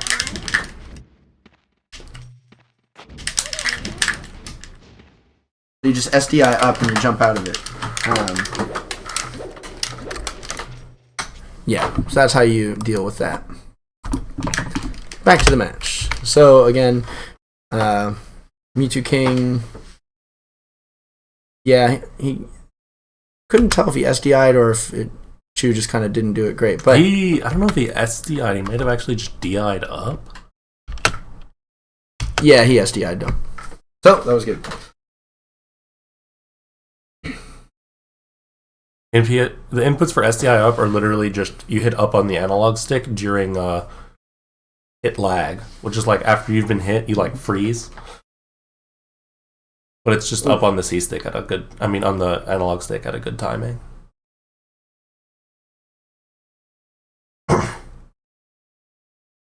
You can ASDI up. Yeah, ASDI is just a buffered SDI input at the end of hit lag, which goes like a smaller distance. Yeah, it's half as strong. Ooh! Yeah, Ice Climbers. Dude, I hate Marths that call out my double jump with Dare. Ice You know who does that? I hate playing Vino because of that. So Ice Climbers, when they go low enough, they don't have any. They don't have recovery moves that do any damage. So it's like a Captain Falcon. If they go low enough below the stage after having used their double jump, you know they're going to up B. Or Ice Climbers could also air dodge. So you can just call that out, which is what Mewtwo King does. Here, he goes down. As soon as he sees him dip low enough, he knows he has to jump and like jump straight up. So he can just down air. Oh my gosh. That pressure string was so good. He's going to up B. Nice. Oh, wow. I'm really surprised.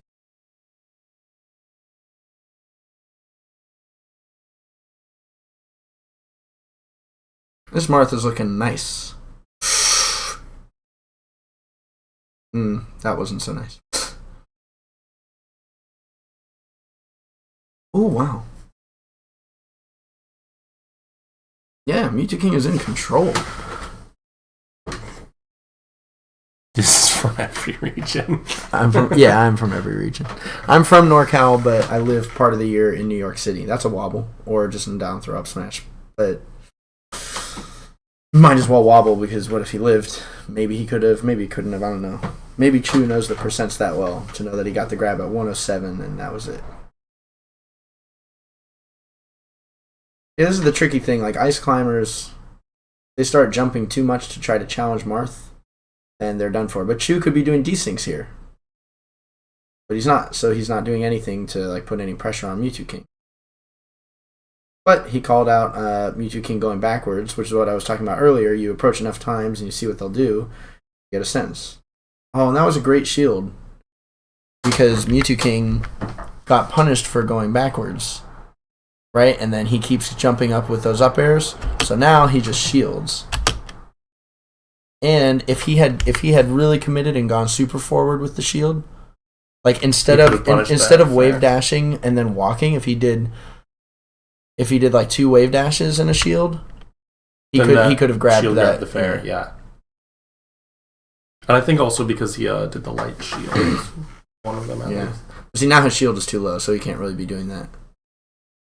No, I mean, because he did that, he got pushed too far to shield grab it also. Right. Well, he didn't like shield, only his backup clan Right. did.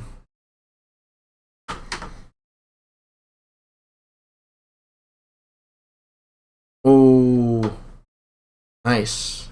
Our crated, he comes down with fair a lot too. Yeah, Dare covers. Dare like stays out for a really long time. It trades a lot. Auto And- cancels, Auto cancels? doesn't it? No. Down air. I don't know. Ice Conver's down air. I don't know. Ice Conver's down air stays out for like a full like Yeah. second and a half or something like that. It's like it's crazy. But I mean, I guess every move auto cancels at some point. At some right? But yeah, he just does it to try to trade and protect himself. Forward air can protect that area a little bit better, but it's only for like a moment. It's like a frame or two that it's in that bottom spot. So the downer is going to protect him better. Now Mewtwo comes out with invincibility. What does he do? Calls out the spot dodge and forward smashes. That's how I lost game 3 to Pew Pew. You at Don't Park on the Grass. Called out my spot dodge. Nice.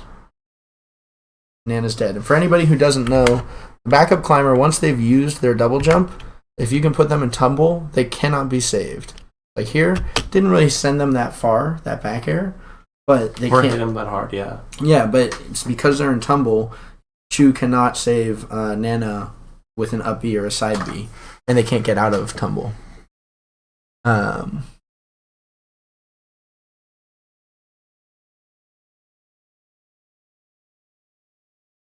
Discussion. Keep that one in your pocket. Discussion, nice.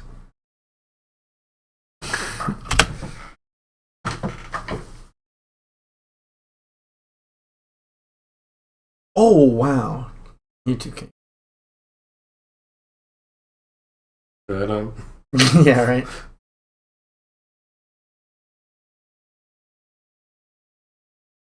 You don't want to do too many of those down tilts. You almost never want to do 2 in a row like that because they can, if like the Ice Climber's main way to try to beat down tilt is by doing a forward air, but you can just react to them forward airing over a down tilt with your own forward air. So instead of doing another down tilt, he should have just waited a moment and then probably just jump in forward air. Just like down tilt, and then you wait and jump forward air. Because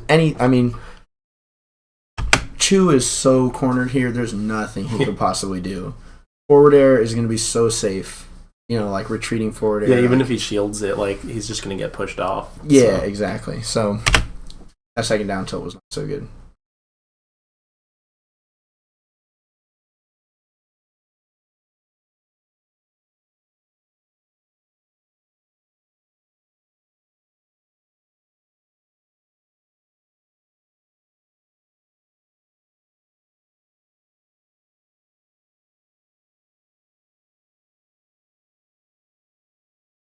He wanted the dare so bad. And that's it, just forward smash. Or up air. Or up tilt, rather. You can do either. You know what I'm going to do is actually... Oh no, I went too far. Make this legible for us. What should Marth be doing off of a grab on Popo when Nana's still alive at low percents? F throws, I'm not sure if that's the best option. Yeah, F throws are great. You can do forward throw, forward air. You can do forward throw into another forward throw. Like if you're throwing one Ice Climber into another Ice Climber, you're usually going to be pretty safe. That's like a good rule of thumb with almost every character. As long as the throw has enough knockback, you'll be alright. I'm assuming he goes to Pokemon Stadium. Pokemon Stadium or Dreamland. Is he thinking about Fountain? I think Fountain and Yoshi's are so bad for Ice Climbers against Marth. Yeah. Stadium's pretty good. Dreamland's pretty good. He can't go to FD since he's won there already.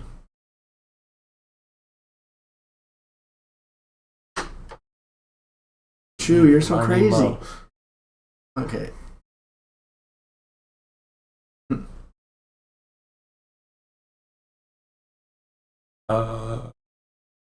I guess we're not going here.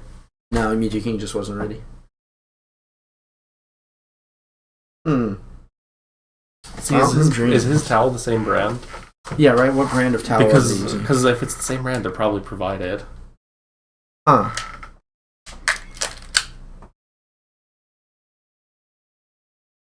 I've been worried about potential Peach. For Dreamland? I don't know. Pokemon, yeah. I think Dreamland is actually fine against Peach. Like, you having that space to work with and bait out some stuff. You're gonna... Like, if you grab her, doesn't matter how high that blast zone is. Yeah, see, down throw down air didn't work. So he's gotten out of it twice. One thing I do is I think it's good to try down throw down air 3 to 5 times. And if they get out of it 2 or 3 times, if they get out of it 2 out of 5 times, then I might consider starting to do something else like a handoff or like a DI mix up with a forward smash or an up smash. But if they get out of it 3 times or 4 times or all 5 times, I mean, if they get out of it 3 out of 3 times, then I just start doing other stuff because they've proven that they're going to get out of it, and I'm not going to get anything off the grab. Mewtwo King has gotten out of it twice now as Marth, so this would be a time where I would start considering doing something else.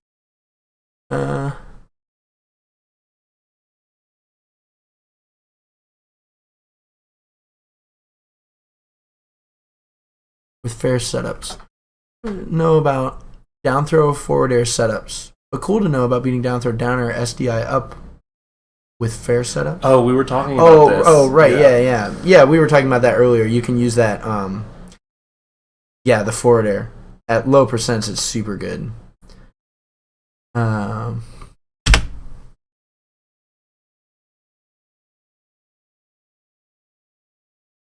Yeah. You just go straight into it. And maybe Mewtwo King was getting ready to SDI something. Ooh. Just one more fair. Yeah, that fair was like... So in general, do you think you should be like fair jumping instead of double fairing? Well, double fair is fine. Mewtwo King had time to do something. Look, he starts forward smashing.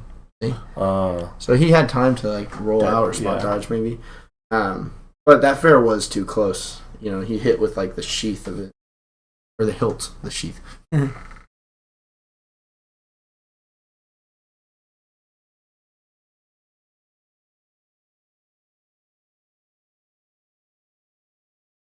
Yeah, I mean, I guess since Mewtwo King was so platform campy, and Chu didn't have a really good answer for it. Okay. See, he could have just done a handoff there. Then, yeah, maybe the small stage would be better for it. Oh, that's a wobble. No! Just let him miss it, and then you let him miss it, and then you wave dash in and wobble. But how did he get grabbed there?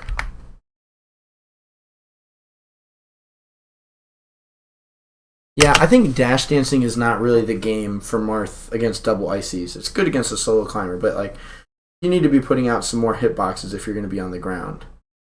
Yeah, because you can't really threaten anything at the ranges. Like if you're going to dash dance, you want it to be able to threaten stuff. And all of the ranges at which you're out of range of like a wave dash in Ice Climber's option, you can't threaten any dash dance. Yeah. To answer your question, handoffs. Thanks. Handoffs vary in difficulty from character to character.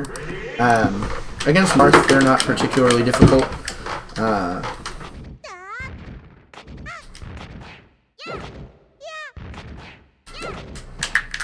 The timing is different for each character because the down throw timings are different. Like, their down throw is a weight dependent move.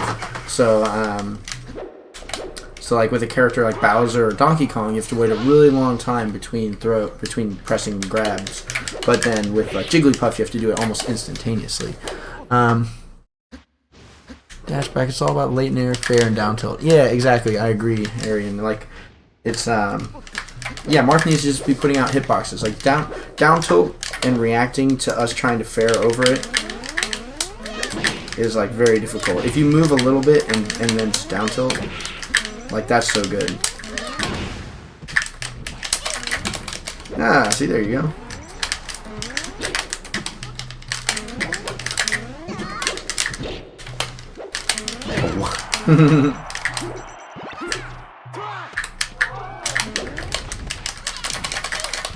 Never know. That's a fun little trick. When you get a grab at the edge and your backup climber is on the edge, they'll do a get up attack, and so you can use that get up attack to lock the person in your grab, and you get a wobble or just get a handoff or something. All right, back to the match. Oh yeah, wobbling.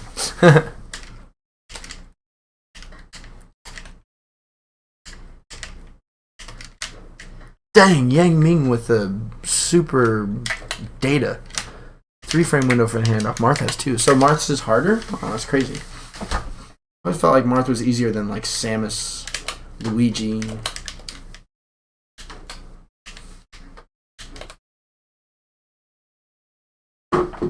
Yeah, Mewtwo King's double jumping so much. You see, he goes in and double jumps, and then and he doesn't have like a platform to double jump to. Yeah.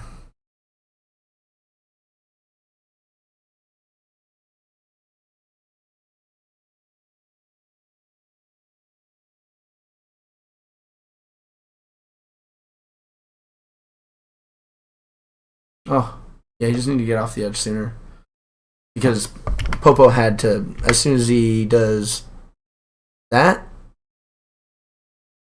Oh, so he got off the edge as soon as he could.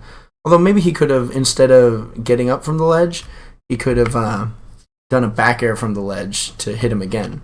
Because at that point... Wait. He doesn't get off the ledge as soon as he can, does he? Yeah, he does an immediate get up. Let's see. I don't know if it was as soon as he...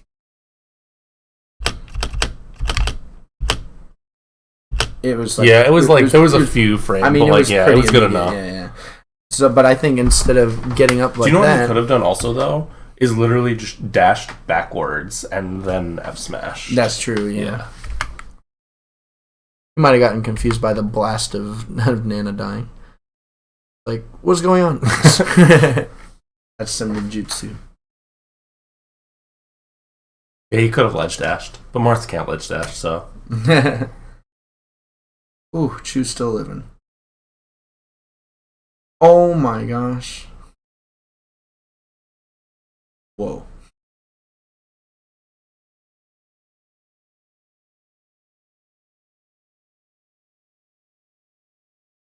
So see, yeah. Start doing some desyncs, get some off the ledge. Oh my gosh. The hard read.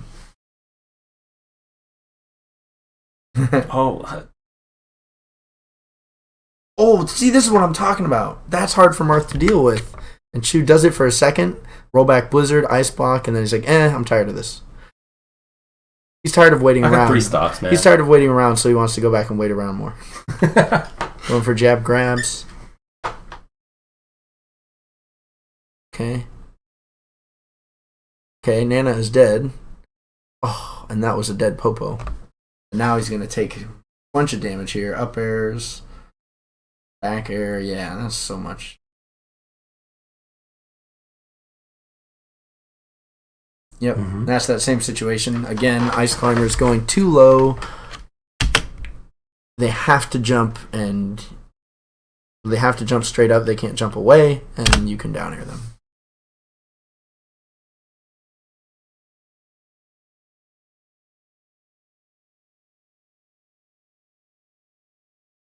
Oh my gosh. What is happening?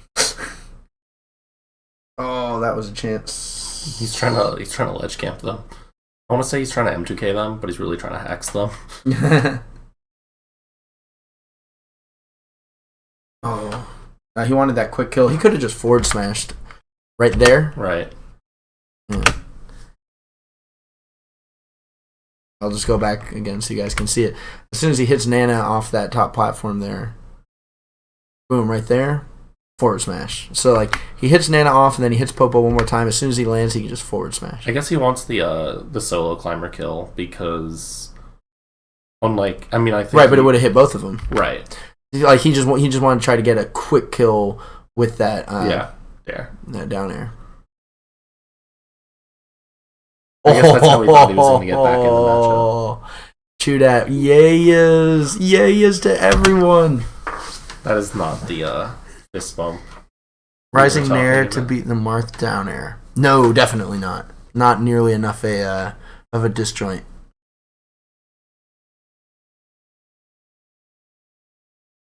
I see some air lol. Yeah, that was just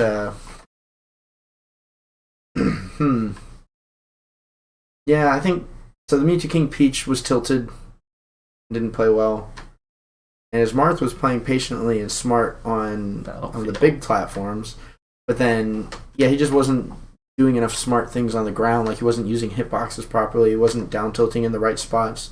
He got too close to ice climbers to down tilt, so he gets shield grab, down tilt twice in a row in the same spot, so that he gets forward aired. Little things like that. So for people who are Pancakeus asks, because you said that the these things are so hard to deal with for Marth, how should Marth be getting them?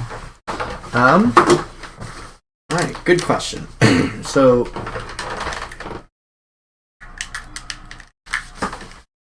for Marth on the Benteezy. What is up? Benteezy was one of my biggest demons. He beat me like 5 or 6 times in a row. Wait, is he NorCal? No, in New York. With his Falco. At all like the ROMs and No Johns and Nebulous. Any tournament, Benteezy would be there, he would beat me. I learned a lot from Benteezy. Good to see you. Thanks for coming in. This situation is pretty hard for Marth to deal with. Basically, you kind of want to so jabbing them from that distance is okay, but you don't want to jab them too close, because if he keeps jabbing them, you will get the other climber to the backup climber. When the backup climber does their ice block, we can run after it. It's called the ice block chaser. Neil DT made some videos way back in the day talking about desyncs, and that's the ice block chaser. created a monster. So yeah, far away you can do it, but once they're like in a dash grab range, you want to start jumping over them. Now here's one of the tricks with Ice Climber desyncs, is that you have 2 climbers. The main climber, Popo, face. and the backup climber is Nana. Popo is smiling with his eyes closed, he's very content, I'm backwards. You're backwards. So you have Popo is the backup climber for me. I was gonna say main climber, backup climber. Confusing myself. Too much. I'm watching too much Chew Dat videos, I think. So the main climber and the backup climber. The main climber shoots an ice block, and the backup climber is free to do whatever they want, right? So if I have them do a blizzard and I do an ice block, I can have them do a back air. I can have them do a B move. I can have them do like a dash forward. You can have them do a lot of stuff. But if you do a blizzard with your main climber, so let's see. If I do a blizzard with my main climber, like this. But right now, my main climber is doing a blizzard. Oh, then she'll My do a blizzard backup after. climber is getting ready to do a blizzard too, and that always happens. So even if I'm kind of far away from them, right? So watch this. See, they did that on their own, and they do it facing the other direction. So I'm never gonna do a blizzard with my main climber. Do they because always do it facing the other direction? I've Yep, definitely done the it. only way you can do it facing the same direction is if you do it in the air. Okay, that's why. Yeah.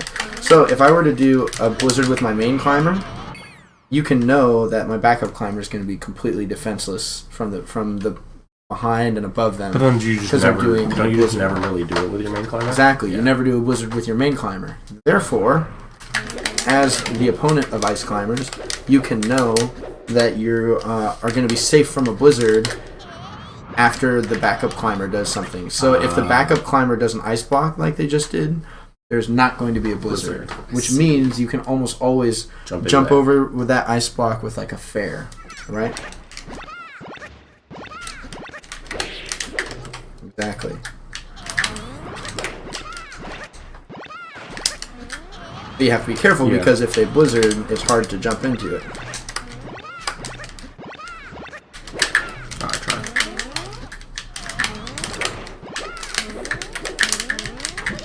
So basically, you sort of encroach on their territory With jabs, and then you jump over. with jabs, and then you start jumping over When the it. secondary climber shoots Yeah, her when the in secondary bulk. climber does an action, the main climber either has to do something laggy to keep the desync going, or they have to wait to get locked back up with the main climber. But either way, that provides an opening.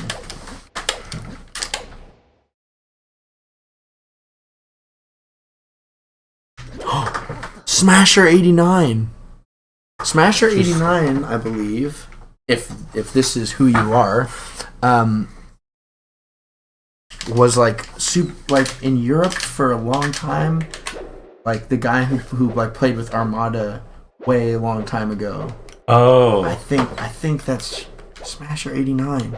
No, wait. Smasher 89. Is that right? I think so. Oh, how exciting.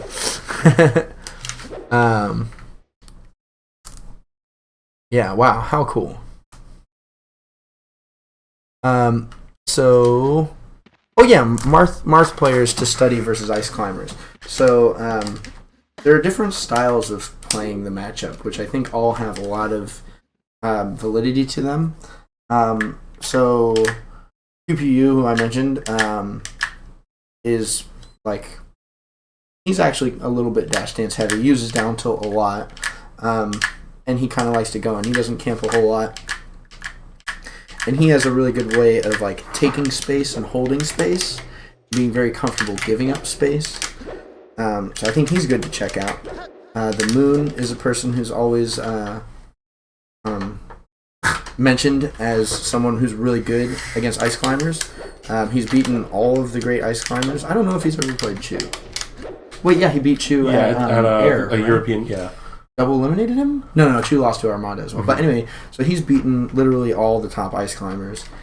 And he camps platforms a lot and finds openings, and his punish game on Ice Climbers is really, really tight. And he does like a European Ken combo to kill the backup climber, and it's great. It puts them in tumble, and even if they have their jump, it can send them too far away for them to get back, and then he'll start fighting the main climber. So he's really good for that. Very patient style.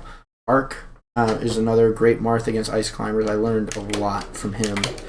We theory craft the matchup together quite a few times, and he has played against Wobbles a lot.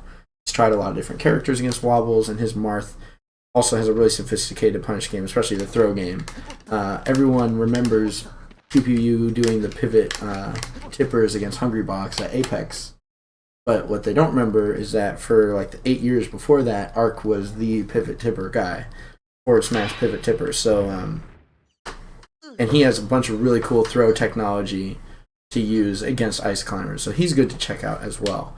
I think between those three, you have a lot of really great information. I think Taj. Yeah, Taj is great. Basically, all of Wobble's friends know a lot about how to fight Ice Climbers, and Taj is really great with a lot of different characters in fighting them. I would say Arc has like the best throw game. I feel like PPU has the best neutral, and the Moon has the best punish off of other hits. Arc is so good. But yeah, so that's how you deal with those ice blocks. Yeah, that was perfect. Because I had to do something. Yeah, I like waited in the air for the other climber to exactly. block. So yeah, that's the idea. You wait for the backup climber to do their thing, and then that's where it's going to be vulnerable. So then one of the tricks is,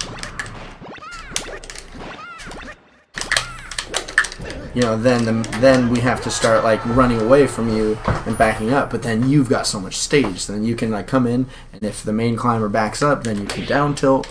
You have a lot of options. We did go over Mango Chew. It'll be on YouTube.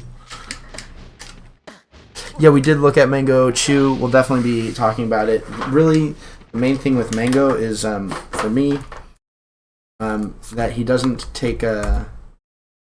he doesn't take advantage of opportunities to kill the backup climber very well, and he doesn't get out of down throw down air, which again, is Falco and Fox. You can literally hold down and away on both sticks and hold R, and you will ASDI out and buffer a roll, and that will beat, and this is the important part to remember, that will beat the short hop down air that Chu does. It won't beat the full hop down air, which is what I like to do.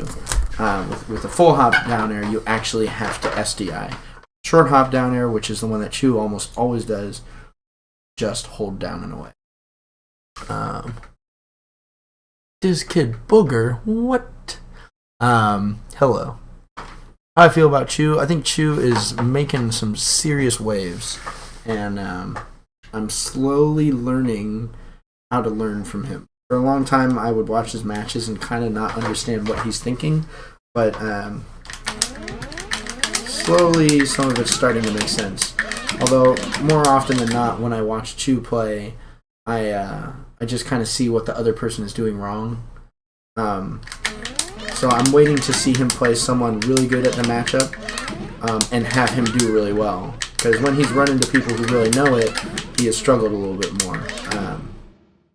Like Drug Fox, it still wasn't as good as we like. Sammy and I have been working on that matchup for a long time. But most of what Sammy was doing was really good, and he was able to beat him. So I think it's interesting. It's the patience. The patience really throws people off, you know? I watched him play Wizrobe at Big House, and he just would ledge camp. Keep doing this. And he would just keep doing this over and over again. And then he would just stand there, and then Wizzy would knee him, and get back to ledge, and do this for a while. And then he would just stand there, and Wizzy would knee him again. And Wizzy ended up beating him at Big House, but he beat Wizzy at Genesis, so got the run back. Careful, or we're going to get back to a certain topic. Oh, ledge grabs? Yeah. Who is consistently good at what? Oh, snap. Wait. Justin, when did you say it? What did you say? Oh, yeah, right. Favorite. Yeah, but he's going to power shield your missiles and you won't stand a chance.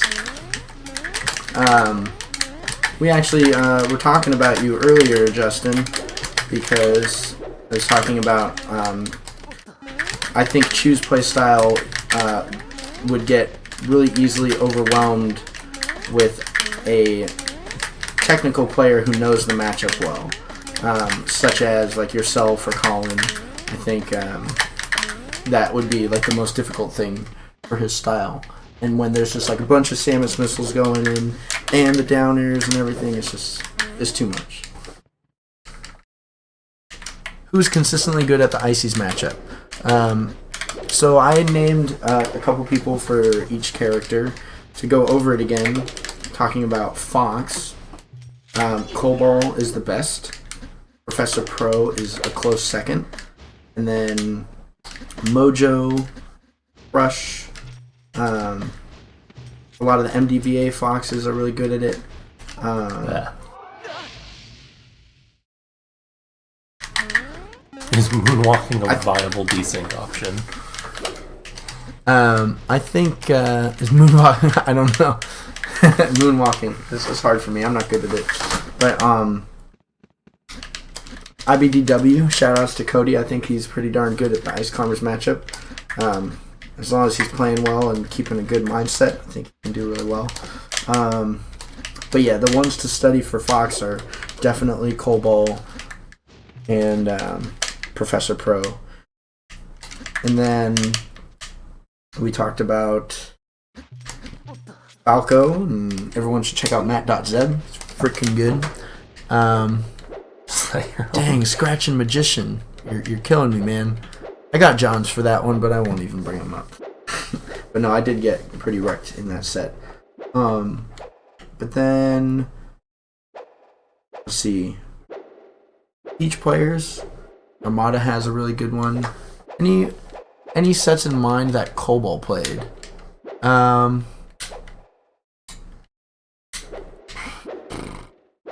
We already did the Buster Commander Declan. We could look at I guess can we get up a YouTube video? Yeah, why not? I do have to go to bed pretty soon though. Oh, okay. I'm trying to think of like a good set of Collins to watch.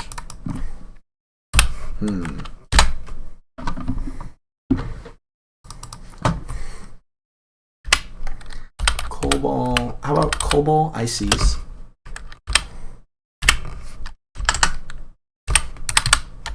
Oh, that's a weird way to say it. I was gonna say Ice climbers. just like ICS. Oh really? Yeah. No, I disagree. That's what. Just trust me. Most people write it that way. Well, and then do filters, upload date.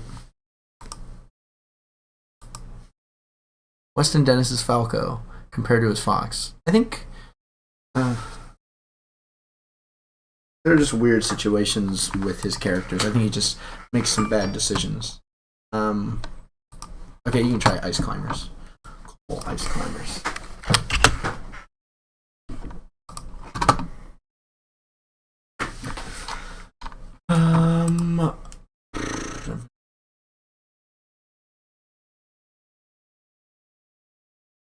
Oh, you know what? Is our recent set up? Should be.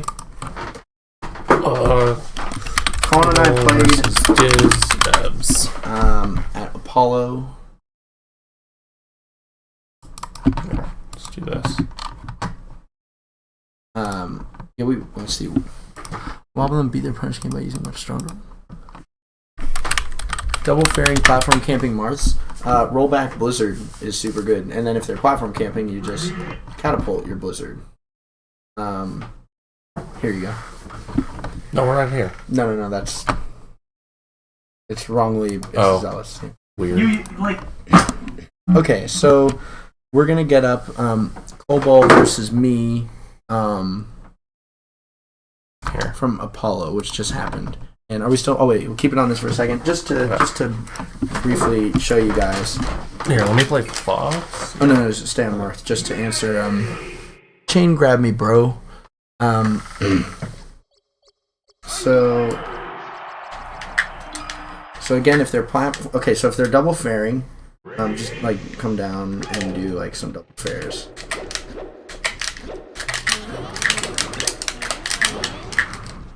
Like you can do these desync blizzards.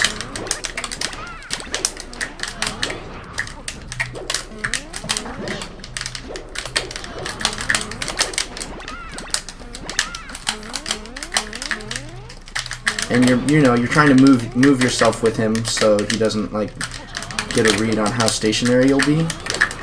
But you can catch him with a blizzard like that. And then if they're platform camping, what I like to do is if often they'll stand on the side platform, I'll get desynced ice blocks going, and if they're just staying up there like this, I'll get that going, and it does 1 damage, and that's fantastic. Because you do that a few more times, and then eventually they'll get tired of getting hit by it. 2 damage, and then they'll come back down and start fighting you. So then you can get back to the desyncs. And then you can catch them.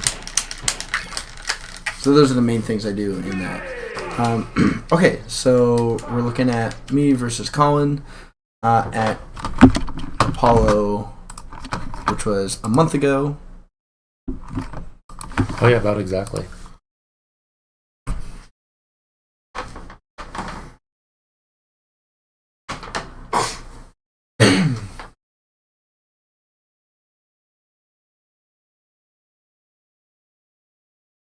So You won this though. So I ended up winning this tournament. I won the second set of grand finals.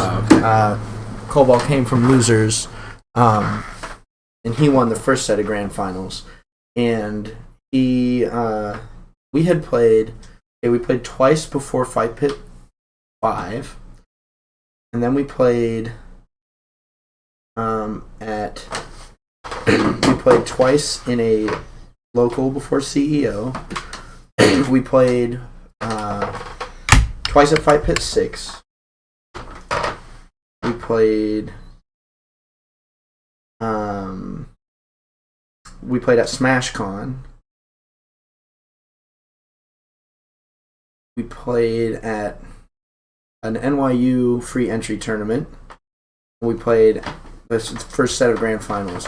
So he beat me in all of those sets. He beat me 10 times before I beat him once. And the one time I beat him was after he made a run through the entire losers bracket of this tournament. Delby 17 Craigasm. It was a second set of grand finals. He was tired. He had been playing all day. He plays Fox, so that's really stressful. I had a relatively easier bracket because there were a lot of upsets, so I didn't have to work too hard to get to winners final. Like grand finals, it was just like everything was made to give me a chance to beat him, and it finally happened. I want to go to CEO, but I wouldn't be able to get there until Saturday. So if the tournament is starting, if any part of the tournament is starting on Saturday, then I'll be there. But I want to go to Gringos Locos, Taylor. And Justin, you should come with us too, because that was a lot of fun. Gringos Locos, for anybody who goes to Orlando, it's the best place ever. You get your tacos, you get your burritos, you get the dirty D's, or the double D's, I forget. Anyway, it's super good. Anyway, here's the match. And it's kind of easy for me to talk about this match because it's me playing, so I can comment on it a little bit better. But again, this, in my opinion, is... Wait, no, we didn't ditch you. We didn't mean to. We're sorry. Okay, sorry. Anyway, okay, so we start on Fountain because Colin knows the small stages are fine. So, yeah, we just check out what he does. I'm just going to let it play for a little bit and let you guys watch.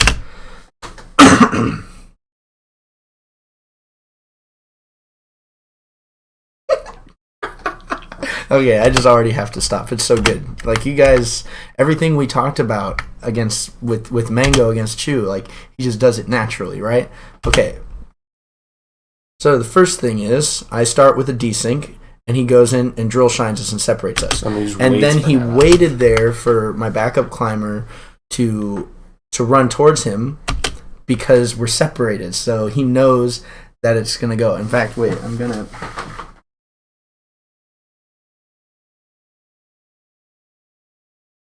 just going to let everyone know that I'm talking about this set because it's probably Colin's so good.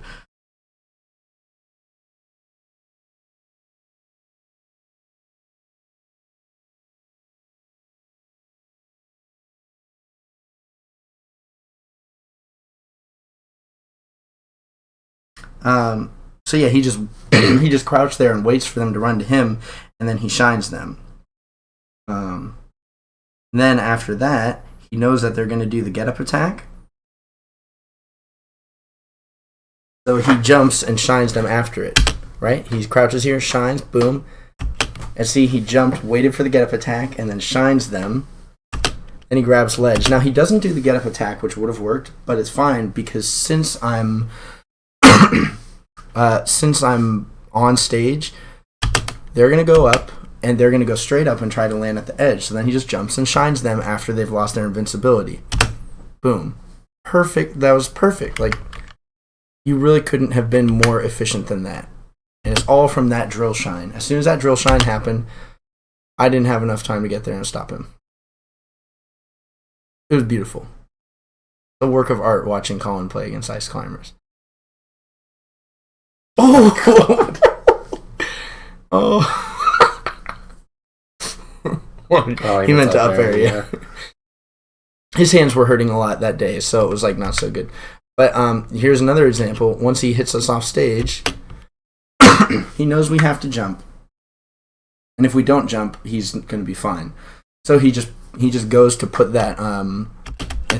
Yeah, he does that. He goes low to shine, turn around, back air. Back air is so good for edge guarding ice climbers. You just keep doing it over and over again. Ooh. And I did the ice pocket. Yeah, that's what I noticed playing against your Fox. Yep. As ices. Oh, wow. That get-up attack knocked me off.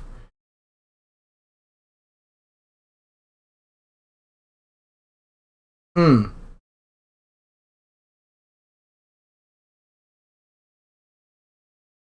that's a tricky situation. The backup climber, if you're not at the edge to challenge them, will cheeks one. They'll usually roll. So he hits him to the ledge here, and and the backup climber just rolls on. Down tilt, very good against ice climbers. It has a lot of range, and it has pretty good height too. Actually, much better than you'd think. It can follow up well. Ooh, I think that was a mistake by Cobalt. He, boom, after that up throw, just killed the backup climber. And especially, here's a tricky thing that Big Vegeta Blunts figured out. Big Vegeta Blunts, ice climber player in Boston, Massachusetts. He did super extensive research to figure out exactly how the AI works. And the big thing, one of the big things that he figured out was that every 20%, starting at 40, of your main climber, your backup climber acts as a higher level computer. So when you're at 39%, they're a level 1 computer, all the way 0 to 39. But then from 40% to 59%, they are a level 2 computer. And at 60%, they become level 3. And right here, 86%. We're dropping frames. Oh, dropping a lot of frames? Do we have lots of stuff open or something? No, it's been running a long time. Doesn't look like a lot of frames. And it's not continuing to drop frames. Maybe we just dropped internet for a little bit. Oh, okay. That's fine. Yeah, let us know if it's still getting Continues weird. to be an issue. Yeah. Oops. But what was I saying? Talking about the percents. So now that he did an up throw, the backup climber, or no, I was at 84%. He does the up throw. I'm at 87. Now I'm at 87%, which means my backup climber is acting like a level 4. Because basically you just divide it by 20, and that's going to be the level. Well, what about the plus 20? They start at 1, and then once but then they it goes hit to 40. Once they hit 40, they're 2, 60, 3, 80, 4. So you divide the number by 20, get rid of the remainder, and that's the level they're acting like. Right. Except under 20, they're still acting like level 1 because there's no level 0. That's actually Colin! Yes! Oh my gosh, and Kelly, everyone! Dude, oh my gosh, I'm so happy. Felt himself. Yeah, He so was summoned. So Colin, don't worry, we're only going to talk about the first set because that's the one where you destroy me, and that's what matters. So anyway, the backup climber is acting like level 4 computer, and starting at level 4, computers do aerials. So once they get close to him, they do this nair. Boom. So he wanted to follow up this throw, but Popo, my backup climber, nairs him because they're in the air. Boom. That, and it stopped him. And he gets wobbled. So, what was my rule? Which one? Always go for Nana? Yeah, and what was my karma rule? Remember? Oh, every time you don't kill Nana, you get wobbled. If you don't take advantage of an opportunity to kill the backup climber, you will get wobbled. That's my rule. And here was his opportunity. He gets this up throw, and instead of just trying to kill them, he goes to hit me, but then he gets hit by them. Side B, fade back. His nair misses, and he gets wobbled. The rule stays true. Oh, except I dropped the wobble. Never before seen. I get so nervous playing. Oh my gosh. He's been the demonest demon. Oh, and this is perfect. This is my other rule. The nair. Oh. My other rule is if you drop a wobble, you will lose your stock. It doesn't always happen. Full circle. That's my rule. I waited too long. I was so nervous. It was hot in this there. reverse nair. That's so smart. Ooh, the back air. You just keep back airing. It's great. Okay, so here's a way to guarantee that you never get hit by any shenanigans. Oh, I know this one. Of ice climbers. This is my flow chart. I know this and one. I think it's a beautiful flow chart. Are we good?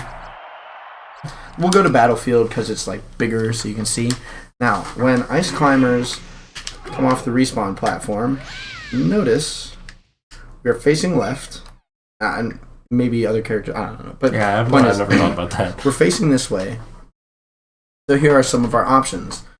We can drop down here, or if, say, we're on the respawn platform again, we can drop through, maybe drop down with a back air. Say we're on the respawn platform again, we can we can wave land off and do something, right? We can drop down and go up. So, the thing about ice climbers is there's slow going through, going left and right in the air, and slow going down. All they can do is go up quickly. So, you wait right below them for them to drop through the platform. So here, okay, I'll just go back to the platform. So, you don't want to get sniped by a back air, right? So, you wait for them to drop off the angel platform, and through the top platform. And then you run all the way to the left. You run basically away from their back air, right? Or through their back air, I guess. You run so they can't back air you. Then you wait for them to touch the ground. And then you if they touch the ground, you jump to the platform. If they don't touch the ground, you stay on the ground. I remember you told me that after that set with DJ, where you like won it off of a waveland wobble off of the angel platform. Yep. And you got on, you got on the mic and you said, like, people, listen. Wait till they touch the ground before you take exactly. the platform. So we'll go through a couple situations. Gabe is going to do the flow chart. I call it the flow chart, and it will save him from ever getting hit by me. And again, he stands on the ground. When I drop down through the top platform, runs to the left side. And he stays on the ground until I touch the ground. Now, if I go to the left side on the side platform, then he just runs to the other side. But he stays on the ground, okay? Don't jump to the platforms until we touch the ground. Ready? Okay, so that worked. I'm going to set a safe state with you on the angel. Does that work? I don't know. All right, let's do it.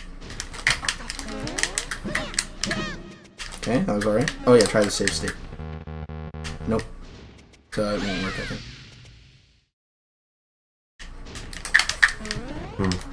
I didn't wait for you to touch the ground. Right.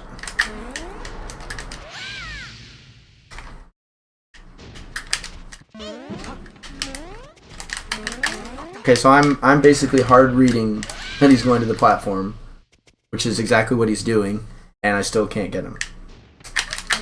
Nope. Boom. So what went wrong, class? Again, he stayed on the ground when I touched the ground. Right. Okay.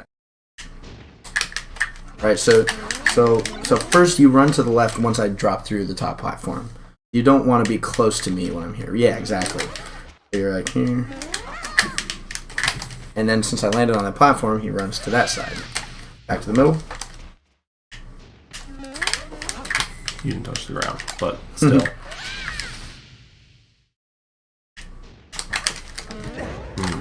So you're waiting too long to run to the left.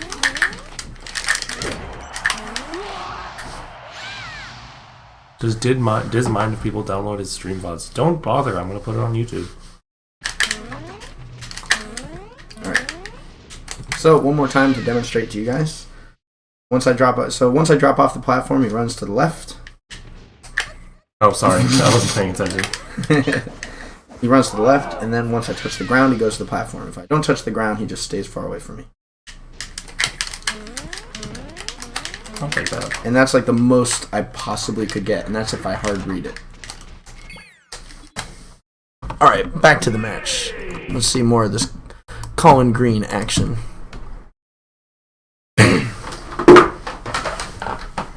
That's a wobble. Alright, so what happened there? The roll. And the tricky thing with this is when you roll under a platform, you're protected by that platform. So he couldn't really attack, with a drill or something. He saw the roll, but couldn't really punish it. So he tried to drop through, but he got caught by the wobble. Or got caught by the blizzard.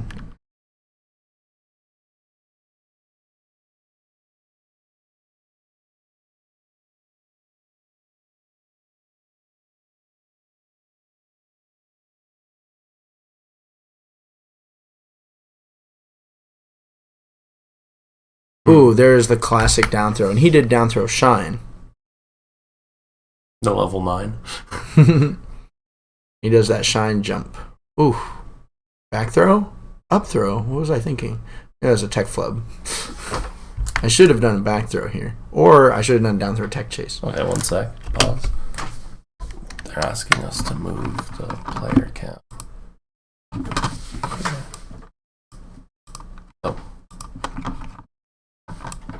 Oh, thank you for pointing that out. Yeah. So I should not have done this up throw. I was probably trying to do a back throw and maybe gimp. Names are hard. He's explained earlier why down throw is not better than forward throw, but why you mix up between the two. Yeah, I'll show you guys again real quick.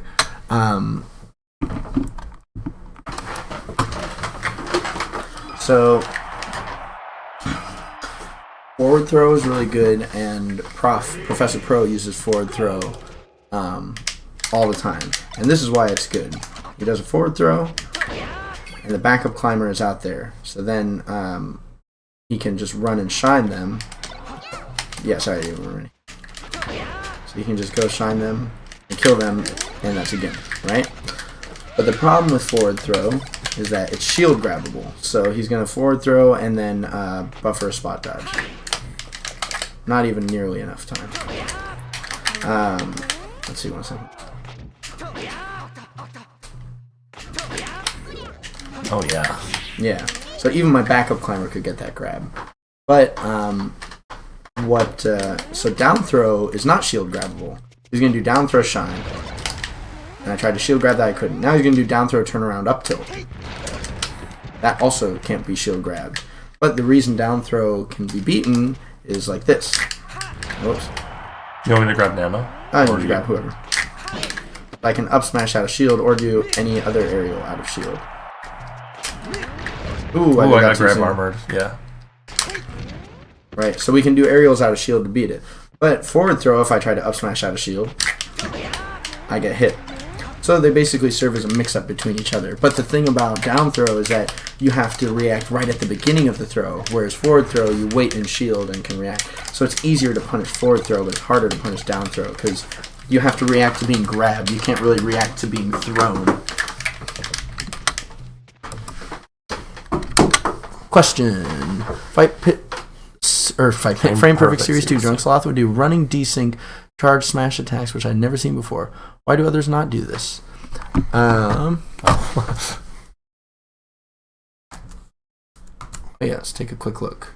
We're just going to look on our own for a second. What was the timestamp?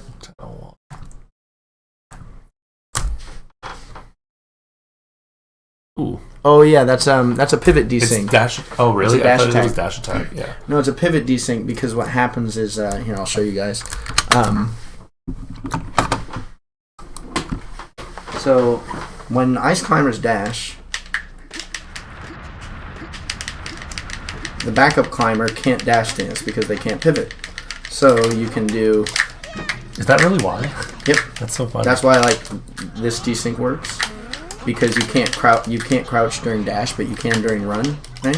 So they're crouching and blizzarding, but you're not. So you can do a whoops! You can do a turnaround. Oh, sorry. Yeah, just don't.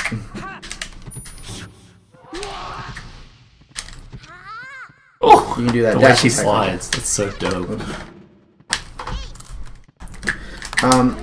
It's pretty good. The only problem with it is you have to be in front of your backup climber in order to in order to get them to slide forward that much, and you kind of are vulnerable while you're doing that. So it's kind of risky, but Sure is dope. it is pretty sick. Drunk Sloth is one of the sickest ice climbers there is. Okay, what's going on here? Okay, how did he get us out in this predicament? Oh yeah, so I missed that, and then I tried to shield grab it. Oh, I missed gosh. it. He's killing them. Oh, that's a great You move. think you should have gone for Nana there though, or Popo? No, this is really great. This is why this is great. So what happened here is that Colin got us both off stage, and grabbed ledge, or so rather he was so you guys can still see the game screen here. So he hit my backup climber off stage, and I grabbed ledge like this, right?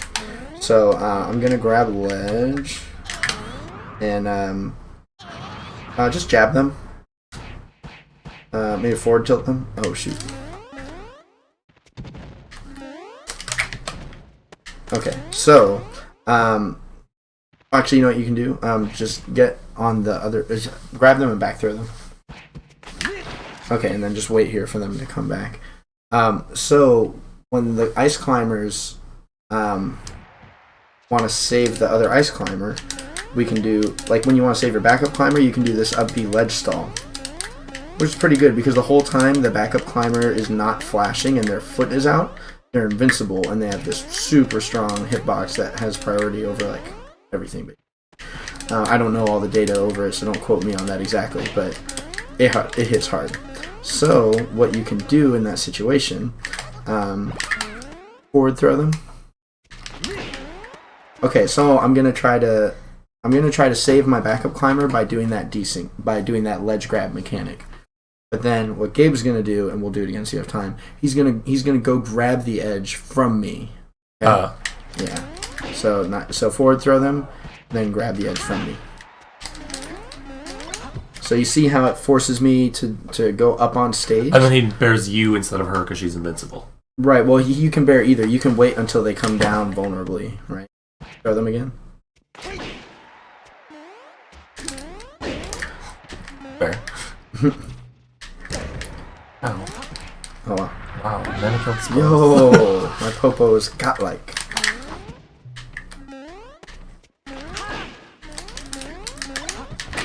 Yeah. So, yeah, instead of doing an aerial from the ledge, just get off. Just, like, stand up, you know? Let's see what Colin does, because we can just copy that. Oh. Yeah, so he rolls. So try that. Let's see.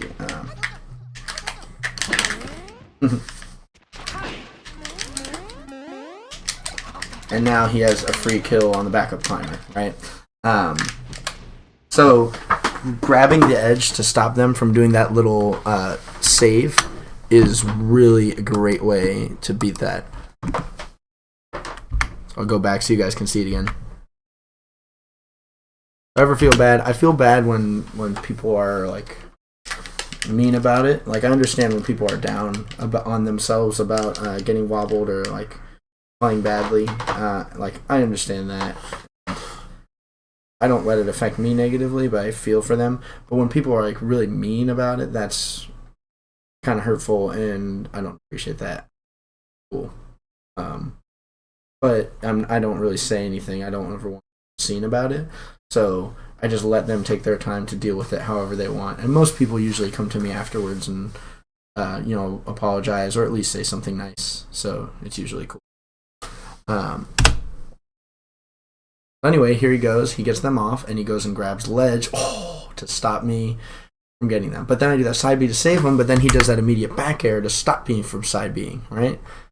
Back air has boom. Oh, it's so good. And now that he's done that back air, the backup climber is dead. However, yeah, he didn't need to go out that early.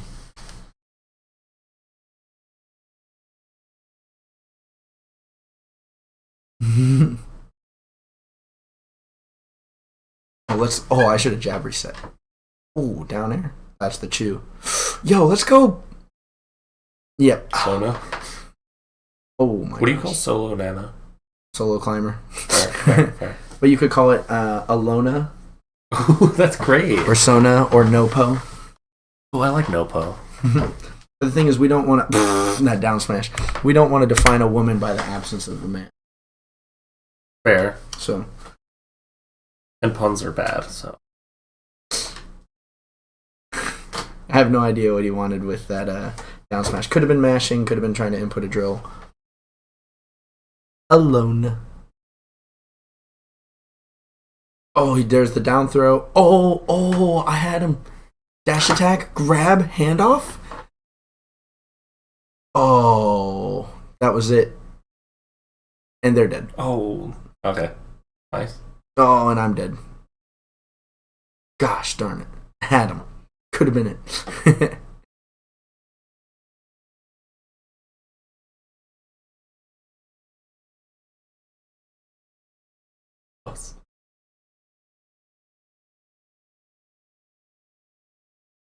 Ooh. Dang. What if you have a family member who you're very competitive with who gets really sad when you wobble him? Would you still wobble? Do you wobble your bandmates? Not when we're playing like friendlies. I don't. Yeah.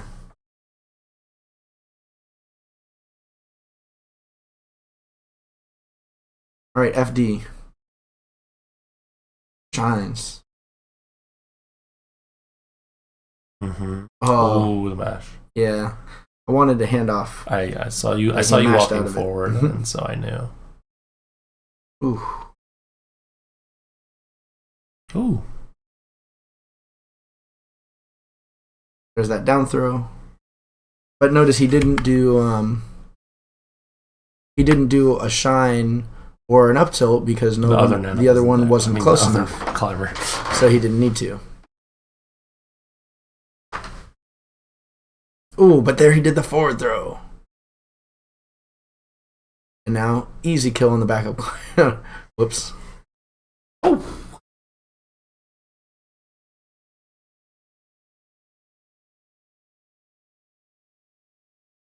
Oh, what a great drift. Holy smokes. Ooh, barely missed my up air. Yeah, we're gonna upload this. Don't worry, HAH. If Ices didn't exist, who would I main? Gosh, I have no idea. Didn't you play Samus originally? No, I was always Ices. I started with... Like day one, though? Day one, I was Mewtwo. Ah. I like Bowser.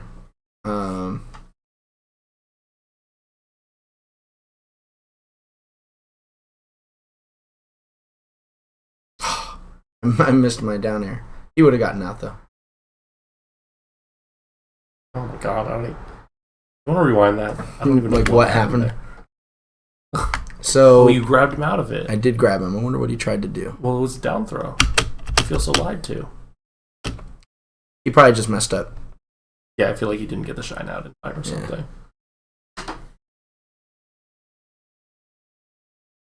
Ooh. So that's the high down air. See, he got some pretty good SDI on it. But since it was high, I was able to get that regrab.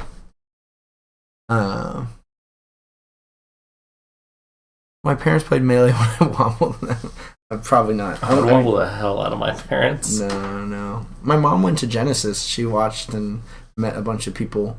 Shout outs to all the people who were nice to my mom at Genesis.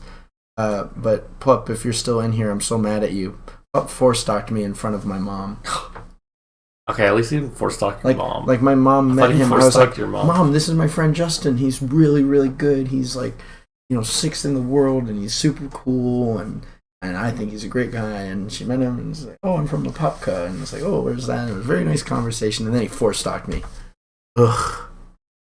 Terrible. When, if ever, to use Blizzard Ice Block, desyncs versus Fox and Neutral? Oh my gosh. Yeah, I almost never use them because, Fox is just too fast. If he's far enough away, I'll do it. And I'll use a Blizzard desync, if I roll Blizzard against Fox, that can be good. But Kalindi, good to see you here to answer your question. High down air, if you're SDIing down, you're farther away from the ground, so it takes you more frames to get there, so it gives me more frames to get the grab. It's not necessarily harder to SDI, but you might need more SDI to get out of it. Or yeah, it was just that you're literally farther from the place you're trying to get to. It's not like the execution of the SDI is harder, it won't necessarily work. Although it can be harder because when you do a down throw, there's a spark that when you hit the ground. See that green spark? A lot of people use that as a visual cue. And they expect to load down there. Exactly. So it's like you do it basically right when the spark happens and you'll be okay. But if you do it higher, then it messes up their timing. I do like playing Fox. I think Fox is pretty cool. Oh no, J Fro getting the psychology on me. Yeah, this is If I played my mom in tournament and there was money on the line and I was worried that she could beat me, I would definitely wobble her. Now, to be fair, I might have been able to do handoffs there. It was kind of hard to tell. Yeah, we should. I mean, not now necessarily, but there should be some hard testing done as to when Nana starts throwing. Oh, right, yeah. right. Oh, wow, he grabbed me. I wanted to grab him. Oh, okay, this is something that Colin's really good at doing, which is I hadn't really seen before we played this set. So it took me a whole set to figure out exactly what was going on. But he's good at getting a spot dodge out in a situation where I feel like I can get whiff punish. And that's the thing that like a lot of Luigi players do. So there's that roll again. See, he wasn't quite close enough to the edge when they grabbed the edge. Wasn't quite close enough, so they decided to roll. He was ready for the get up attack. You saw him do that back air. Oh, so you have to stand near enough to the ledge that they can hit the get up attack and then jump over it when they start to do it. I see. Exactly. Oh. Did you have Nana spot dodge there? I did, yeah. Nice.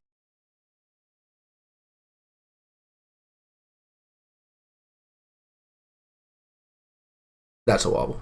Oh, except he's got the godlike mashing because Colin's so good. But to answer the question from earlier, this is a situation where I'll do a desync, is if I get them, like they'll usually corner themselves because they don't want to be at center stage against an invincible ice climbers. So I'll come down. If you come down off the angel platform and you press B while you're in the air, only your main ice climber does an ice block. So that you start a desync just like that.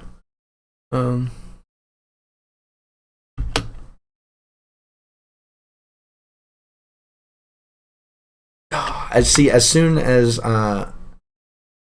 I shield that get up attack, he's already mashing, and that's what I was talking about earlier. About you have to know that you're gonna get grabbed, and then you'll be all right. Ooh.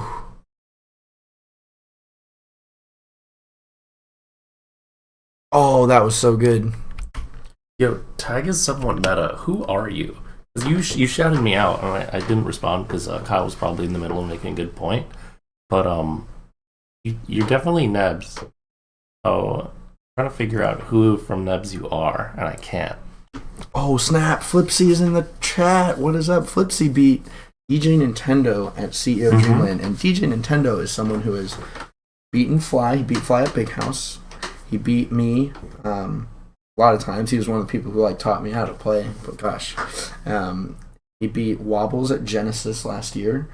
He's beaten Nintendo a bunch of times.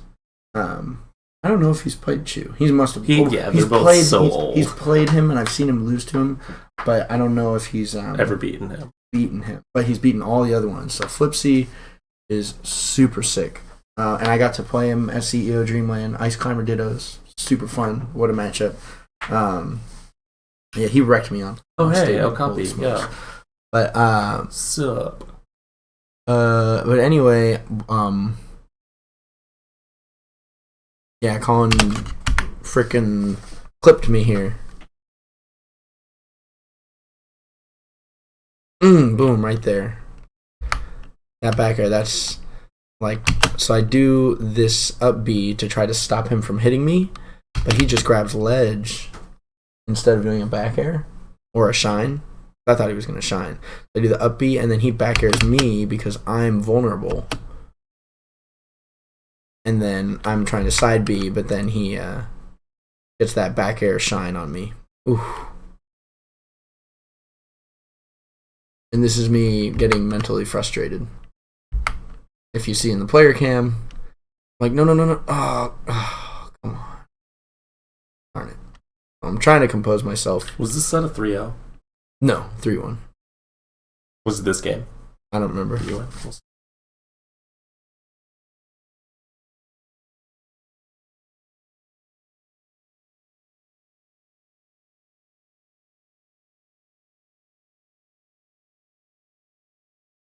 Oh, man. I don't think it's going to be this game. I don't think it's going to be this game. Oh, but I read that and then dash attack grab. Oh, shoot.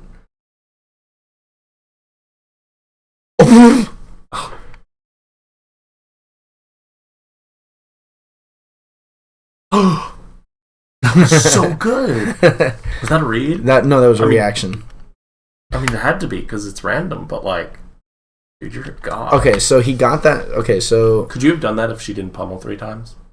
Like, yeah, I was ready to react. That was me. you're I was so standing good. there. Oh my god. Do we have to? We have to do it. So what happened there was he spot dodged, and my grab for my main climber whiffed, but then my backup climber got the grab, and then they did the back throw, and they're gonna do a random throw, and you can get a regrab on down throw and forward throw guaranteed, and back throw if you DI away. So if Colin was DIing to the right because he was getting ready to DI down and away to get out of a down throw down air, but then that made him have DI in on the back throw. bad DI on the back throw, so then I could get that regrab. Do I only own one shirt? I do like my Stanford shirts He a actually lot. just has 50 Stanford shirts. Oh, SSB 941. What you don't know is that one of Colin's main teachers / training partners / people who got him into the game, Ozark, who's the super old school Florida ice climbers player. And Colin plays with Drunk Sloth all the time. Colin's one of my best friends, and we play quite a bit. Colin is very, Ballin'. very ballin'. Yeah. Yeah, Justin, I think Sammy would have liked that backup climber play too, you know what I'm saying? I'm thinking of calling when my backup climber hits someone with a random smash attack, calling it the Sammy. What do you think about that? Someone had a question earlier. What do I think of Zelda? Oh yeah, Zelda is way too good against ice climbers. Do you think Zelda's better than Sheik against Ice Climber? No. Do you think it's ever worth switching to Zelda from Sheik versus Ice Climber? Switching to Zelda, is it worse? Do you think it's ever like worth? Oh, worse? So like at certain percents? Oh, or- it could be. I mean, yeah. like at low percent, like when Zelda is at low percent, Zelda, is harder to combo than she can set up for a wobble. So that worked. Oh, he SDI'd so far away too. Like he was still ready. Because the thing was, after this, with most people, I could just start wobbling. But Colin would be mashing so hard, I knew that I had to do a down throw down air, and barely got it. I'll put that one in the combo video. I was looking for combo video stuff, and I couldn't. Oh yeah, get the back throw reaction. Hell yeah. Oh, was this? Oh wait, was this when this happened? Oh yeah. Okay, look. Sorry for the side note. Look at this kid in the background. Oh wait, is this the little kid? This is this little kid who was at this tournament. This kid. And I get this grab on Colin. I'm like trying to set up this. He walks in front of you. He keeps doing that. He bumped into me, and like his controller cord just like slapped on my lap. And it was this tense situation. Okay, I get this up throw dash attack, and I'm trying to follow it up. And look in the player cam right here. Look at this kid. Sabotage.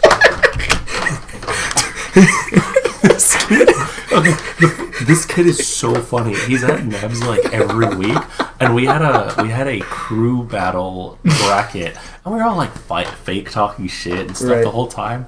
And then this kid, his mom is like over where the Magic players play, like by the table, and he just starts cursing. Yeah, he And it's curses a like lot. 60 and he's like, yeah, but he just like really know how to curse. So he's like, yeah, fuck. And we're just like, is this okay? Is this what? But what's funny is like, so I said, "Come on, man." I was like, "Come on, man," and then I looked back, and then Colin looked back a little later. It's funny, the kid just kind of like very Scrambled just off. like just very like chill. He just sort of like turns around and walks away. Like check him out. He knew what he check was out how he doing. just like walks away a little bit. Like, oh, I'm just gonna walk this way now. Oh my god. Oh my gosh. And then I love watching like me turn around and then Colin turn around. Like, so Dude, look first, at your reaction to that. like, and then he's like, wait, what?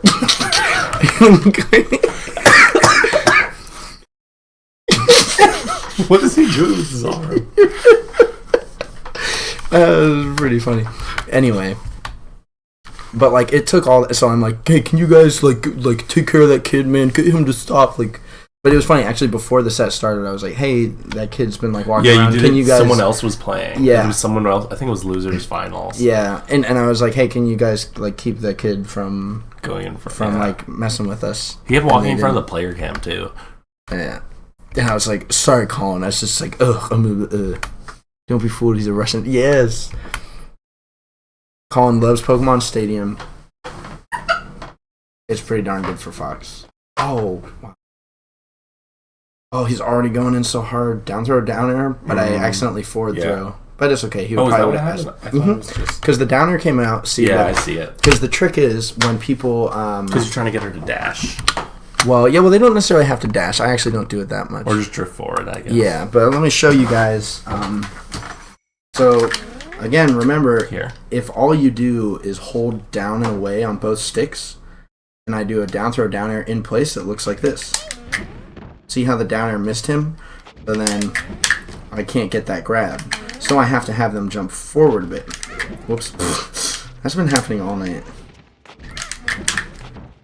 See how they jump forward a little bit? So you have to input the down, and then jump, and then forward, and then down on the C stick in order to get that. And so if you're not careful, you could get forward throw and a down air. So that's what happened there.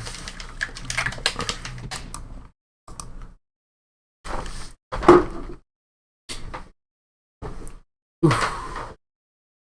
Yeah, anytime you get forward thrown by an ice climber, just always tech away or roll away. We're not fast enough to cover that. Look at that. Oof. I think I tried to jab, but I missed a wave dash. So then I was in the air. But then look what he does. I'm in the air. Boom, bear shines them again. They're dead. They were in tumble, so you could have saved her. Yeah, but he was in between. Like, yeah, he was keeping me out. See, boom, and then. But it is worth noting, I guess, that you can save them from tread spikes because it doesn't put them in tumble. Right. Exactly.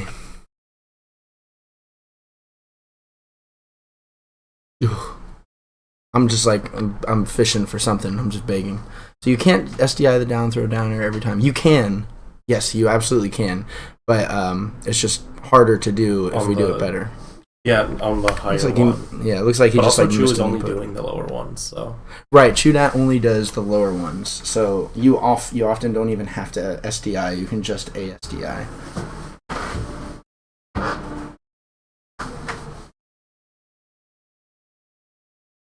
Yo, maybe is in the background. Back air, get up and wobble. Yeah, I should have just gotten up from there and wobbled. Oh my gosh, that's I've been doing that a couple times. So that's a perfect example of what I was saying a lot earlier in the night about how Colin just knows ice climbers and what we want to do. Like, he just knew that we were gonna waveland there. Right? Like, he's shielding, I'm here, and he just knows I'm just going to waveland. Because I'm either going to waveland forward, or I'm going to come down with a forward air, or drift forward. But because I'm worried about... I think what I'm thinking might subconsciously be going through his head is that I'm worried about my backup climber, who is still alive, I believe. Yeah, they're fine. He hit them with something, nothing crazy. And so he knows I want to get back to them, so he's like, I will stop you from getting back to them with this up smash. Oh my god. Colin, he's already dead. Yeah.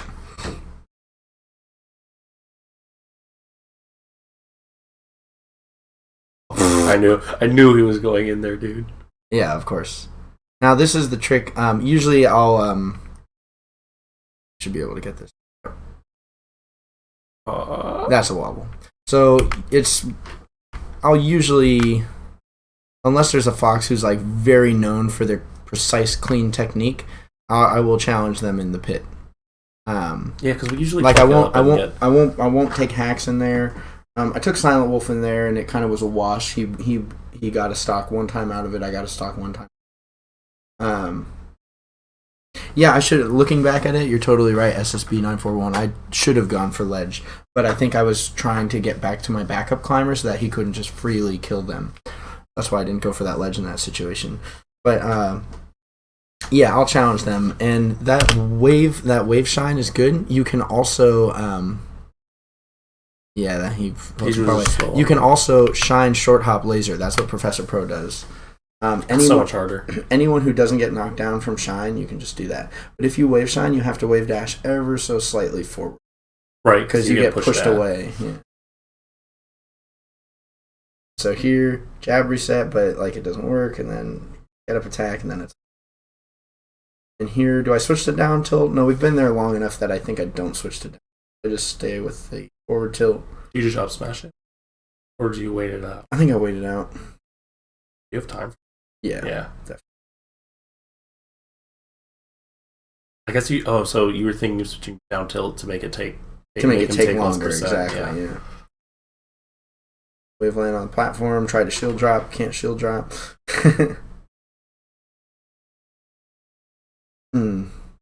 Yeah, see, that was lazy of me. Ooh. There I should just down throw tech chase. One of these days, I'm gonna get back into practicing it. When I was practicing it for a while, I was I like remember. really getting them. I practice them in friendlies, but I don't like friendlies, so I don't play them, so I don't practice. But I'll be getting back into it, and once I get these down throw tech chases, it'll be sick. Do you ever practice them on CPUs?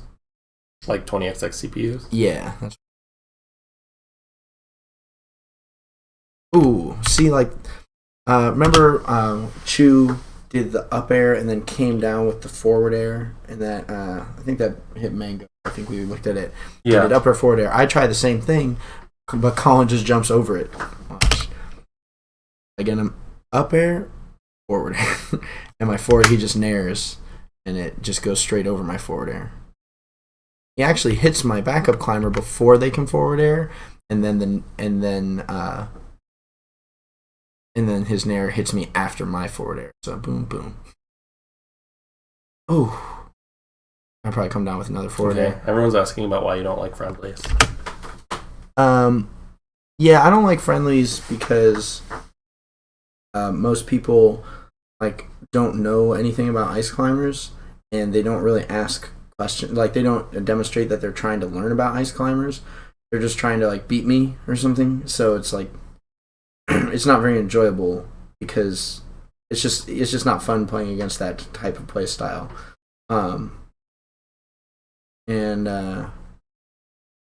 Yeah, so I like playing friendlies against like people who know what they're doing in the matchup.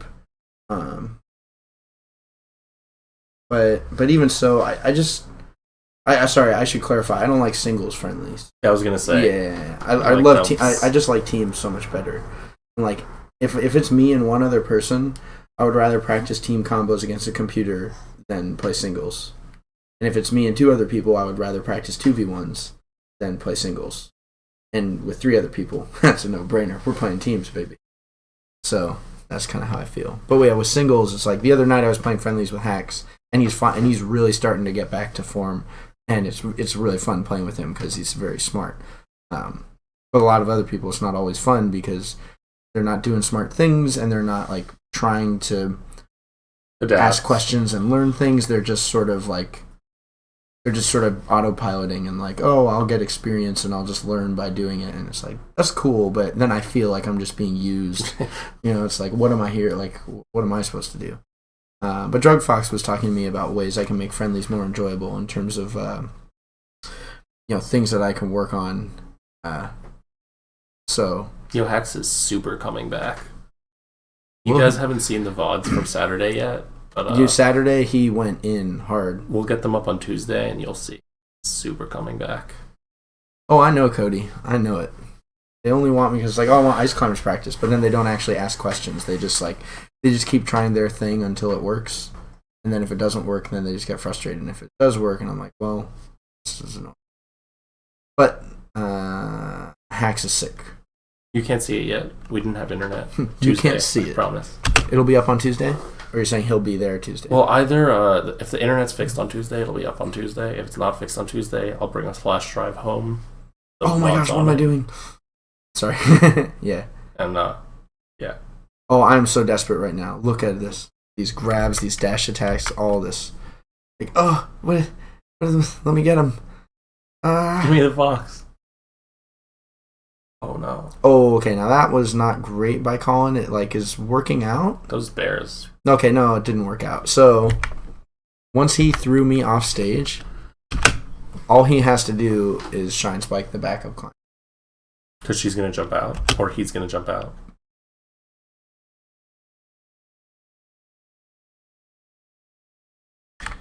Yeah, he jumped out instead. So minus a point. He's gonna get wobbled. Wait, never mind.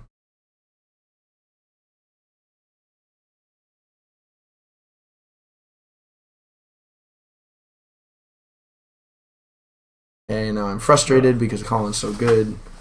And I'm still thinking about that kid.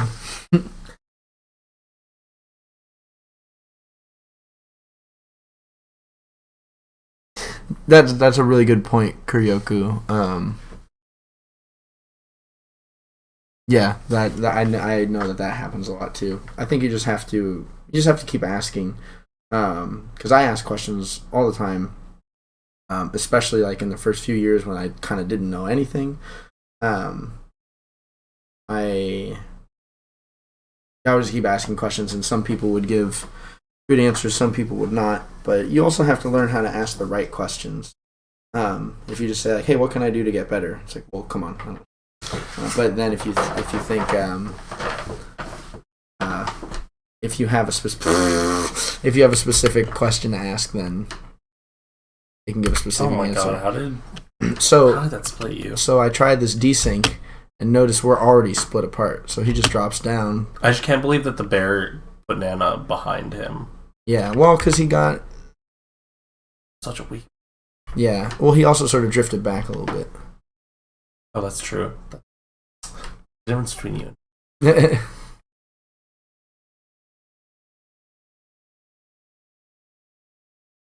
Ooh, get up, forward smash, and side B. Oh, he did it.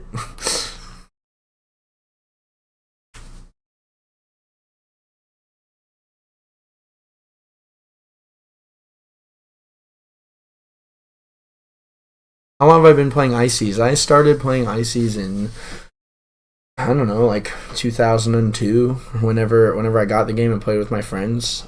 And I used to like Mewtwo. Oh, wait a minute, I know this. I was in a band in after my sophomore year of high school, so I'm going to date myself a bit. Sophomore year in high school was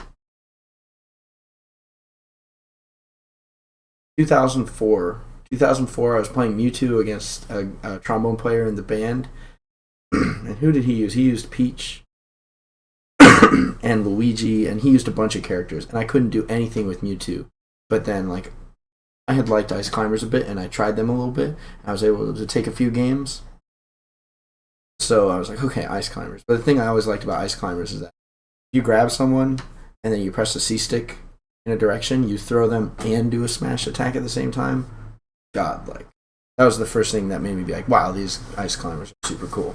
So then I just always played them, with friends and stuff. And you entered like one tournament in like 2005, right?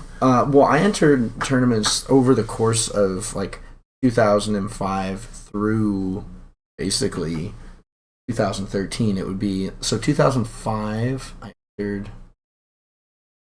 like 2 or 3 tournaments. 2006, also 2 or 3. I might not have entered any 2007. Oh no, I entered one in January. That was the MLG New York season opener, where apparently I got 33rd. Hey. I saw a bracket and it was like Disc Kabuki. I was like, hey, how? And like over the years, my friends would be like, hey, there's a Smash Bros tournament, let's go, and I would like go with them, but I wasn't like very serious about it. But in those first few years, I was really interested in it and practicing and stuff. But then 2013, Crimson Blur is still here. Yes. So Freaking, I love this story. So 2013 in August, my friend who was a Luigi player, he was like, "Yo, there's a tournament in San Francisco called Landhammer, $1,000 prize pool, and it's free to enter. You should go." Because I would always beat my friends, including this guy who knew the competitive scene. I was like, "Nah, man, these guys are pros. Like, they're gonna destroy me." He's like, "No, you should go anyway. See how you do." And I was like, "You could probably do great." And I was like, "Oh, okay, I'll try." I went to it. My first match was against Bobak, the Ice Climbers player, but he was playing Falco. They rocked me. They were okay games, but it was a 2-0 clean. Bracket pools. I go into losers, start to play my matches, and Mango was in my pool, and I was standing next to him, and he was like, "Pretty nice weather, right?" I was like, yeah, it's really nice. It's, kind of cool in here because the air conditioning." And he's like, "Yeah, I like it. It's comfortable." Oh, wow. Because I knew who Mango was, Right. I didn't know much, but I knew Mango, I knew Ken, I knew Chudat, Mewtwo King. I knew the important names, right? And so I go through my pools. I ended up winning 4 sets. And then my 5th set, I'm up against Bobak again. This is like losers quarters, I think. And I beat him. Huh. In Ices did us? No, his Falco. He was just going Falco. And then the loser semis match in my pool, I was up against the Crimson Blur. Game 3 last stock tight battles, and he beat me. And I am 0-1 against Crimson Blur. Since then. Crimson Blur has my number, man. There'll be a day I when never Crimson beat Blur him. will be the only person up in sights on this game. Dude, I never beat him. Well, I'll have to win like 12 or 13 more on Colin to catch up. Dismissive answers, blah, blah, blah.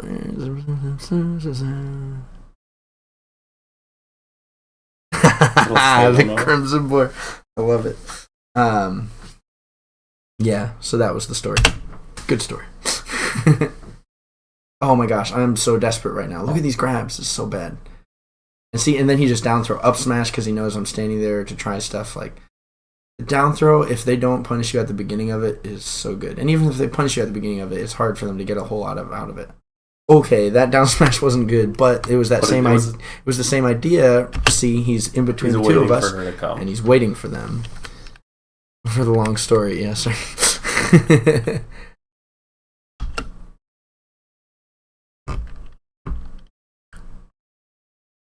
Ooh. down throw, down air. Oh, look at that crazy SDI away. He went so far away.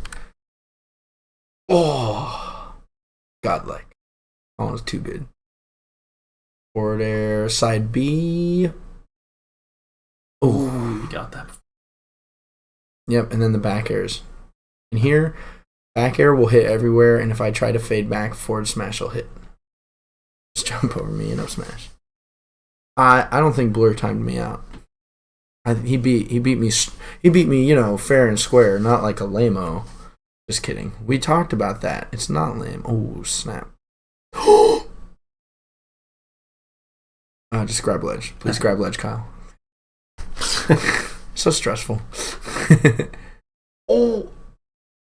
Up throw, wave. Oh! That was okay. I gotta give myself props. That was pretty smart. Let's see. That's true. It was pretty close. I'm in between NorCal and New York. I always go back and forth.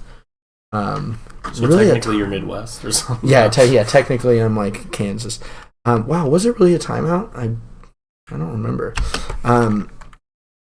Yeah, I didn't move. Okay, so this was kind of a nice sequence from everyone. Okay, so I rolled, but he got the grab and he did the down throw, and I knew the up tilt was coming. So I waited for the up tilt. Grabbed. And then I grabbed.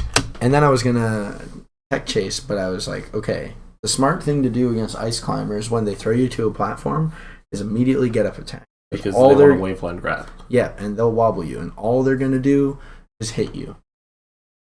And so I did that, and then he did the get up attack, but I jumped out of the way When you got the and did it. Oh! And I'm air dodging like a fiend. I don't even know what's happening, but but this was nice. I like this.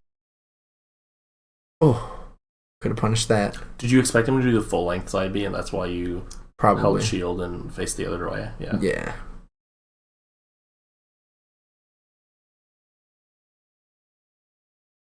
Oh! I should just grab ledge. Yeah.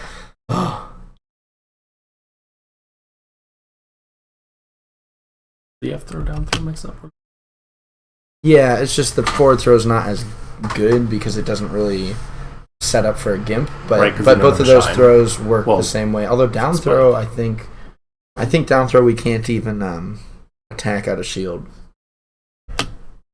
I think down throw is actually better, but it just doesn't lead to anything. Well, it could also, if you grab the main climber, it'll also foxes won't hit the climber, while Falco's will,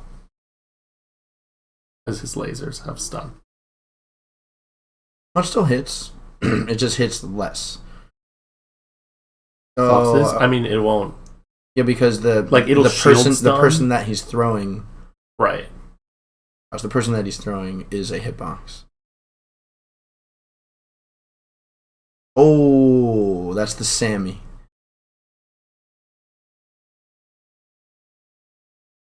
Oh, handoff. Oh, they were too far away.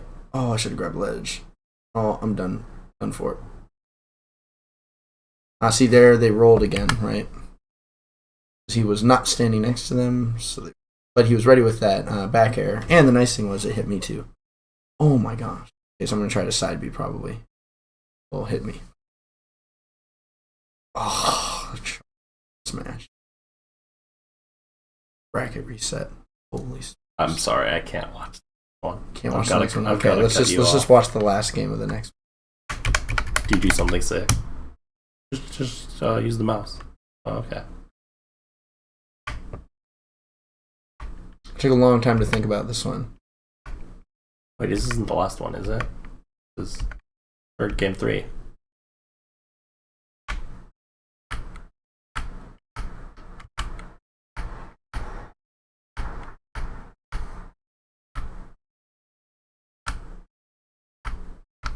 Okay, stream. Let me tell you guys something. I try to keep it real.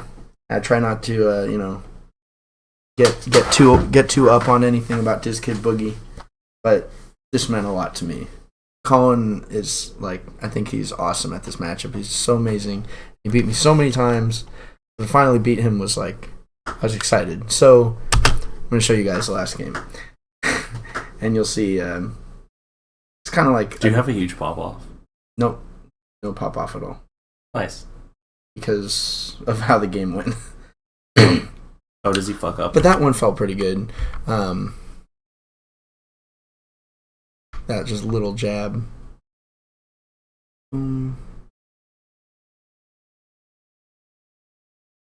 Yeah, because the jab caught him off guard because.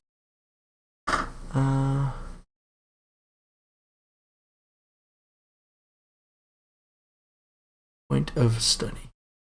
I'm in New York for a couple weeks. Oh. Double down there.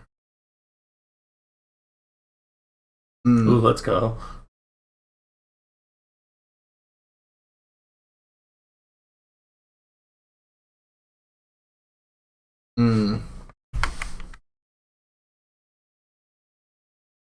So that's the thing. I'll usually do that to call out a running shine. Is just to run forward and grab. Here's my question: Yes. Is when is it ever better to do the lower dare than the higher one on Fox? Just to mix them up. Just to mix up if so they're they miss the if they're SDI. doing SDI, yeah. But I think the higher one's better.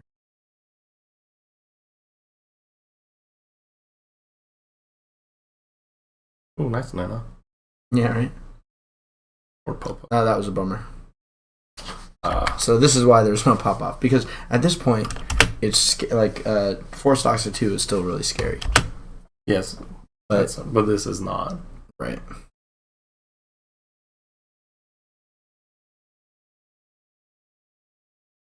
Ooh, That edge cancel dare was really nice though.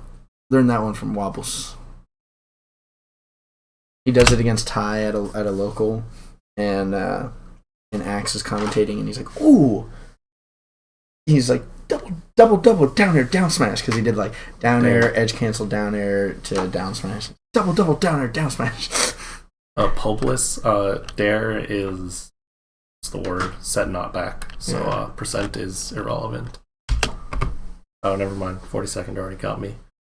Thanks, homie. Oof.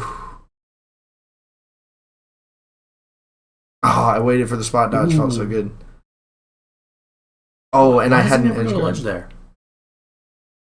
It's called the impossible angle. Let me see it. Hacks would make that angle. It's a no, not impossible to get. It's impossible to edge guard. It's like a southern straightforward one. Yeah, it's a southern thing.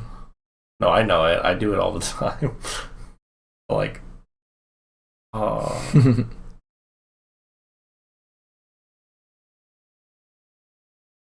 Oh.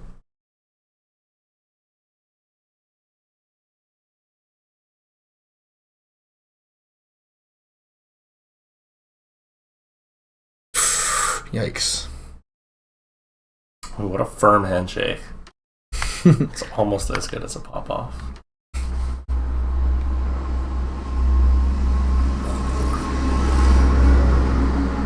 Firm. Colin always gives a firm handshake. He's always like...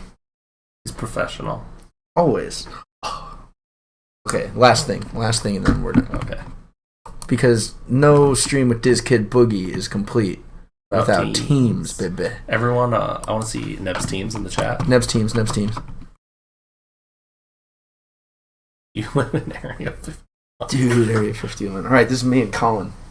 There's UGS, let's go. Colin goes off in this game. It destroys everyone.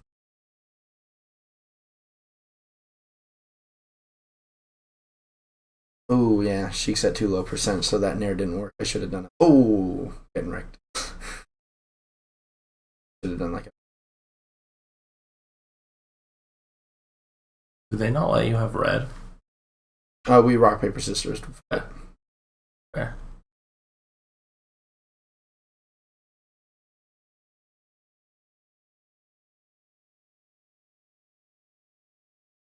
Wobble. Nice. Baby.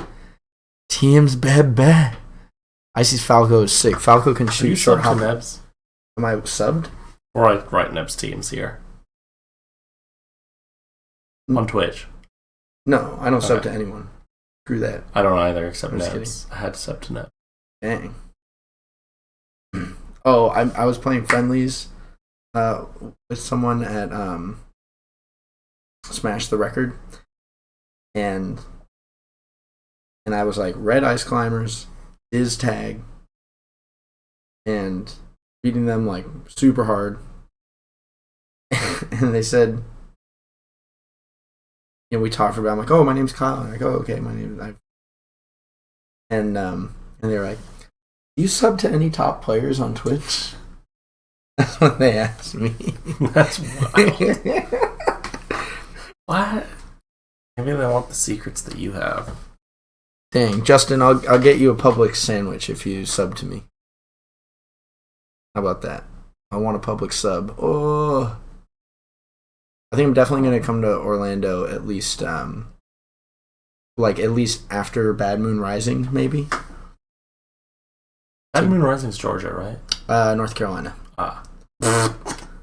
Well, dude, but see, that this is me and Colin, man. We love each other. It's like, this is serious, man. This is Team UGS. We're down a game. It's like, all right, just kill the Sheik. Kills me, and look at us. We love each other. We're just laughing, having fun. I love it.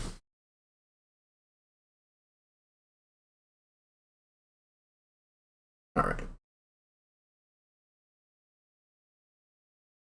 Oh.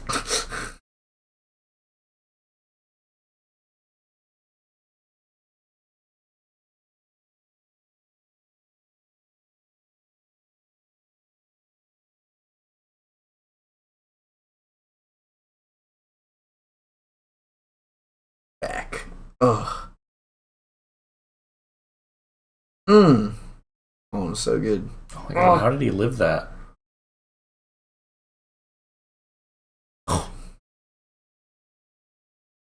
Oops. Boom.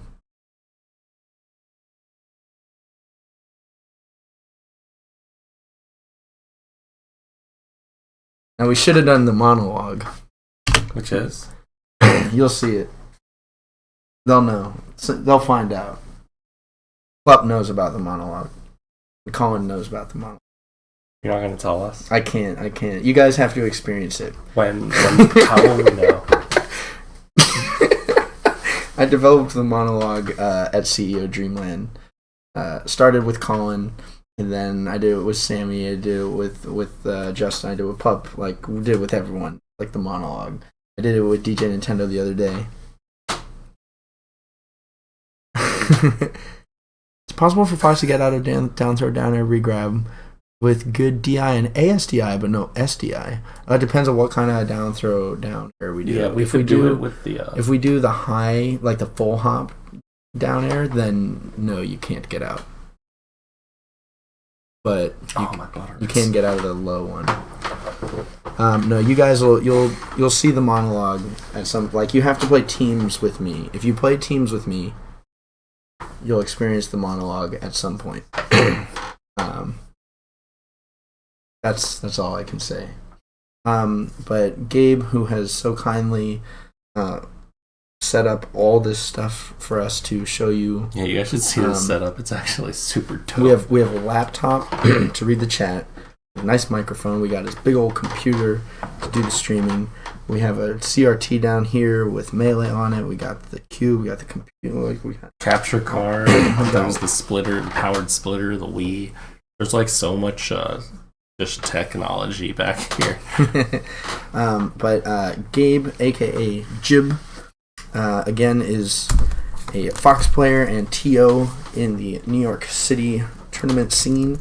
He's going to link all of his details. You guys should follow him on Twitch. Follow him on Twitter. Trying to get, what's the word? Affiliated? Partnered, right? No, there's partnered, but there's a...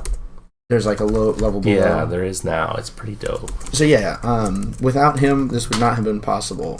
He came over and tried to set it up on my computer, and my computer was like, nope, I can't do this. So he was like, all right, we can just do it at my place. Yeah, and everyone's asking if you're going to stream again. I want to. I would like to. That's not going to happen in your own benefit, so you're welcome to come over whenever. And thank you. I appreciate that. I can play some teams too to get some more people over. Oh my gosh, a team stream. That would be so sick. I want to get like a computer to do streaming. So I'll have to talk to Gabe about what I need to get to do it.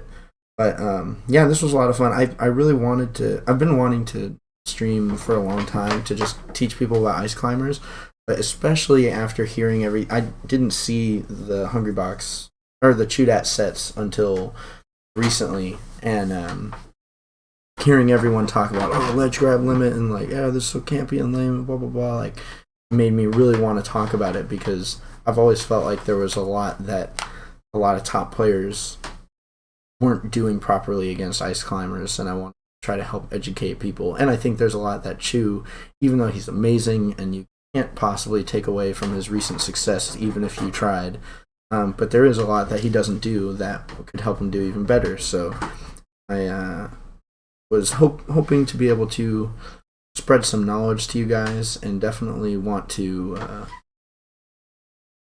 do it more another time. So we'll figure it out. So I think what I'm going to do is I'm going to send the whole thing up to YouTube as like the raw, uncut. Mm-hmm. It's like for those willing to watch 7 hours of Ice Climbers knowledge. Is that how long we've been doing this? Wait, what's the time? It's 2:33. We started at 8. Oh my gosh. So 6.5 hours. 6.5. And then I'm going to probably do some cuts of like the individual matches. Oh, that would be sick. And put those up too. Yeah, just with like the key information. Yeah. Kind of. And again, for anyone who's still here, who had any interest in the ledge grab stuff, basically ice climbers have a lot of desync stuff they can do to really combat ledge play. They hold center stage well against Puff. It makes it really hard for Jigglypuff. So I think we don't need to worry about a ledge grab limit. think we Ice Climber players need to do a better job of punishing people for grabbing the ledge. And that's that.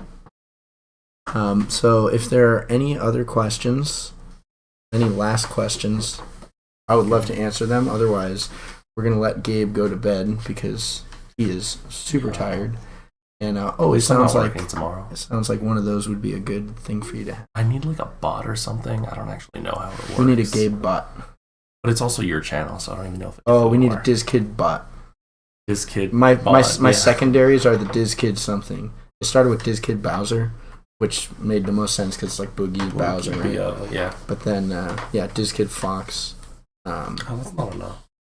Is Kid Foxtrot? I don't know. Oh my gosh, fight my Fox. One last game of the night.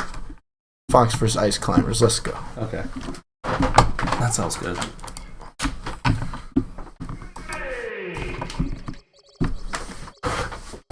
Alright, as you guys are gearing up for your last questions, I'm gonna show these guys what my Fox can do. What is this, best of 5? Oh yeah, best of 5. Okay, so I'm gonna let Gabe strike first, since he's hosting. Gimp Nana as Falco. Basically, you just if you can get them, if you can just get them off stage and steal their jump, got rid of Battlefield. Yeah. Then that's most of it. Steal their jump, and then hit them off stage with anything to put them in tumble. Really good. Forward smash them. Forward throw down. That. See, I'll get rid of the small stages. Fox Icy's teams. It's funny because these watch your Cheetah favorite and Chillin stages on either side of the matchup. I know, right? We'll do this. All right, good luck.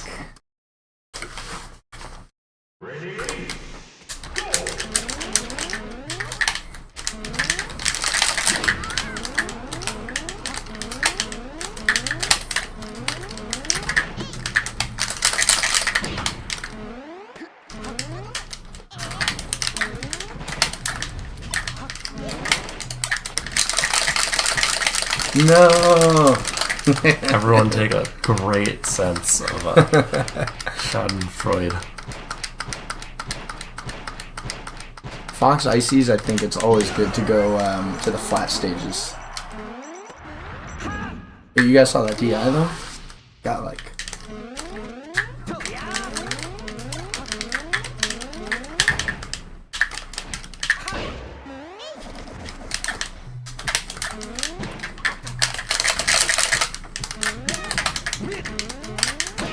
holy smokes. No! Wait, I'm getting wrecked. The best Ice Climber I swear to God, I've only ever taken a game off. no of one before. has heard of. Pico for Rock. Let's go. I feel like people don't know about Hammer Time. I think Hammer Time is amazing. Who's the Ice Climbers that... do people know Flinchy now? Oops. Oh my gosh.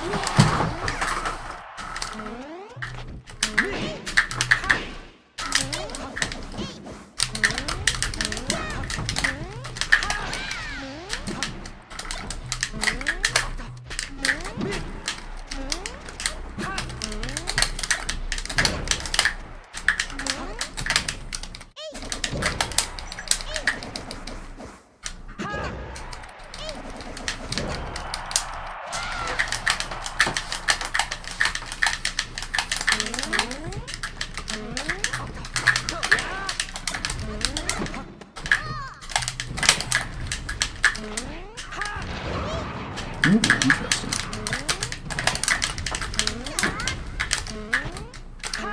Right. Oh, you idiot.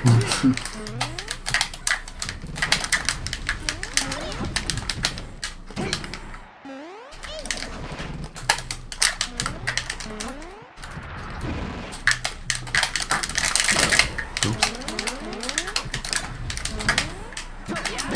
Oh. Holy smokes.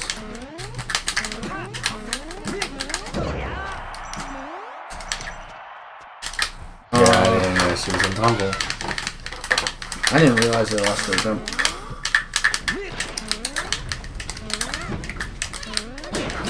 Yeah. I was just really lucky she got ledge there. Yeah, no. Yo, we have a Shaolin Showdown, people.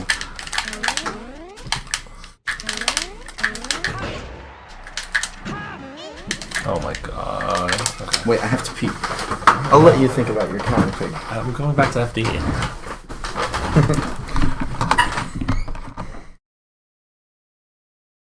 Yeah, it's fine. Just be quiet about it.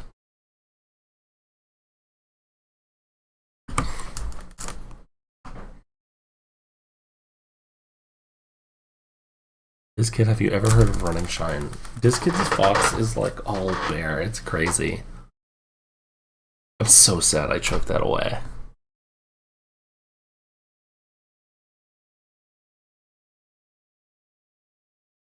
I'm so sad. Unacceptable.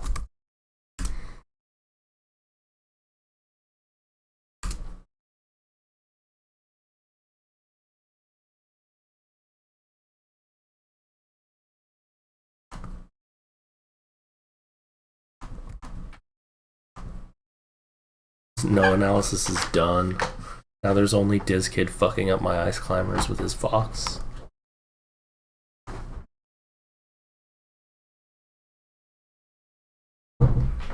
Alright. What are people saying? Uh, Do you choose to down throw downer or start the wobble right away? Percent dependent. The higher the percent, the more likely. the more likely you can just go for it. Someone. And then also, if you think the person's gonna mash. Who won between you and Equal in the reverse main money match? Oh, what at Smash Corner? Yeah. I did. You have a Falcon?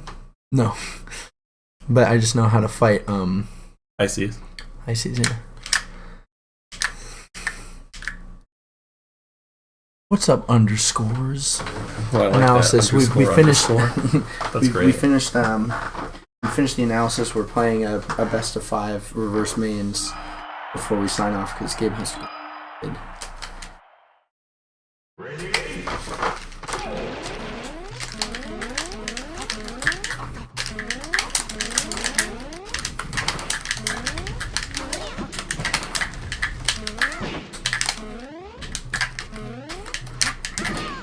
Wow.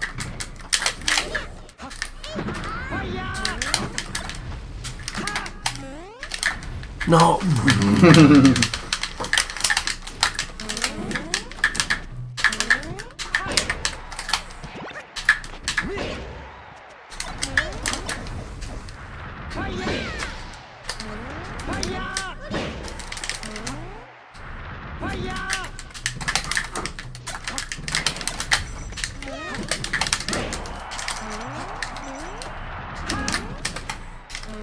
Oh wow.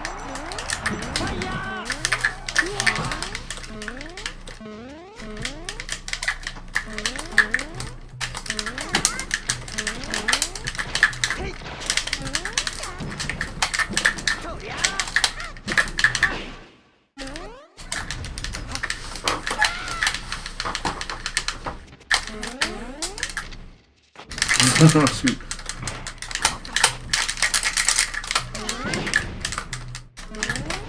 Holy smokes. Oh, that was a handoff.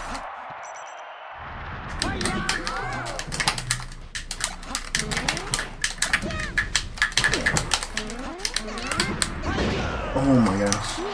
Straight into the jaws.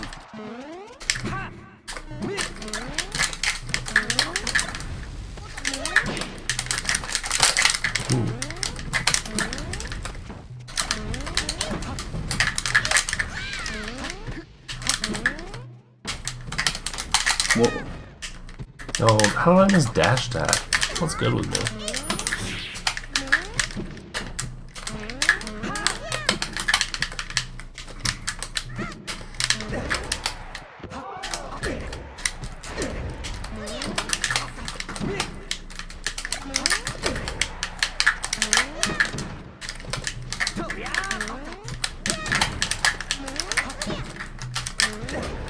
Whoa.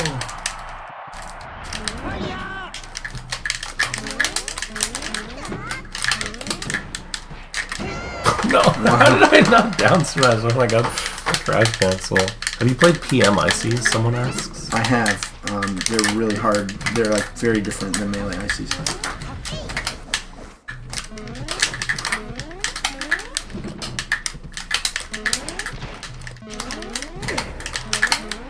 Oh my gosh! I can't believe that reached. I'm so happy.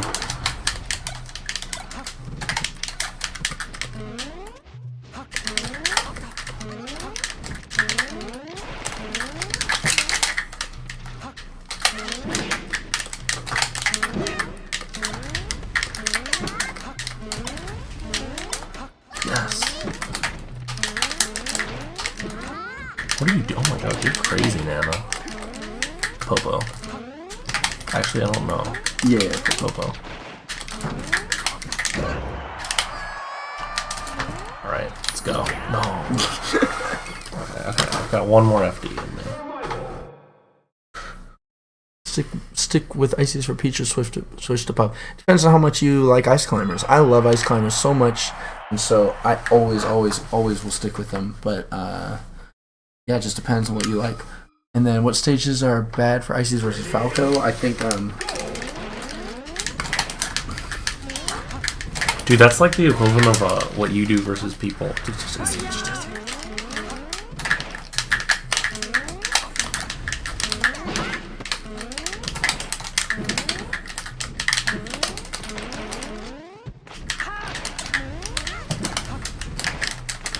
That dare was really good.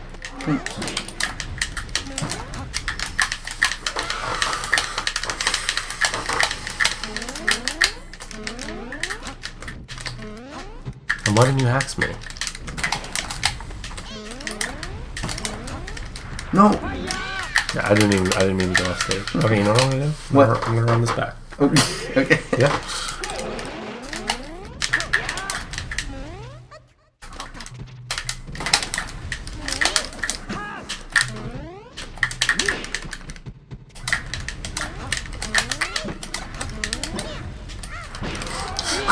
You would miss that. How did you miss that? Come on. I don't know. I thought I was ready for it. Man.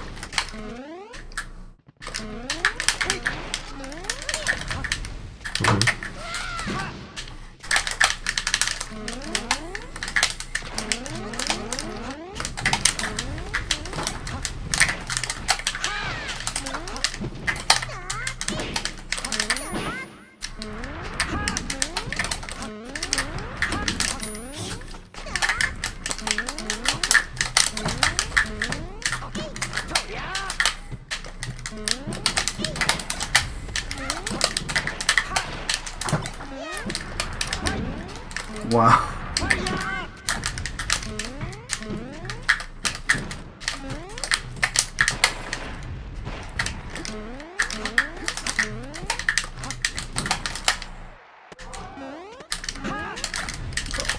Okay. That's I didn't know. It's super hard to do invincibly. I feel like I also just had to go lower. I just wanted the Holy smokes. Did you grab me with the other one? Or did I just get hit twice? That looked crazy. I think you grabbed me, and you didn't throw me fast enough, so I down smashed with the other one.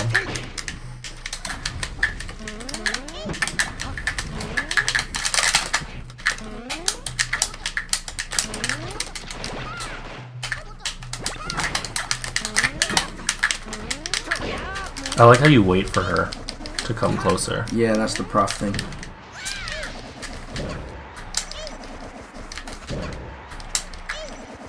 Okay, last chance, last time. This is my last one for serious. Even if I win.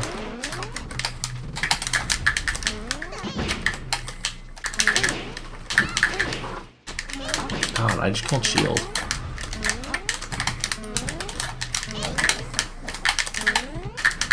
Oh wow.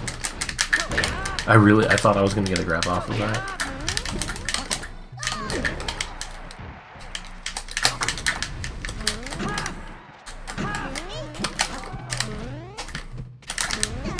Yeah, nobody asked you to roll there. Oh my god.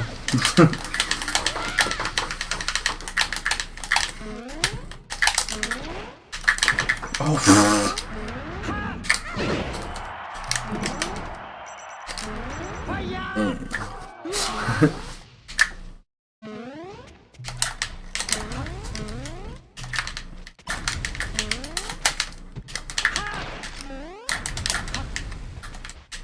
Brutal. Yeah.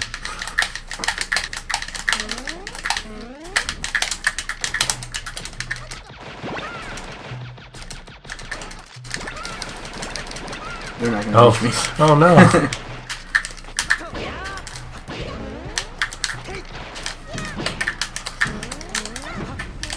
Oh.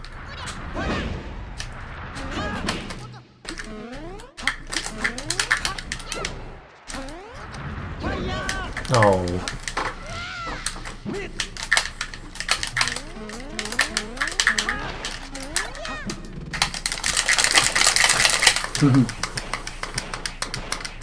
I should learn down throw there.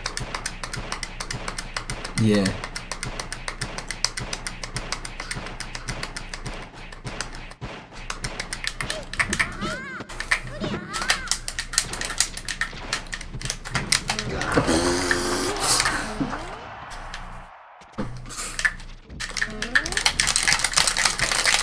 Wow, I even waited because you weren't looking. The Diz Kid boogie Ugh. used to be like.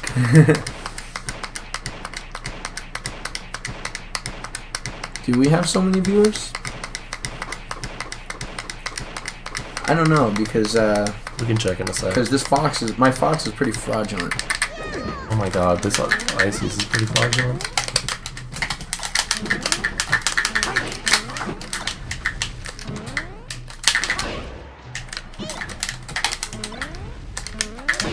Yeah. You have more than PPU? Because we were doing some analysis on some desperately needed analysis.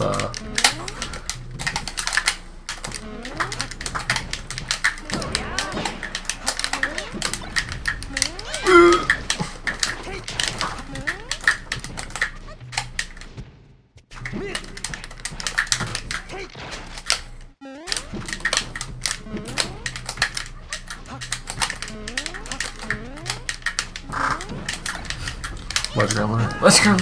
Literally. Yeah, alright. Fair enough. I still got my one game. I wish I'd taken that first game, but. I know, right? Do I still think it's worth staying Falco Fright? Well, I think it really is just like what character you like best. I think until you get to the point where you, I don't think anyone's at a point where they should have secondaries. Why do you play I like, Fox for Teens? Yeah, that's what I'm thinking. I like, why do you play Fox for Teens? I Do you know like how many tournaments Falco's won in teams recently? That's true. The last two big ones. You just play whatever character you like, I think. And I still analyze sets. Just hit me up on Facebook. I often am really slow and forgetful about responding to stuff, but hit me up. Stage is bad for Icy's Falco. Yoshi's I don't like. Battlefield I don't like. Mountain's okay. Stadium Dreamland are pretty good. FD is pretty good. Alright. So we are done for the night. Thank you again, everyone, for hanging out with us. I think dual maining is certainly viable, but I think in the interest of making the character that you love as good as you possibly can make it, dual maining is not cool. I think dual maining is viable for people who are trying to win every single tournament and do not play Fox, Falco, Marth. Maybe not Marth, I don't know. I don't really know what Yoshi looks like. Yoshi Marth looks like. Falcon. I don't know who I've said now. Basically, there's like everyone. If you don't have if you want to win every single tournament, and your character has like matchups that are like unwinnable or like not winnable consistently enough to be a tournament like threat, then I think dual maining's viable. I think at any other level, it's bad. I think you should only play the characters that you like. That's what I think. I like Ice Climbers, so I only play Ice. And yeah, that's what I think about. In terms of viability, I think you get better by learning your character more thoroughly. And I suppose. until you're at a super high level, I think you're better off in terms of just getting better at the game. You're better off just continuing to improve your character. But what I believe. Yeah, that's why I think it's like, I think literally the only person who can justify dual maining is Armada. Because he can win every single tournament, and he might not be able to win every single tournament. He only played If you Peach. only played Peach. I mean, freaking Peepee. Right? It seemed like. I mean, I like him dual maining because I think both of his characters are really dope. But I think you don't think he needs to? No, easily. What do you? Of course not. No. What does he need Falco for? What does he need Marth for? He needed Falco for S2J, right? Yeah, but I think with enough time and like that wasn't something where he had to switch necessarily so much as like he played. I don't think he ever like worked on Falcon Marth. Mm-hmm. That's true. Same thing with like. How do you never get fatigued from playing one character all the time? He just plays Fox. Beats us all of us with Fox. Yeah, I think Ice Climbers are so fun. Yeah, they are. Well, hey, thank you so much everybody for being here. It was really fun to do this. Thanks again to Gabe. Happy to do it. I hope you come back soon. Yeah, man. Absolutely. I'll see you. Make sure you guys all follow him on all his stuff. His Twitter. And also follow. So follow Twitch. Follow. Yeah, he streams a lot. Twitch.tv/JidMelee. And then his Twitter. / I don't know. At Gabe Karen. Twitch.tv/NebulousNYC. Oh yeah, the Nebulous PR is coming out tomorrow. PR tomorrow night. It's gonna be. Yeah, well, certain placings on it are gonna be pretty dope. Capital, Certain placings. the Upstate Legend. Of Where course. will IBDW be? Only IBDW and everyone from Upstate already knows. And of course, Diz Kid Boogie for when Kyle comes back to Brooklyn. And for my Twitter. I don't know what your Twitter is. At Diz Kid Boogie. On Twitter. Yeah. Thanks again, guys. And have a good night. Peace.